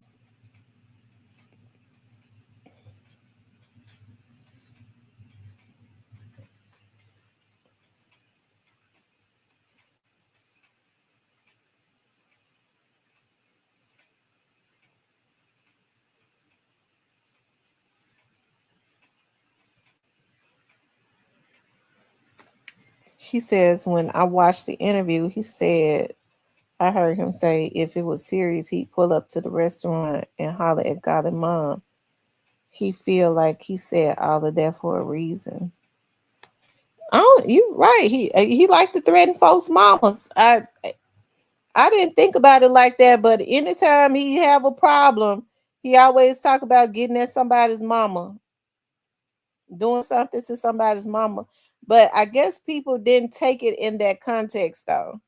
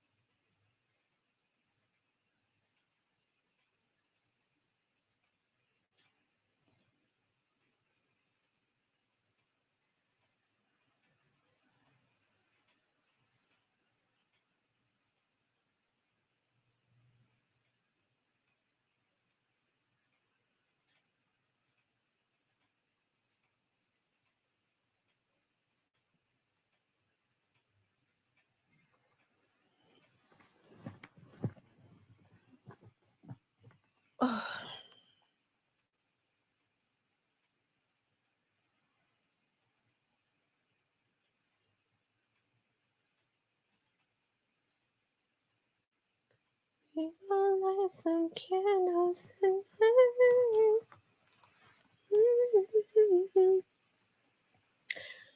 Oh, y'all, I got a testimony.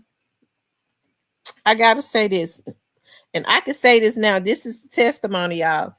So, back like when my dad got sick, and my dad got sick instantly and started going down. My dad was my business partner. Like I got totally like it messed with me mentally. I gained so much weight. I gained so much weight from 2000 and like from 2003 all the way up until like the end of 2005. I gained a lot of weight, y'all. I went from, because I was always like I always was thick. Like even when I was at my like my smallest, my legs and stuff. I've always had big legs and stuff. That it's just they're just natural. We get it from our mama. Okay, so anyways, um, I went from my natural weight. I don't know. I think I was like 180 pounds in this, which was big. Okay, but I always carry it well because I'm not that tall. I'm 5'3". So I went from like 175, 180 pounds. Y'all listen, in a span of 3 years, I got up to 246 pounds. 246 pounds. This is a testimony. I didn't know what was going on with me. I didn't know why I couldn't lose no weight, but it was a combination of stress and my hormones of getting older. Okay. Nothing I tried. I can't take the those phentermines because they just not good for me. They had my fingers and stuff hurting, so I couldn't take them. And that depressed me too. That had me so depressed. Fast forward, okay, I started losing. I got down to like 200 and like 235. Okay, I got down to like 235, and then it was like I couldn't go past like 235. Okay, I got on the scale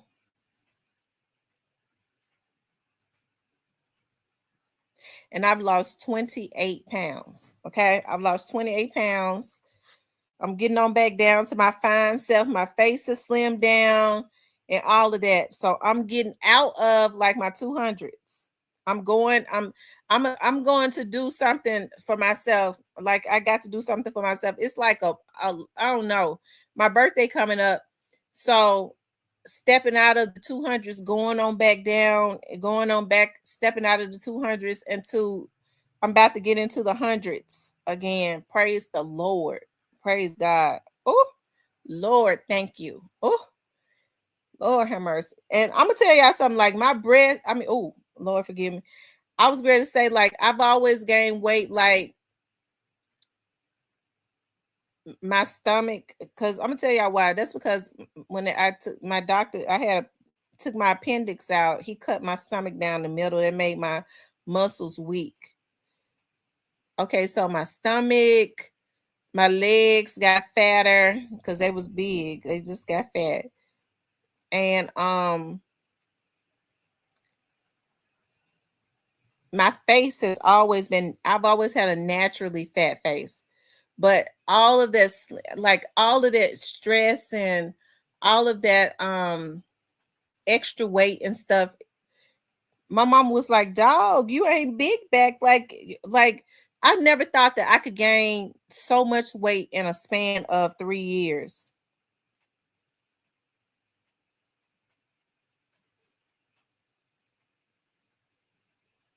Right. A lot of women are thick and they still look good. Okay. It's just that it was so depressing to me because I was not used to carrying that type of weight. I'd never been I'd never, been like that before. So when I stepped on the scale yesterday, like I had become so obsessed with the weight going down and down and down because the scale wouldn't move for years. I had became so obsessed with the scale just going down and down and down and down and down. And now I'm learning more about hormonal weight, also taking supplements and stuff for that also. But I get to looking at myself and I get up in the morning or I put on my dresses because that was always like I would always buy dresses because everybody would go, show your legs, girl. You got doll legs. So that was my thing. High heel shoes with I could just buy any type of cheap dress. I always like the baby doll dresses because they were flowy and my legs and thighs were always nice.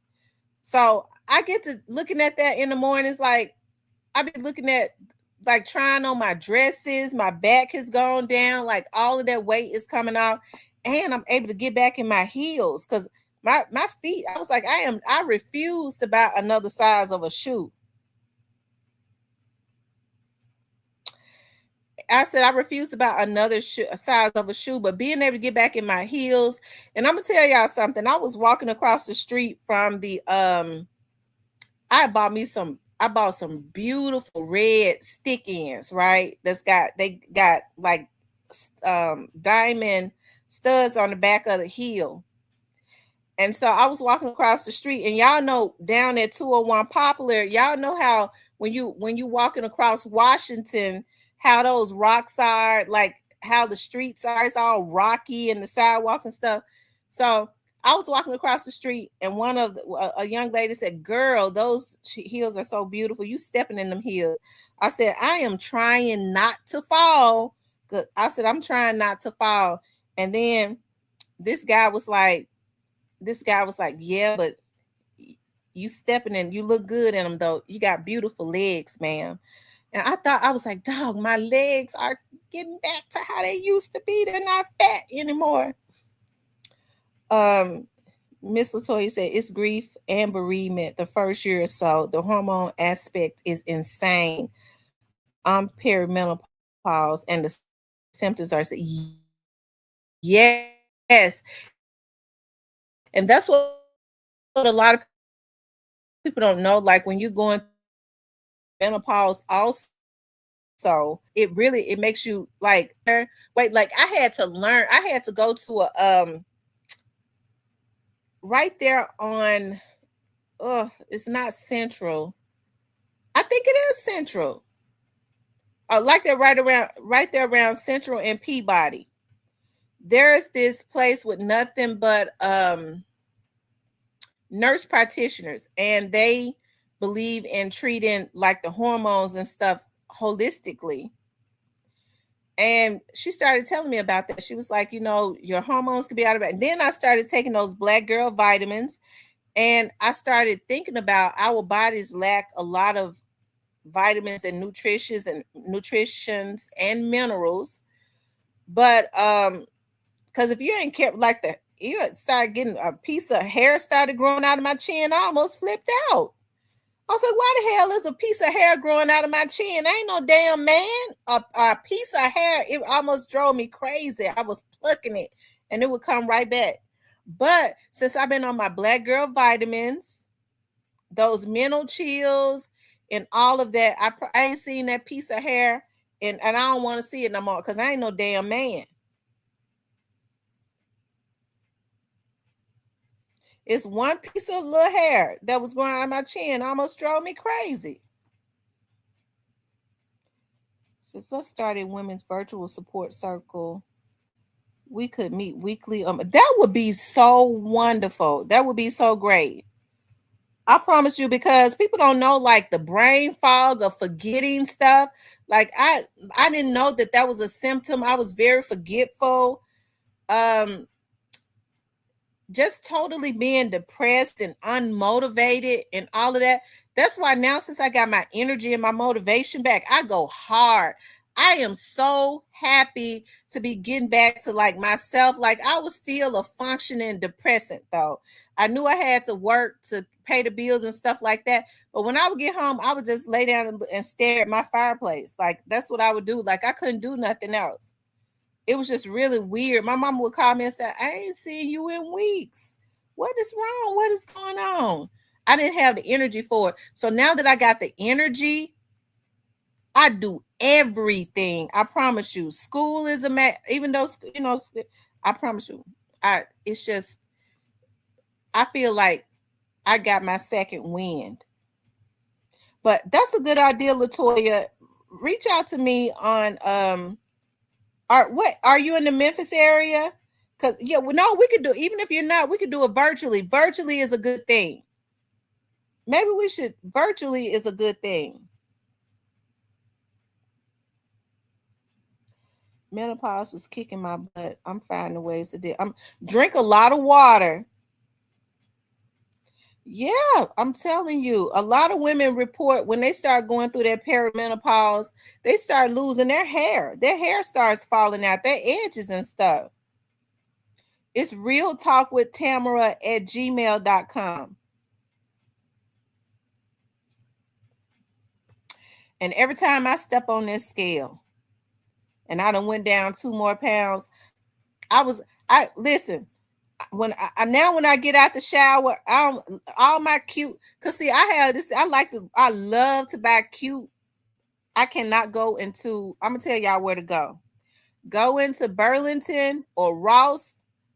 I love to buy like those Juicy Coutures, those BCBG bikinis. I love bikini panties. I don't but wear no thongs. I like the bikinis. I had to go. That was an excuse. I don't lost so much weight. I done had to go buy me some more panties. And that's just all the pleasure I needed anyways. But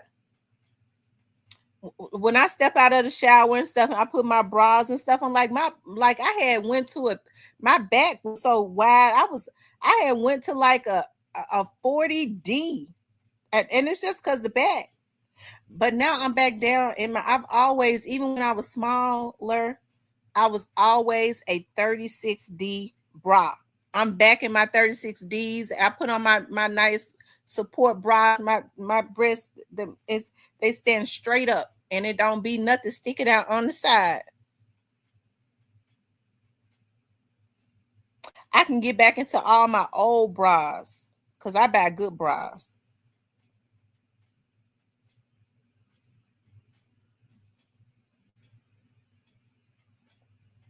And I'm so happy the 38Ds and the 30 and the 40Ds are too big now. My 36Ds, it feels the cup up just right.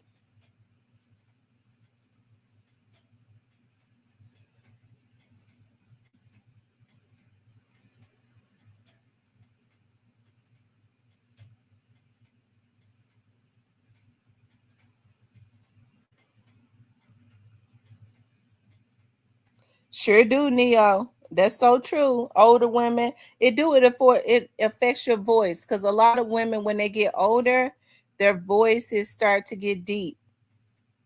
Cause sometimes I be thinking my voice getting deep. Divine Black Rose says, as perimenopausal women, we also need to get into the gym. Yes, we have to get into the gym because that helps your hormones.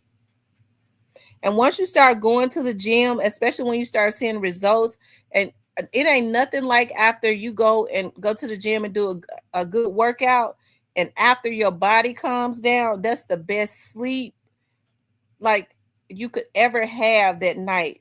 Your body feels totally different. It does something for your brain too. It helps to release the serotonin or something in your brain. It just relaxes you because it's the same type of hormones that are released after you have a real orgasm. Now this is what I was told.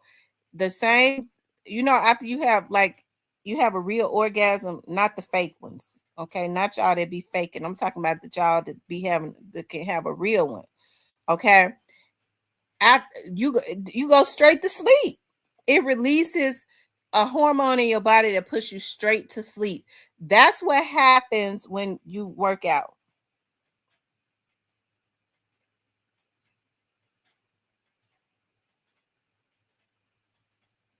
But I think that's a good idea. We should start a support group for perimenopausal and menopausal women, and we could all get together and help each other. And then we could throw our ideas because there are a lot of supplements out there that helps. The Black Girl vitamins. Um,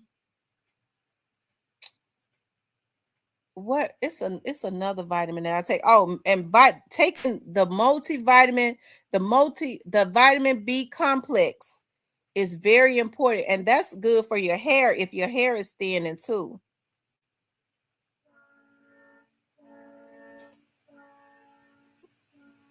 Lord Jesus. Why is they over there blowing the why is they over there blowing the horn on the water? It says osteoporosis is not to be played with.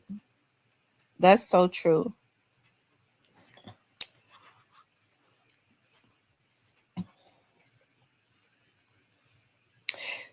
The truth is you still in here because the truth I get to talking about something else and then I think about something else.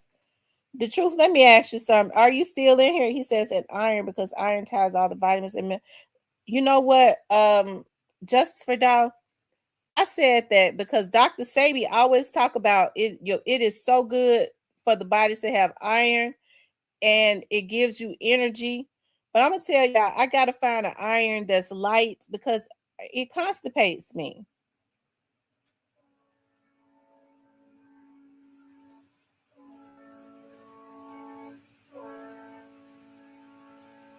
Reiki massage, stretch therapy, meditation retreats. Yeah.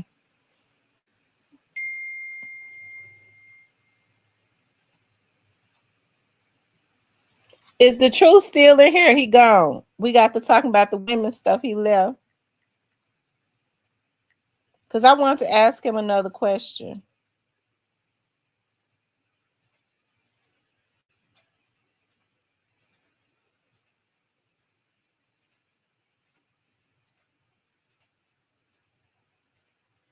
Justice without tell the truth to come back up in here. He gone, Lord. I guess he gonna make him some fried apples. I was ready to ask him something.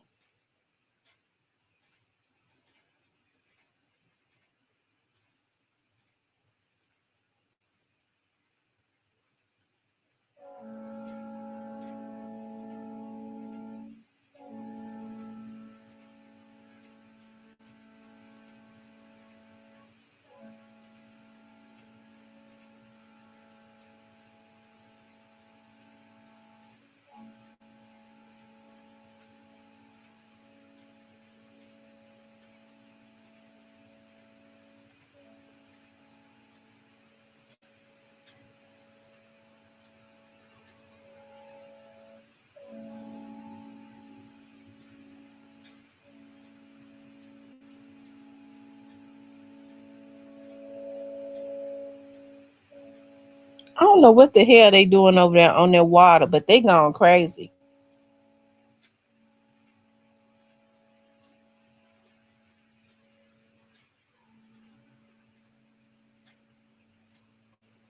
Okay, Toya. I can't believe we let the truth get up out of here. And I had another question to ask him.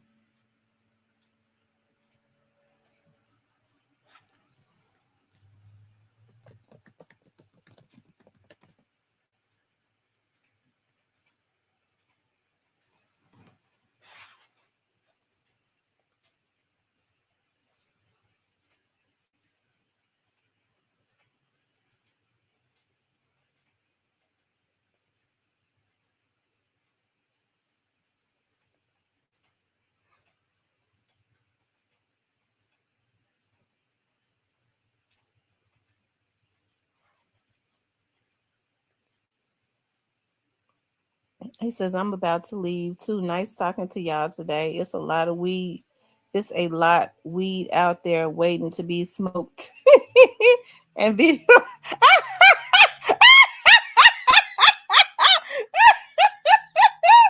Oh my gosh, Justice for Dog.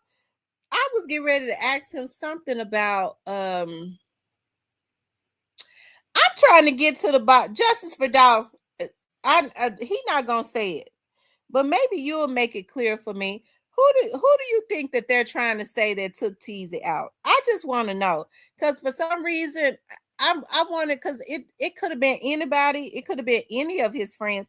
Who do you think that they're trying to say that took Teasy out? Justice for Dog.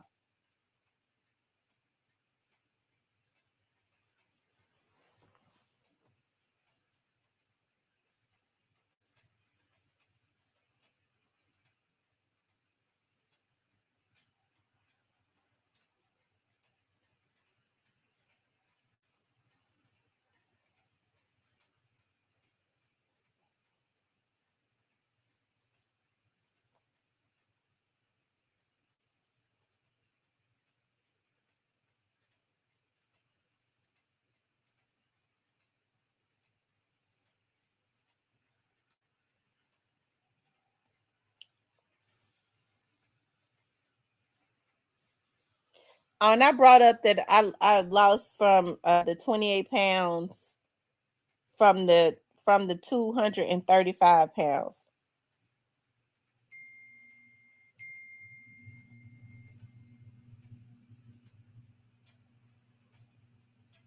What he meant to say is that actual people who pull the trigger are different than the ones who killed Jook, but both did it for quit freedom.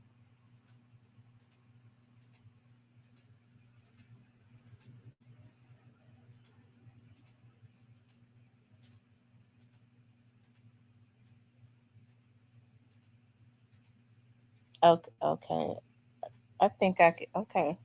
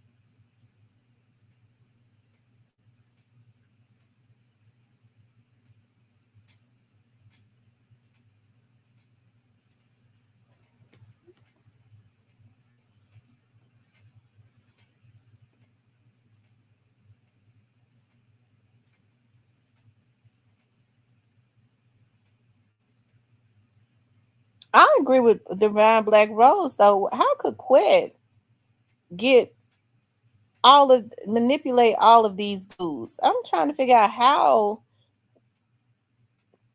they would allow him to manipulate them though.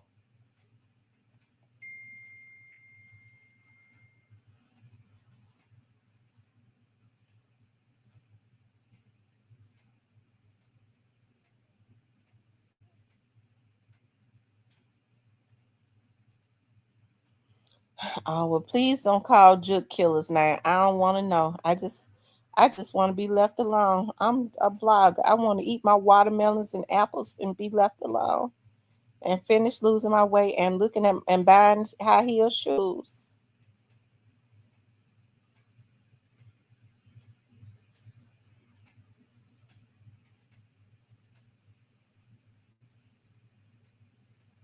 But Quit said it was three of them. Quit said it was three of them. If he's that, if Juke Killers are Freddy Krueger, why would Quit feel comfortable enough to throw out there that he knew who they was and all of that? I mean, that's almost telling. Why would he feel comfortable enough to do that if he know that they don't play like that?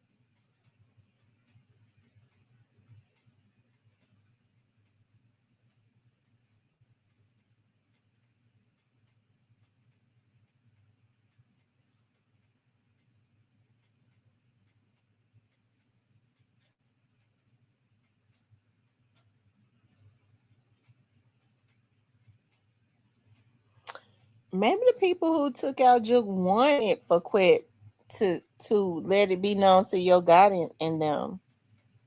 I don't know.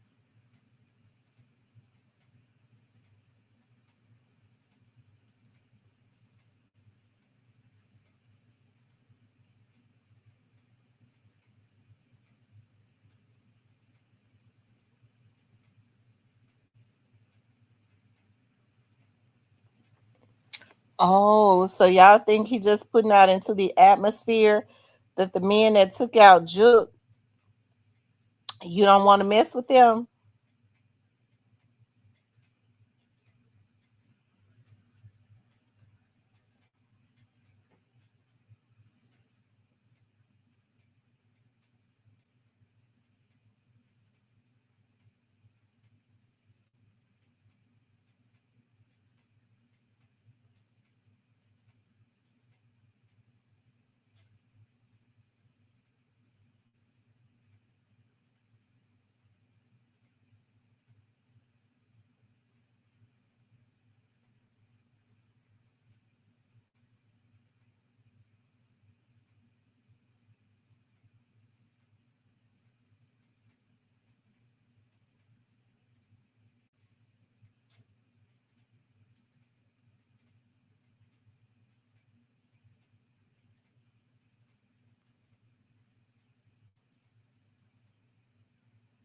Mm.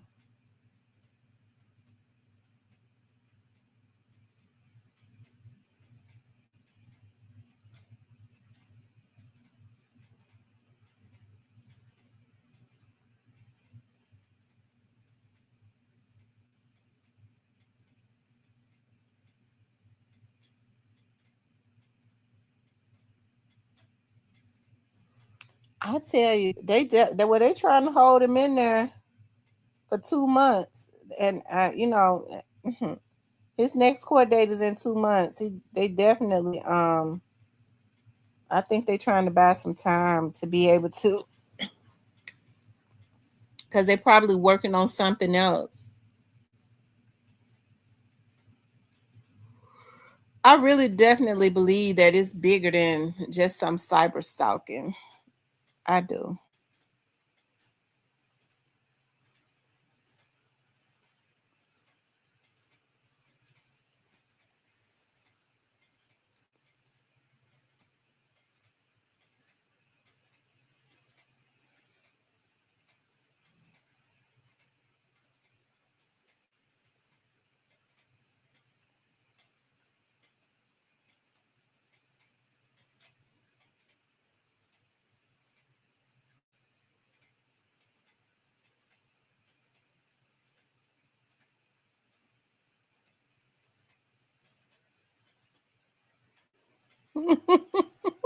they took him they took him for protection from Juke's killers. Oh my God. Lord.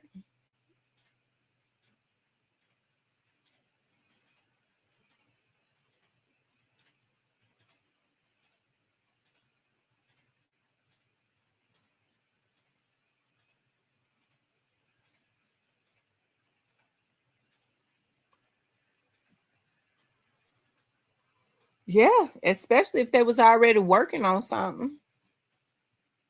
If they was already working on something.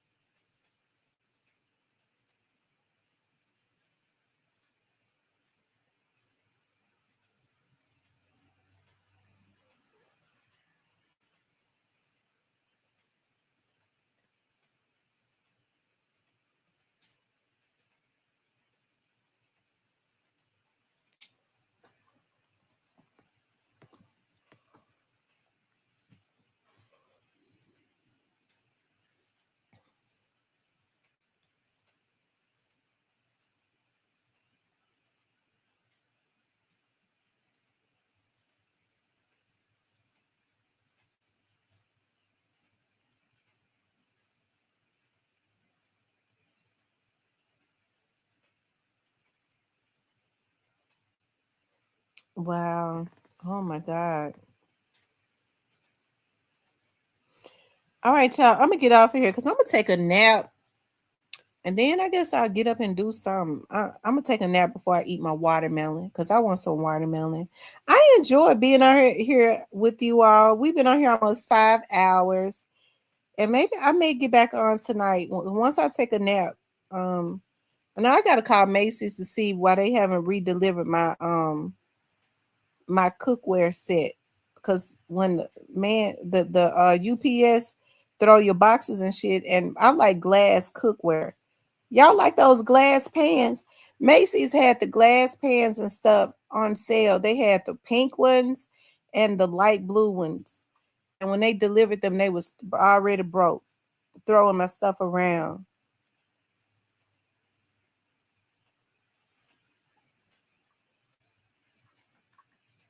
It says Washington case solved, Howard solved, Jeremiah solved, Teasy solved. They was already on the verge of solving Jeremiah Taylor's case. I think they know who got him. They was just trying to get more proof of who took out Jeremiah. But I think they've been knowing now for about a year or more who took out Jeremiah Taylor. But yeah, I wouldn't be. I definitely believe that at this point, Juke's case is going to be solved. Um, and Teasy's. Anytime you say that Teasy was killed by friendly fire, he set up on his live. He spoke of Teasy a couple times. The first time he spoke of Teasy, he was getting on his YouTube channel, and somebody said something. He said Teasy wasn't killed by no ops, and that's all he said. But like Cypress said, when he was on his Facebook channel, and this has been maybe 2 weeks ago, somebody in the chat asked him about Teasy. He said, can't no ops take. He said, can't no ops take I guess what's the word I'm looking for? He said, can't no ops take credit. That's what he said. Can't no ops take credit for killing Teasy. Then no ops killed Teasy. And he said the justice come. He said Teasy was killed by friendly fire. He said it wasn't no ops. It was friendly fire. I love you too, JR. Thank you.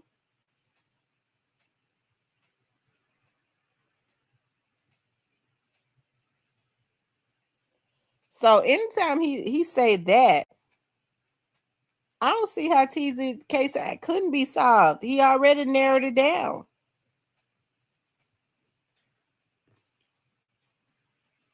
Not unless he was just saying that to throw folks out. But why would he want to put it on Teasy friends?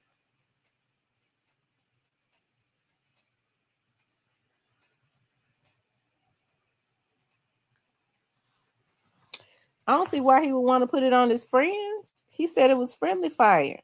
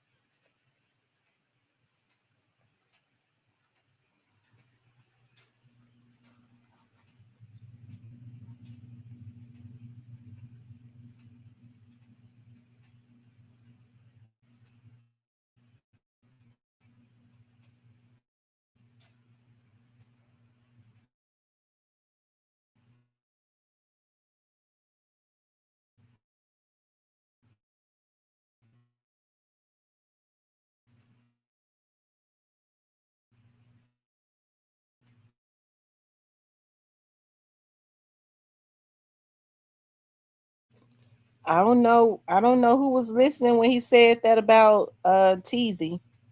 I'm pretty sure Quet been being watched and he knows that. But it sure was some police watching when he said that about jug killers.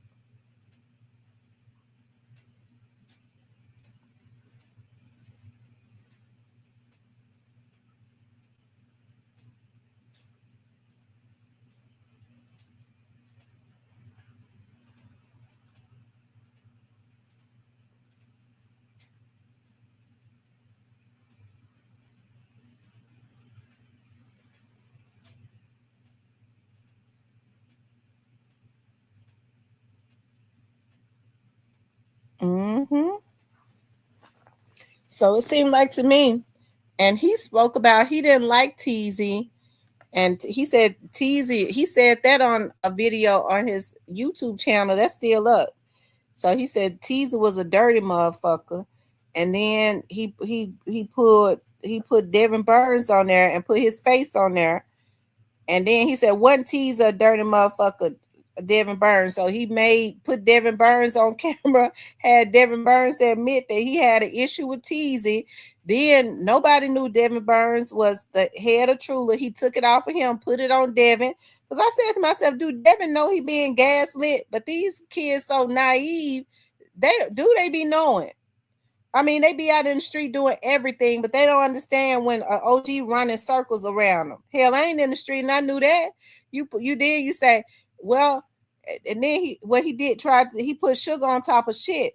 He told Devin, he said, yeah, Devin, they try to say that I'm the head of Trula. He said he told Trap Galore Ross that, and he said, but I ain't the head of Trula. This right here, the head of Trula, right here.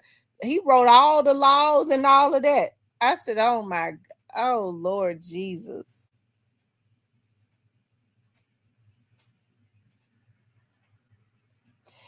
Which means he said him and Jay Money were the ones that started it. They wrote up all the laws. So he letting the folks know this is who called the shots and do the green light on anything.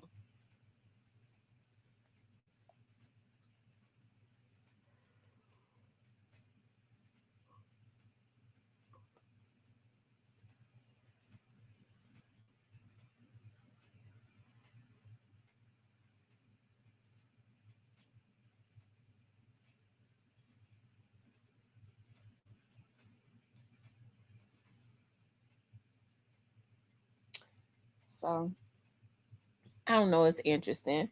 I don't know. Maybe he mean no harm, but I don't know. You know, uh, it just it was. I could be wrong, but it was just off to me. That was off.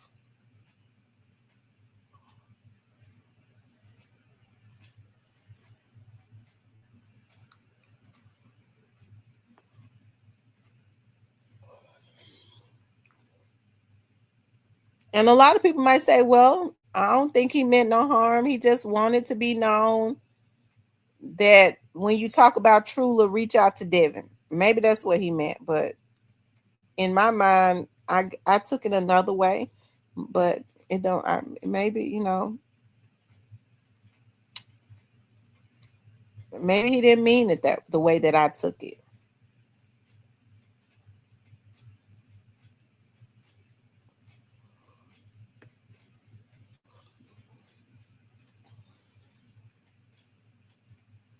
Now the truth got me get ready.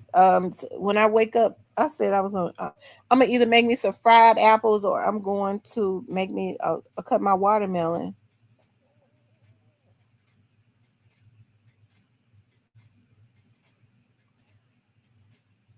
He said Quet is locked in with OGs who are the big brothers of the Trula Mafia.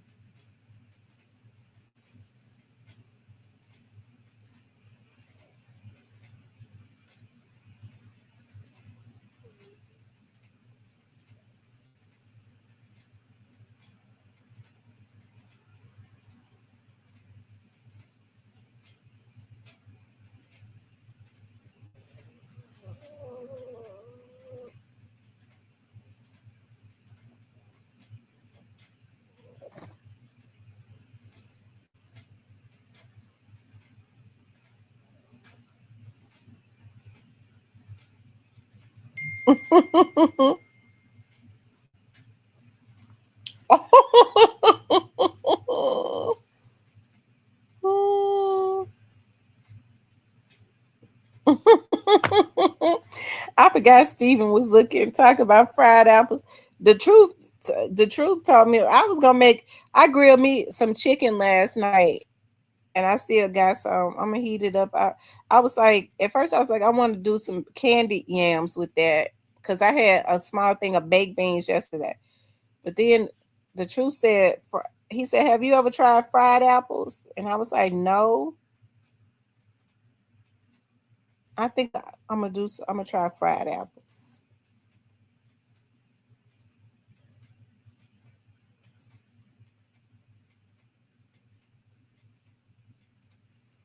Okay, he said, "Be careful with those fruits containing sugars." Okay, I will. I'm a watermelon. Oh my god, I listen. I done calm down on how often because I used to eat a watermelon in a day or two. I was going to the watermelon market and getting me a watermelon. I was driving way to Millington and getting me a watermelon off of a truck.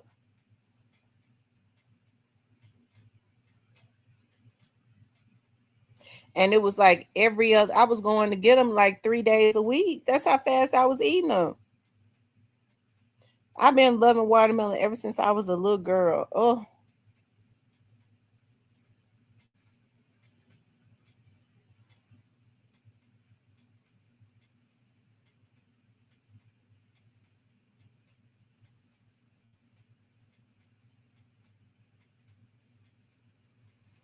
all right, you guys. I might get back on tonight. If y'all stay up tonight, like I'm getting ready to once I finish, doing everything I need to do, it ain't gonna take but a little while. I might get back on tonight. Hey Kimberly. Uh I'm trying to think if it's open on Sundays. I know on Saturdays. I don't know if it's open on Sundays. Let me see.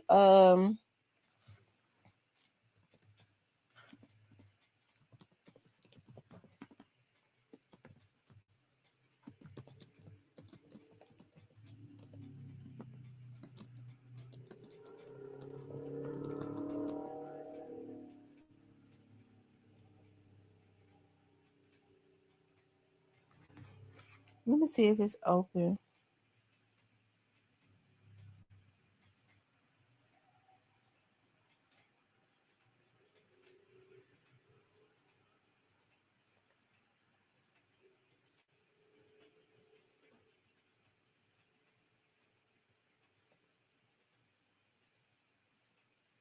Yeah, it's open on Sundays. It's open tomorrow.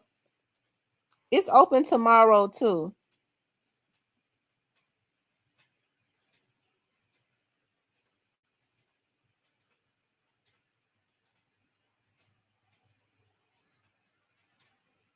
That's okay, Kimberly.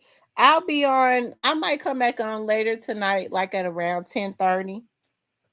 Get everybody an opportunity to do what they need to do. And then maybe I'll come back on around 10:30. I enjoyed y'all. I've been on for 5 hours.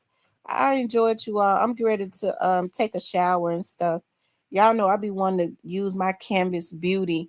I be trying to decide on what I want to smell like today. I be buying so much body wash and the body scrub, and then I got that Canvas Beauty body glaze where it melts in your skin. I'm gonna tell y'all something. I went to a investigators conference, and this white lady walked past me, and she walked back past. She was like, "I walked past you, and then I walked past you. I walked right back past you." She said, "Because I was like, is that her smelling that good?" She said, "You smell absolutely amazing." So what I do is I take my Canvas Beauty, the pear, the fresh pear, and the watermelon, and what else do I use? I use Melody's fresh lemon. I take all of that body glaze and that body butter and mix it together and put it on my body. And that's and I'll take pick up some spray from like, and I got so much spray because I like fruity stuff that's sweet to spray on me. I'll pick up some spray and just spray it all over me. From like Ross's or something like that. And I promise you it lingers. And I was like, dog, I got all that expensive perfume in there because I got all of the Versace, that like my favorite, the Donna Karan, all of that. But I promise you, like all of this body glaze and stuff like that, it's got that fruity sweet scent that lingers. I even like to, that's why I buy so much like that key lime body scrub, like watermelon body scrub, and I go into the Rosses and stuff and I buy all of that stuff. And then I put on the lotions and put on the spray and it just lingers. It really has you smelling like a dessert. And that's how I like to smell. I like for my stuff to linger and I like to smell like a dessert. So, and that's why I be loving getting in the showers and stuff. I'm like, dog, which one of my body scrubs I want to use? I found in TJ Maxx the Now Later and the Jolly Ranch body scrub. I promise you, I bought some apple. It smells just like apple body wash, and then I got the Jolly Ranch sour apple body scrub, and that's what I've been using. And it smells so freaking good. And when I get out, I'll take my Pear body glaze, and it has your skin glistening. It melts in your skin. So you put it on your legs. It's like shea butter with a scented shea butter. And I put my Pear on my legs. I smell just like a sweet apple and pear. And I love it. It's something when you love your own scent. I got a natural good scent anyways. I'm just saying it right now. But when I put on that, I just like that. I love to sit up and smell myself because I be smelling good.